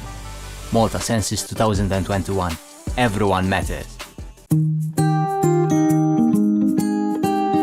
When you buy a Royalty mattress, you're buying not just a bed, but your unique sleeping experience.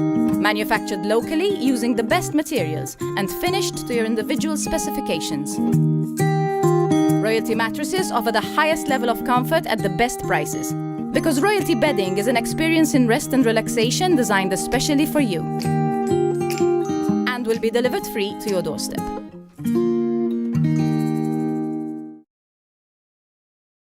Il-veloċità tal-mobile internet tagħna twaslek biex tkun l-aqwa u l-aħjar.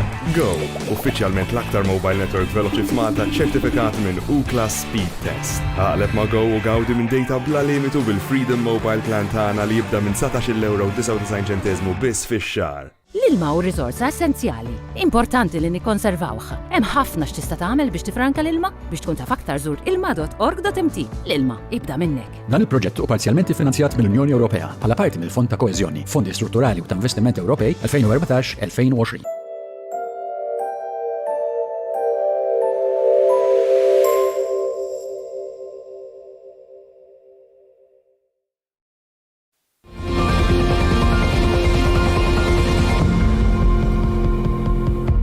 L-imħabba lej pajjiżna u lejn uliedna. Mana taf fej qiegħed. Dal-baġit u rejna fej tħabbat qalbna. Erġajna tħallna l-dawk l-aktar vulnerabbli. Erġajna ma daħħalna l-ebda pis fuq in-nies. Erġajnu rejna li jaħna l-moviment tal-idejat, tal-bidla, tal-riformi, tal-ġejjini. Ġejjini fejn inkomplu ntejbu lil pajjiżna, ġejjini fejn Malta tkun xempju ta' dinamizmu, ta' sostenibilità u tal-ġustizzja maqudin flimkien bħala tim Malta. Awċin u Maltin se nibnu prosperità ġdida. Din Malta li rrejdu għal uliedna. Ringrazzja l-Prim Ministru.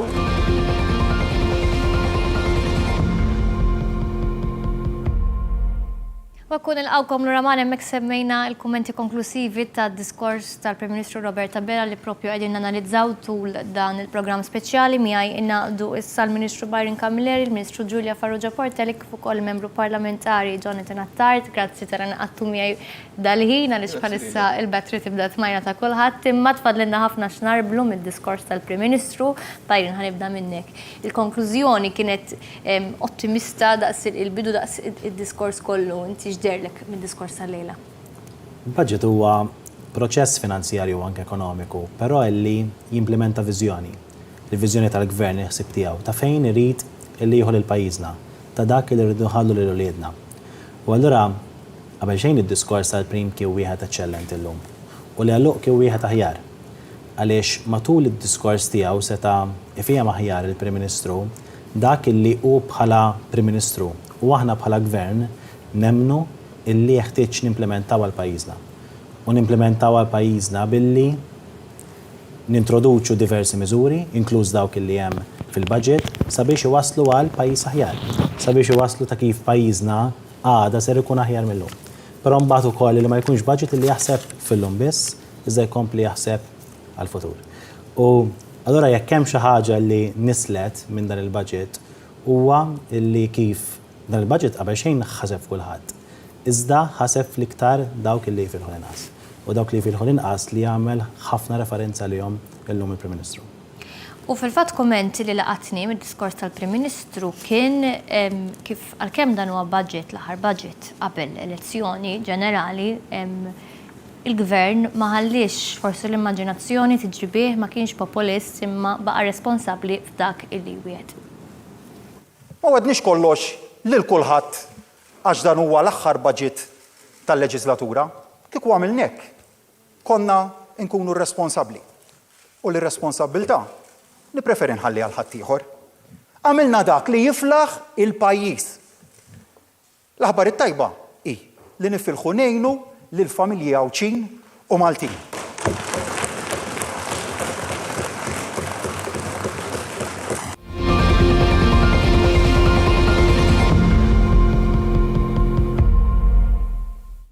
Għaliex biex tkun kredibbli tkun responsabbli fil-twiet.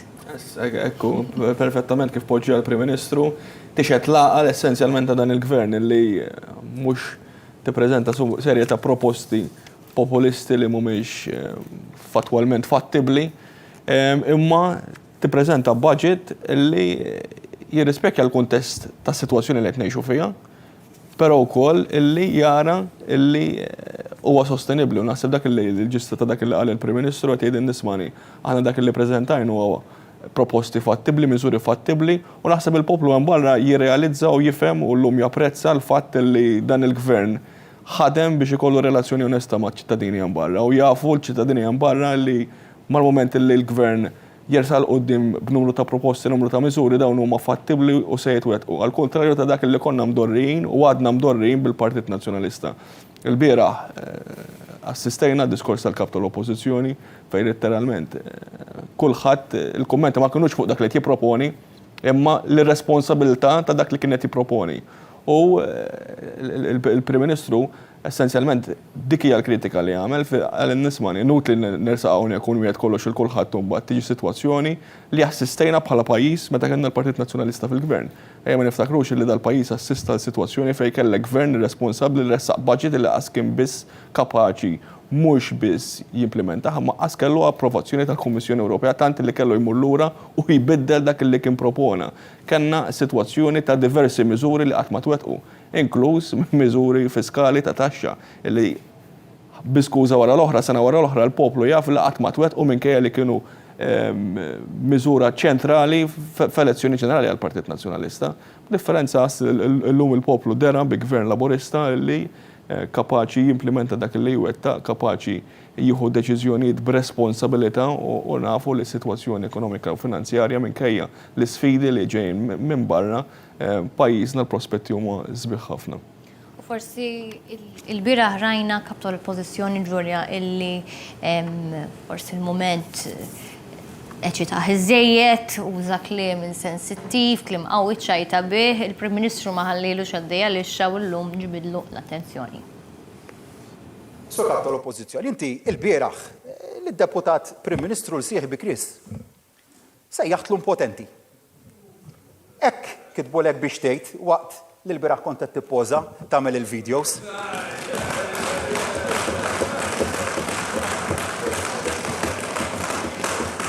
Ħsibtu li se ddaħqu, imma minn flok għadek ma tafx kemm weġġajtu nies. Għadek lanqas taf kemm kont insensittiv. Però ma ħadtix bi kbirax illum il-ġurnata l-arroganza u l-insolenza tagħhom drajnihom. Però li nista' ngħidlek ħaġa waħda. Ħaġa waħda ngħidlek biss lin-nies, in-nies se tiġġudikat. Bħalma se tiġġudika d-deputat Prim Ministru. Dak li intetlu impotenti, il-World Health Organization tirreferi għalih bħala awtorità u tfaħru.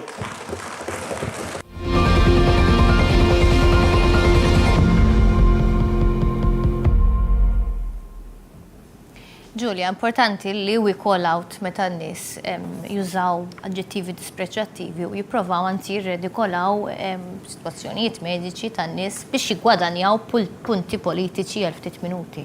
U il-poplu dejjem jurina Pola, dejjem jurina illi fl-aħħar mill-aħħar in-nies ma jridux politika tal-firda, politika li tkun negattiva. Aħna nkunu man-nies, u sadalodu stess meta nkunu qegħdin fid-djar tan-nies jgħidulna kemm kien insensittiv il-kap tal-Oppożizzjoni meta għajjar nies pereżempju familji koppji li bħalissa għaddejjin mill-IVF.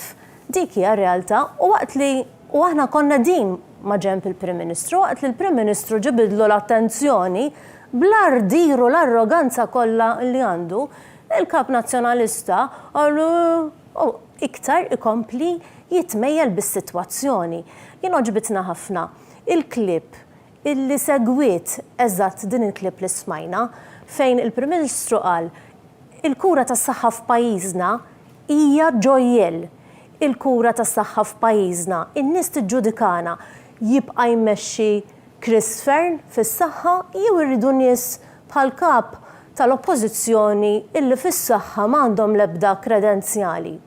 U f'dik il-klip, il-Prim Ministru semma s-servizzi ġodda illi se nkunu qegħdin inniedu fis-saħħa minn Jannar illi ġej, lista twila, fosthom nies li għandhom kundizzjonijiet tal-qalb, nies li qed jużaw mediċini bħal Xaralto li nafu li huwa pis finanzjarju meta kaxxa tiswa €90 u allura aħna dawn il-familji se ngħinuhom.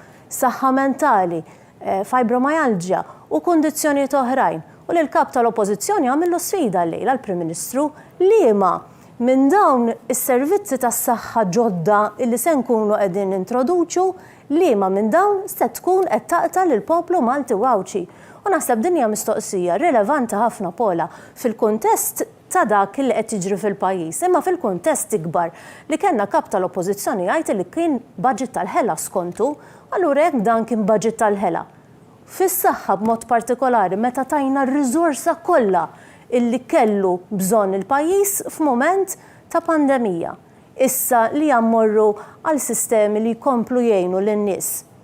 Liema minn dawn is-servizzi se jaqta' hawnhekk tidħol il-kredibilità għaliex f'kull minuta li tgħaddi mis-silenzju tiegħu il-kap tal-Oppożizzjoni aktar qed inissel dubju fl-elettorat.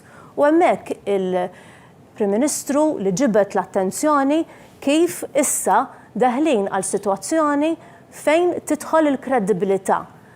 Gvern laburista li dak li wieħed wettqu u dak li qed iwieħed jaf ikkostjaħu li jaf li jista' jwettqu ħdejn il-baħ tal-Oppożizzjoni li diġà qalet li dan budget tal-ħela.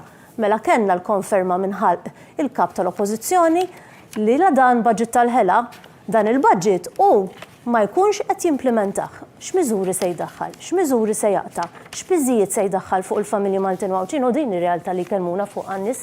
Ara kemm il-kap tal-Oppożizzjoni qed jgħidilna elezzjoni u mhux. Fil-verità dan li nkwethom in-nies jekk jitla' Bernard Grek aħna fejn se jitfana fis-sitwazzjoni finanzjarja tagħna.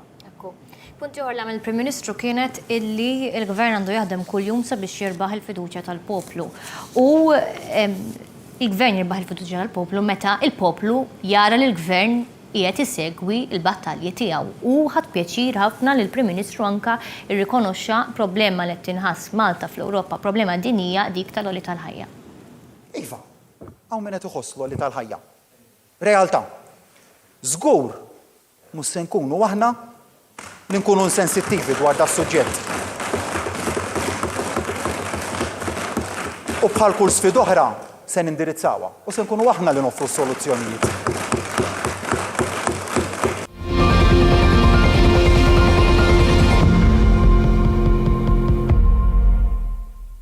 Barin dinja sfida kbira oħra l-gvern, sfida kbira mhux daqs il-pandemija, kważi daqs il-pandemija li għaddejna.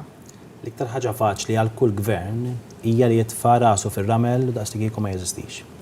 Iżda naħseb u rejna da 8-9 snin li jenna fil-gvern illi kontinwament ma nagħmlux hekk. U naħseb illi n-nies għalhekk baqgħu jafdawna għaliex jafu li aħna l-isfidi tagħna bħala pajjiż niffaċċjawhom u nindirizzawhom. Ta' qabilna kienu iddaħlu piżijiet ġodda meta kienet jiddiskutu budget. Piece wara piece wara piece. Dan il-gvern għażel li ma jagħmilx hekk. Illum il-Prim Ministru ta' eżempju wieħed naħseb wieħed mill-aktar ċar. Piece li għandu kull wieħed u waħda minnha jew ħafna minnha huwa l-prezz tal-fuel. Illi f'diversi pajjiżi Ewropej bħalissa din naraw kif dan qed jisplodi u fil-waqt li f'Malta mhux biss talli ma splodix talli kellek anke prezz ta' fuel li raħas matul is-sajf illi għadda. U allura bħala gvern għażilna aħna illi ma nitfgħux piżijiet fuq il-familji Maltin u Ewċin. Minn aħra konxi illi hemm piżijiet illi huma importati. Illi allura jekk kollha prodott barra awtomatikament konsumaturi Maltin se jintalbu illi jħallsu dak il-prezz ukoll. Iżda minflok għażilna illi nassistu aktar il-familji Maltin u Ewċin. Kienet tkun faċli ħafna lina li ngħidu isma' ma dan ġej minn barra aħna se nifqu hemmhekk. U minflok rajna illi naqbdu setturi partikolari tas-soċjetà tagħna dawk anke li filħu l-inqas u nassistuhom mod aggressiv ngħid jien. U allura l-mistoqsija hija għalfejn. Għalfejn għaliex qalbna tħabbat fil-post tajjeb. Għaliex ir-raġuni għalfejn twaqqafna aħna bħala Partit Laburista għadha hemmhekk u għadha hemmhekk valida sal-lum. Illi qalbna tħabbat mal-ħaddiem, qalbna tħabbat mal-pensjonant, qalbna tħabbat ma' dak il-persuna b'diżabilità, qalbna tħabbat ma' dawk il-persuni li fl-aħħar tax-xahar tkun xejn diffiċli għalihom sabiex ileħqu. U allura rajna matul dan il-budget li kontinwament nagħtu għajnuna fejn u lil dawk in-nies li għandhom bżonna. Nerġa' ngħid l-iktar ħaġa faċli kienet tkun illi ninjoraw dawk ir-realtajiet. L-iktar ħaġa faċli kienet tkun illi ngħidu li hemm aħna kulħadd sejjer tajjeb ta'. Iżda Prim Ministru ma jagħmilx hekk u aħna bħala Gvern tal-Partit Laburista ma nagħmlux hekk. U dawn kienu mbagħad fost diversi miżuri oħra sabiex ngħinu pockets partikolari tas-soċjetà tagħna. Jekkux għal dawk li jagħmlu l-overtime, jekkux għal dawk illi jagħmlu part-time, jekkux għal dawk illi jaqbdu tal-linja. Diversi pockets tas-soċjetà tagħna illi ġew targeted mod partikolari u mbagħad għalhekk dan huwa l-iktar budget soċjali fl-istorja ta' pajjiżna. Fuq linja magħna għandna Nikita Zammit Alamango, President ta' Nisa Laburisti. Nikita, nsellimlek, ġderlek mid-diskors tal-Prim Ministru lejla. Nsellem Pola u nsellem il-Ministri kollha li għandek fis-studju kif ukoll is-semmija ta' Wan. Ovvjament kien diskors eċċellenti, diversi aġġettivi anke wieħed isegwi fuq il-midja soċjali u anke fil-gazzetti illi jagħtik naħseb li nistgħu nużaw kliem bħal statesman u x'naf jien, imma naħseb l-iktar aġġettivi li vera jolqtu ir-realtà hija li jispira il-pożittività, illi jispira il-viżjoni li vera għandu għal pajjiżna u jagħtik il-fiduċja tal-kompetenza li għandu l-Gvern Laburista preżenti bit-tim kollu li hemm madwar il-Prim Ministru. U l-kredibilità li matul dawn l-aħħar snin irnexxielu jibni sena wara l-oħra il-Gvern Laburista, ġifieri dak kollu li aħna minna tru l-Partit Laburista illum qed jiġi mwettaq fil-Gvern. Min-naħa l-oħra anke nitkellem b'mod anke ta' partit issa, qed naraw kif il-partit matul dawn l-aħħar xhur kien u snin kien il-magna katalista wara dan il-Gvern xorta. Ġifieri x'kienet tkun l-iktar faċli li noqogħdu nieħdu a backseat kif ngħidu bl-Ingliż, inħallu l-gvern jaħdem, forsi ħafna nies li involuti fil-partit ikunu impenjati ħafna, imma ma sarx hekk. Jiġifieri sena wara sena, speċjalment mod reċenti anka waqt eqqel tal-pandemija, rajna il-Partit Laburista iniedi proċess li anka nieda il-deputat mexxej Daniel Mikallef tal-Mittidea pereżempju. Rajna il-Forum Żgħażagħ Laburisti minn ta' quddiem net b'diversi proposti għal dan il-gvern. Rajna n-nisa laburisti ikomplu jitkellmu dwar issues li verament jorqtu fil-laħam il-ħaj tal-familji Maltin u Għawċin. U allura qed naraw stampa verament differenti. Stampa ta' gvern illi qed jaħdem partit in the background illi tikompli jkun li jixpruna l-bidla. U oppożizzjoni li għandha il-ħin kollu f'idea biex tipprova tara x'tista' tagħmel aħjar u minflok toħroġ laqqas jiġifieri kienet kapaċi taqbad il-budget u forsi tikkritikah. Jiena kif qal il-Prim Ministru, kif qalu diversi nies, ma nippretendix l-oppożizzjoni toħroġ iċċabċab u tajt proset inkomplu. Jiġifieri imma kulħadd jippretendi li iva l-oppożizzjoni tagħmel kritika kostruttiva u mhux slogans bħal berbi u ħela. Berbi u ħela meta inti għandek investiment fin-nies, f'kull livell tas-soċjetà, faxex differenti, niċex differenti tas-soċjetà biex kemm jista' jkun norqtu n-nies li forsi anke fil-passat bħalma tkellem anke llum il-Prim Ministru fuq l-ambjent. Kien hemm ċertu affarijiet li ħadu iktar importanza fil-passat. Illum, għaliex ħafna minn dawn l-issues ġew solvuti u ġew indirizzati, illum l-ambjent huwa importanti u kważi verament oġobni l-punt li qal li l-ambjent u l-tibdil fil-klima, per eżempju, huma importanti daqskemm kienu l-pandemija fl-aħħar xhur. U rajna kif il-Prim Ministru u t-tim tiegħu kien kapaċi jħendilja bena l-kredibilità, kien verament kompetenti fejn daħlet il-COVID-19. U m'għandix dubju li fi żmien li ġejn l-istess ħannaraw fuq issues illum il-ġurnata saru importanti ħafna. U dan il-budget kien it-triq il-qudiem ta' fejn irridu naslu. Jekk kienx fejn, pereżempju, miżura li vera laqtitni, it-tibdil fil-faċċati tal-binjiet Maltin. Jiġifieri faċli tikkritika, faċli li tajt li jinnafaw wis bini u wis kostruzzjoni f'pajjiżna, imma fl-aħħar mill-aħħar rajna kif anke spjega Daniel qabel it-tibdil li sar fit-2006 permezz tal-local plans li taw ma nbidlux. Imma llum rajna kif permezz tal-budget sew il-Ministru tal-Finanzi kif ukoll il-Prim Ministru ħabbru diversi inċentivi biex il-Maltin jibnu forsi b'mod isbaħ, ngħidu hekk. L-investiment fis-saħħa. L-IVF, ma nistax ma nsemmix il-mediċini b'xejn fl-IVF għal darb'oħra kellu jkun gvern laburista illi ħajjejn il dawk il-familji, forsi again, mhumiex fil-maġġoranza tagħhom, imma lina familja waħda li qed jipprova jkollha tfal u qelbati fis-silenzju għan barra, dan mhux berbi, dan mhux ħela ta' flus, dan huma investiment fil-familji Maltin u Għawċin li qed jippruvaw ikabru l-familja tagħhom. U dinja waħda li nistgħu nkomplu nsemmi għexieren ta' korrossi. Eżattament. Grazzi ħafna. Ekku, li konsa nsemmi l-aħħar waħda, ġifieri berbi uħla ta' flus u fl-istess ħin qed jgħid illi għandna deficit li qed jikber imma l-miżura li għamel il-kap tal-Oppożizzjoni kienet biex inaqqas it-taxxa ta' min jaqla aktar minn 60,000 u 80,000 fis-sena. Jiġifieri, again, inkonsistenza u turi li l-viżjoni verament mhix waħda li wieħed jargura li jixtieq ikun Prim Ministru fil-futur. Grazzi għalina. Grazzi ħafna lilkom. Grazzi immens Nikita, komplementa lejla tajba lilek ukoll. Suġġetti uħor diffiċli iżda l-indirizza head-on il-Prim Ministru il-lejla kienet dik tal-FATF fejn il-Prim Ministru għal darbohra ta' tama lil min forsi jinsab inkwetat dwar dan is-suġġett u tama li tik l-ottimizmu tiegħu il-Prim Ministru li d-sfida wkoll se tinqeleb. Istituzzjonijiet tagħna lesti wkoll iqumu għall-okkażjoni. Fanqas minn sentej f'nofs pandemija fil-qasam tas-saltna ta' dritt tagħmilna dak li ma sarx mill-indipendenza sur President. Fanqas minn sentejn għamilna rivoluzzjoni sħiħa fil-governanza tajba u fil-qasam ta' dritt. Se nkomplu naħdmu iva biex nissodisfaw l-action plan qasir illi ġie maqbul flimkien mal-FATF biex inkomplu nuru kif ir-reġim tagħna kontra l-ħasil ta' flus u kontra l-finanzjament tat-terrorizmu mhuwiex biss robust minn aspett ta' liġijiet iżda wkoll mill-att effettività.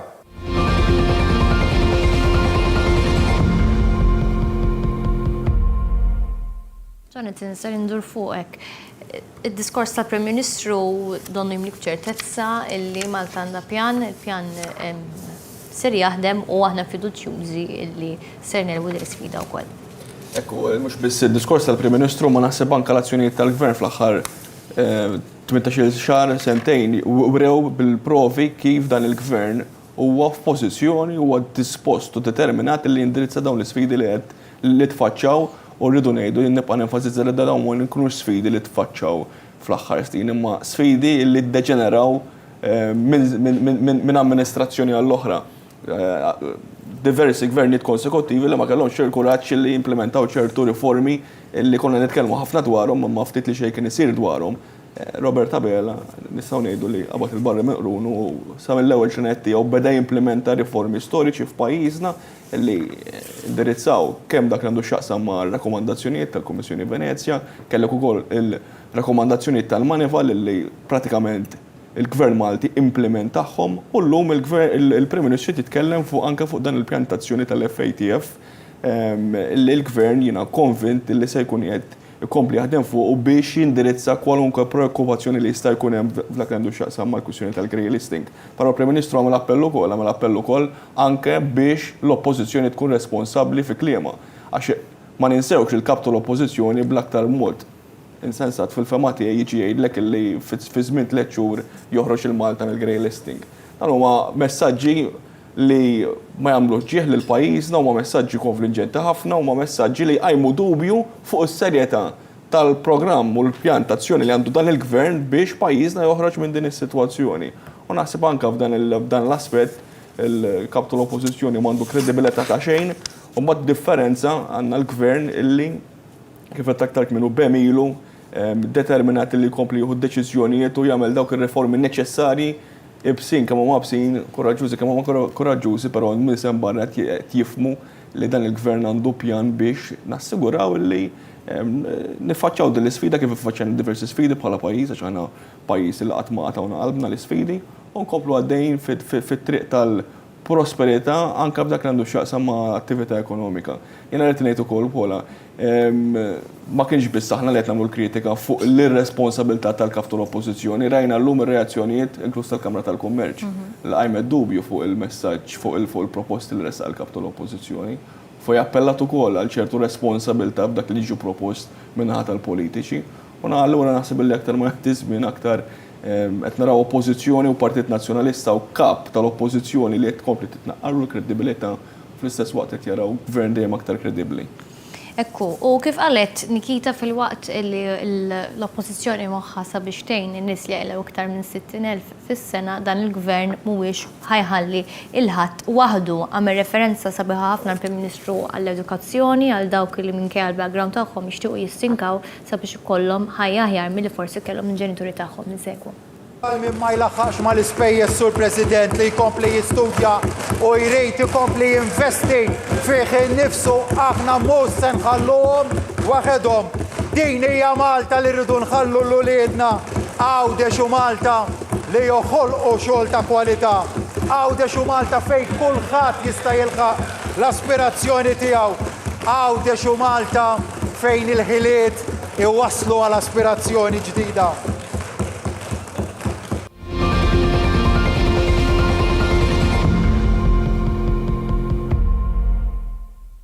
Ġulja, ser ndur fuqek kemmu sabiħ li tgħix f'pajjiż fejn jekk għandek l-aspirazzjoni taf li minkejja l-background tiegħek ser jirnexxielek tilħaq dak li tixtieq. U bil-fatt il-Prim Ministru qed jagħti dik lodda li għandhom bżonn iż-żgħażagħ. Iż-żgħażagħ tkellimna magħhom u fis-sigħat li għaddew ikkummentaw fuq il-miżura illi ħabbar il-kap tal-oppożizzjoni li għatihom 500 euro biex jagħmlu safra bħal dak li qallu huma mċaħdin milli huma jistgħu jagħmlu safra. Aħna l-żgħażagħ tagħna tajnihom bħalma tajna lil kull membru tal-familja oħra il-vouchers biex jintefqu f'pajjiżna imma qed nagħtuhom l-ikbar għodda li inti l-istipendju tiegħek bħala żagħżugħ u żagħżugħa se jiżdied b'10%.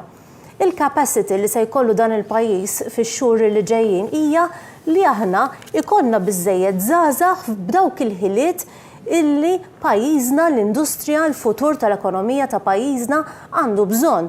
biex allura s-sistema edukattiva tkun in-line mal-aspirazzjonijiet u l-ħolm ta' dan il-pajjiż.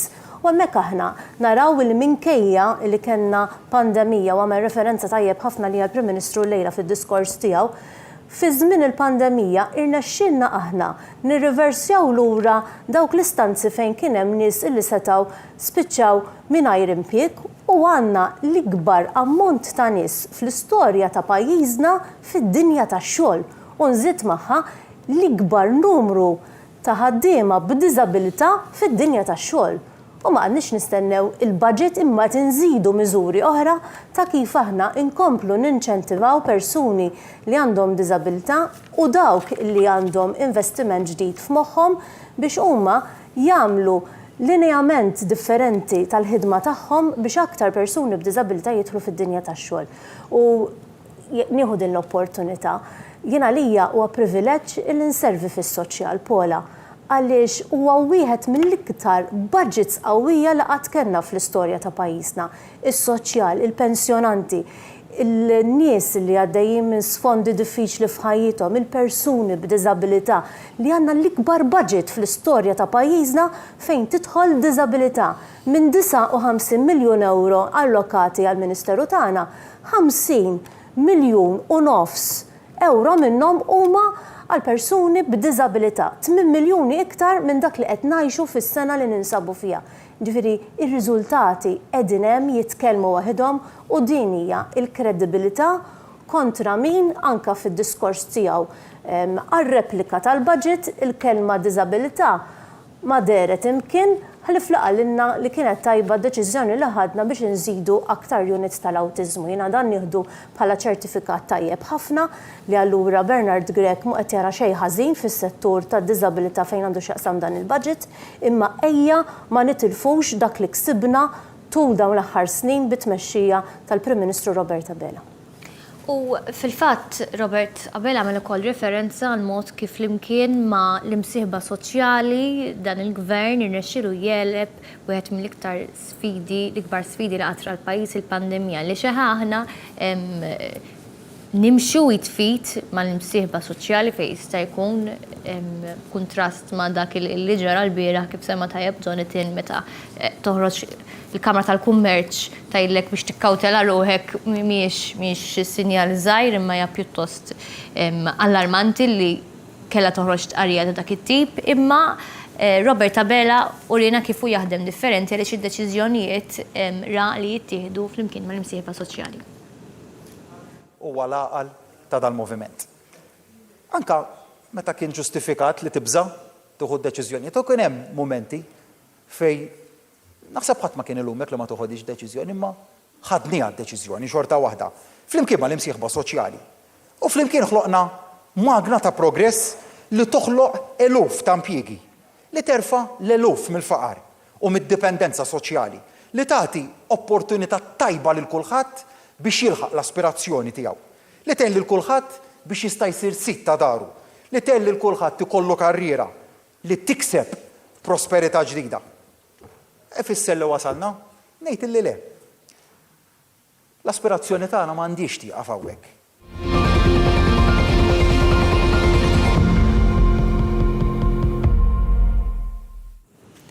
Byron, il-kommenti tiegħek. Din il-parti tad-diskors tal-Prim Ministru tfakkarni fil-pandemija u fil-bidu tagħha. Fil-bidu tal-pandemija jiena flimkien ma' oħrajn, ovvjament konna il-persuni fejn kien hemm is-setturi l-aktar li probabbilment kienu se jitlaqtu. Is-saħħa, s-sigurtà, l-ekonomija u x-xogħol. Forsi ma nafx hekk ninsa xi setturi oħrajn. U niftakar kemm kellhom jittieħdu deċiżjonijiet. U naħseb dak iż-żmien huwa l-bidu ta' Robert Abela bħala Prim Ministru. L-iktar żmien qiebes naħseb li għadda kull Prim Ministru fl-istorja ta' pajjiżna, iżda wkoll fejn wera x'kapaċitajiet għandu Robert Abela dakinhar. U Robert Abela flimkien imbagħad mal-bqija tat-tim kompla juri illi huwa bniedem illi huwa politiku huwa mexxej illi jieħu deċiżjonijiet. U ma nistax ma nitbissimx għaliex naħseb għandna obbligu illi npoġġu f'kollox fuq il-miżien. Robert Abela u t-tim tiegħu illi ħa 1100 deċiżjoni waqt pandemija, mal-ftit deċiżjonijiet illi kellha tieħu l-oppożizzjoni u ta' kif ħaduhom dawk id-deċiżjonijiet. Il-Prim illum għadda żewġ battuti ħelwin fuq x'kienu qed jipproponu l-oppożizzjoni, eċetera. Meta kien hemm qed jgħidilna li l-vaċċin mhux is-soluzzjoni. Meta kien qed jgħidilna suġġerimenti li kienet ċarissima li huma suġġerimenti ta' persuni li qataw qalbhom qabel daħlu għall-ġlieda. U il-Prim spiċċa b'kelma għal it-tama l-aħħar li tmut u qal li aħna jeħtieġ nibqgħu persuni li kontinwament inħarsu l-qudiem. Għaliex kieku dak iż-żmien tajna qalbna, kieku maħniex fis-sitwazzjoni qegħdin illum. Illum nistgħu nħarsu lura lejn il-pandemija u ngħidu Malta kienet waħda mill-aħjar pajjiżi illi kif mexxiet il-pandemija. Minn kull aspett, saħħa, edukazzjoni, sigurtà, l-ekonomija tagħna, x-xogħol tagħna. U dan stajna nagħmluh għaliex konna focused u kellna riżorsi kollha sabiex nagħmluh. Però stajna tilqu niġru l-qudiem ukoll. L-istess mod illi konna hemmhekk fuq quddiem waqt qed niġġieldu pandemija, issa li jekk Alla jrid qed inħarsu ftit mal-ġemp u l-pandemija ħalluha tgħaddi, aħna wkoll bħala pajjiż issa rridu nkunu minn tal-ewwel. U dan il-budget jagħtina sisin sodi sabiex nagħmlu dan. Dan il-budget ipoġġi sisin sodi sabiex il-persuni kollha f'Malta u Għawdex li kollhom sisin sodi fuq xi jitilqu, deċiżjonijiet li nieħdu li nistgħu nkomplu nimxu l-qudiem, li jkun forward looking. Naħseb waħda mill-ikbar differenzi kbar li stajt ninnota bejn id-diskors ta' Bernard Grech il-bieraħ u d-diskors tal-Prim Ministru llum huwa li l-Prim Ministru kontinwament taħares il-qudiem, il-Prim Ministru kontinwament jara kif ser nibdlu l-affarijiet għall-aħjar għall-futur ta' pajjiżna, għal uliedna. Fil-waqt li Bernard Grech aktar moħħu x'kien jiġri 20 sen ilu, aktar moħħu x'kien jiġri 10 sen ilu, aktar moħħu x'kien jiġri meta il-Partit Nazzjonalista kien fil-gvern qed nitkellmu 9 snin ilu issa, milli kif għada l-familji Maltin u Għawċin jistgħu jkunu aħjar. U fil-fatt inti semmejt it-tim illi kellu l-Prim Ministru biex mexxiet pajjiżna fil-pandemija, tim illi donnu llum urina li kien is-sigriet tas-suċċess tiegħu u l-fatt li jmexxi gvern maqut minn kull sfida li Malta taffaċċja ruħha biha. Aħna urejna li naħdmu differenti, urejna li bħala tim Malta nistgħu naffrontaw kull maltemp u xorta nibqgħu mixin il-qudiem. Għalhekk, Sur President, għandna lanqas nies jirreġistraw għalhekk għandna nqas nies fuq il-waiting list tal-akkomodazzjoni soċjali. Għalhekk għandna nqas nies jiddependu fuq l-assistenza soċjali. Hekk għandna l-bażi biex flimkien nilħqu aspirazzjonijiet ġodda. Kien da suċċess, Sur President, li hu l-bażi tal-irkupru ekonomiku spettakolari li għandna f'pajjiżna. Tafu kemm hu tkabbir ekonomiku aktar minn 13%. Livell ta' ġid nazzjonali li suppost se nilħuq is-sena d-dieħla, imma li kważi lħaqni issa. Diġà.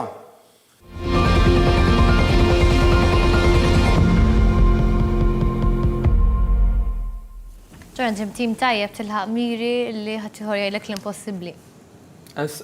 Naqbel perfettament mal-kummenti tiegħek u naħseb jiena dan iż-żmien li semma l-Ministru aktar kmieni ta' sfida fejn kienu jittieħdu d-deċiżjonijiet huwa żmien li ħajiddistingwi lil pajjiżna, ħajiddistingwi l-pajjiżna pożittivament għax kemm insemmu aspetti forsi ta' sfida. Fil-verità naħseb jiena hemm element li ħajibqa' jissemma f'ċirkostanzi bħal daw li għaddejjin minnhom forsi u ħirġin minnhom bħalissa, jalla ma nerġgħux ngħaddu minnhom, però naħseb jiena il-mod kif pajjiżna tmexxa f'din is-sitwazzjoni bla preċedent, naħseb ta' minn wieħed jixtaru sew fi żmien li ġej għax ittieħdu ċertu deċiżjonijiet illi qed nibdew naqtaw l-frott tagħhom issa il-tkabbir ekonomiku li semma l-Prim Ministru.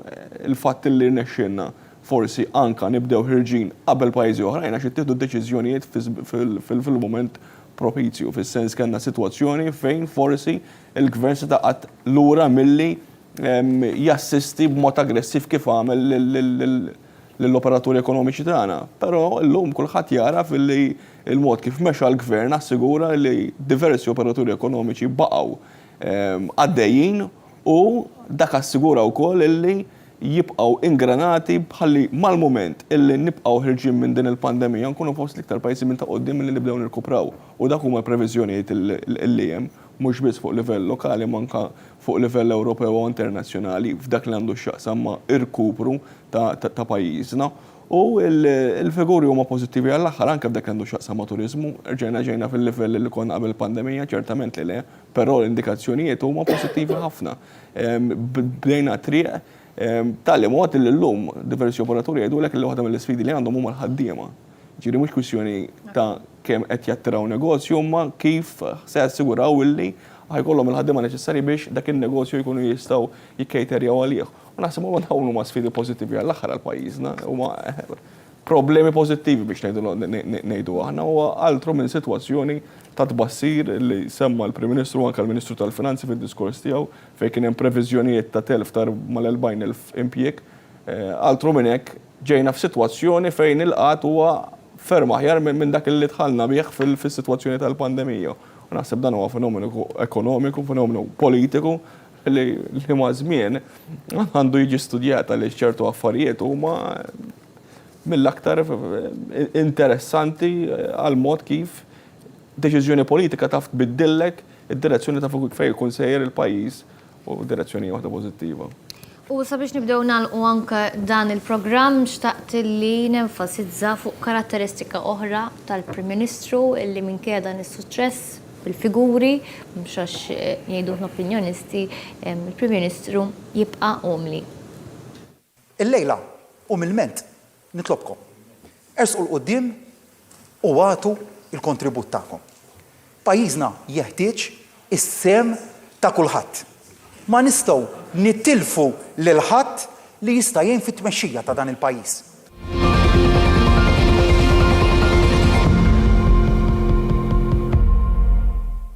Ġulja, dal-appell li juri li l-gvern huwa tan-nies, il-gvern jagħmlu n-nies u l-gvern mhuwiex lesti jitlef in-nies. U fuq livell politiku naħseb kien wieħed mill-isbaħ messaġġi li bagħat illejla l-Prim Ministru għaliex qed juri illi meta qiegħed fit-tmexxija ta' partit politiku ta' tmexxija fil-gvern, irid jara li bħala partit, bħala gvern nibqgħu partit ħaj. U naħseb din hija l-kobor ta' Robert Abela illi jekk rajna f'dan is-sena u nofs kif mexxa, semmejna l-isfidi, semma tajb ħafna Byron id-deċiżjonijiet li kellna nieħdu fit-12 xahar illi għadda. Imma il-Prim Ministru diġà bida jibgħat messaġġi b'saħħithom fuq diversi riformi li rridu mmorru għalihom fix-xhur li ġejjin.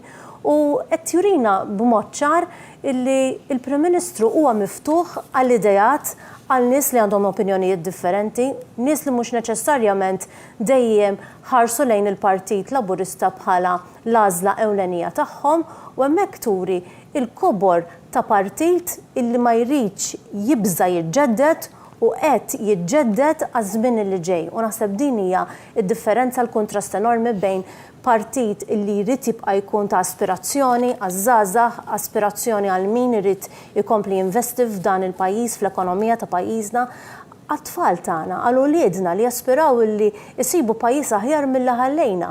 U din hija kruċjali ħafna f'partit politiku li ma trid tibża qatt li tkompli tiġġedded u dan l-appell jiena narah wieħed bħala wieħed mill-isbaħ għaliex fl-aħħar mill-aħħar se jagħti direzzjoni importanti ħafna fil-ġimgħat u x-xhur li ġejjin f'kuntestu wkoll fejn il-Prim Ministru qal fl-aħħar mill-aħħar il-poplu għandu għażla. Jekk dan il-budget aħna rridu narawh illi jitwettaq fil-mod intir tiegħu, irid ikun gvern laburista li jibqa' jmexxi dan il-pajjiż. Grazzi ħafna Żrila, grazzi Johnson, grazzi Byron tal-li kontu magħna, grazzi l-tim tekniku kollu li tella daw il-programmi speċjali kollha brabta mal-budget 2022, grazzi lilkom tal-li seguna.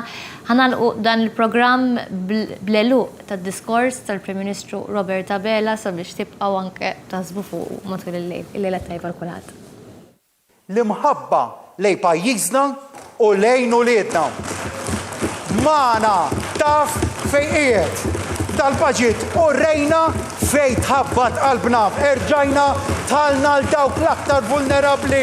Erġajna ma daħħalna l-ebda pis fuq in-nies, erġajnu rejna li aħna l-moviment tal-idejat, tal-bidla, tal-riformi, tal-ġejjieni, ġejjieni fejn inkomplu ntejbu lil pajjiżna, ġejjieni fejn Malta tkun xempju ta' dinamizmu, ta' sostenibilità u tal-ġustizzja maqudin flimkien bħala tim Malta, Awċin u Maltin se nibnu prosperità ġdida. Din Malta li rrejdu għal uliedna.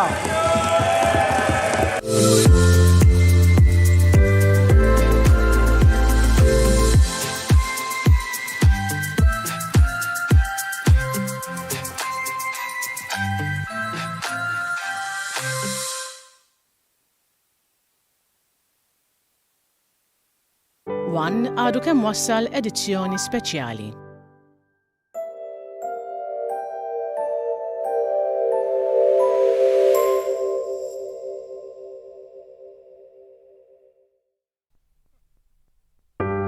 Dan il-programm huwa adattat għal kull età.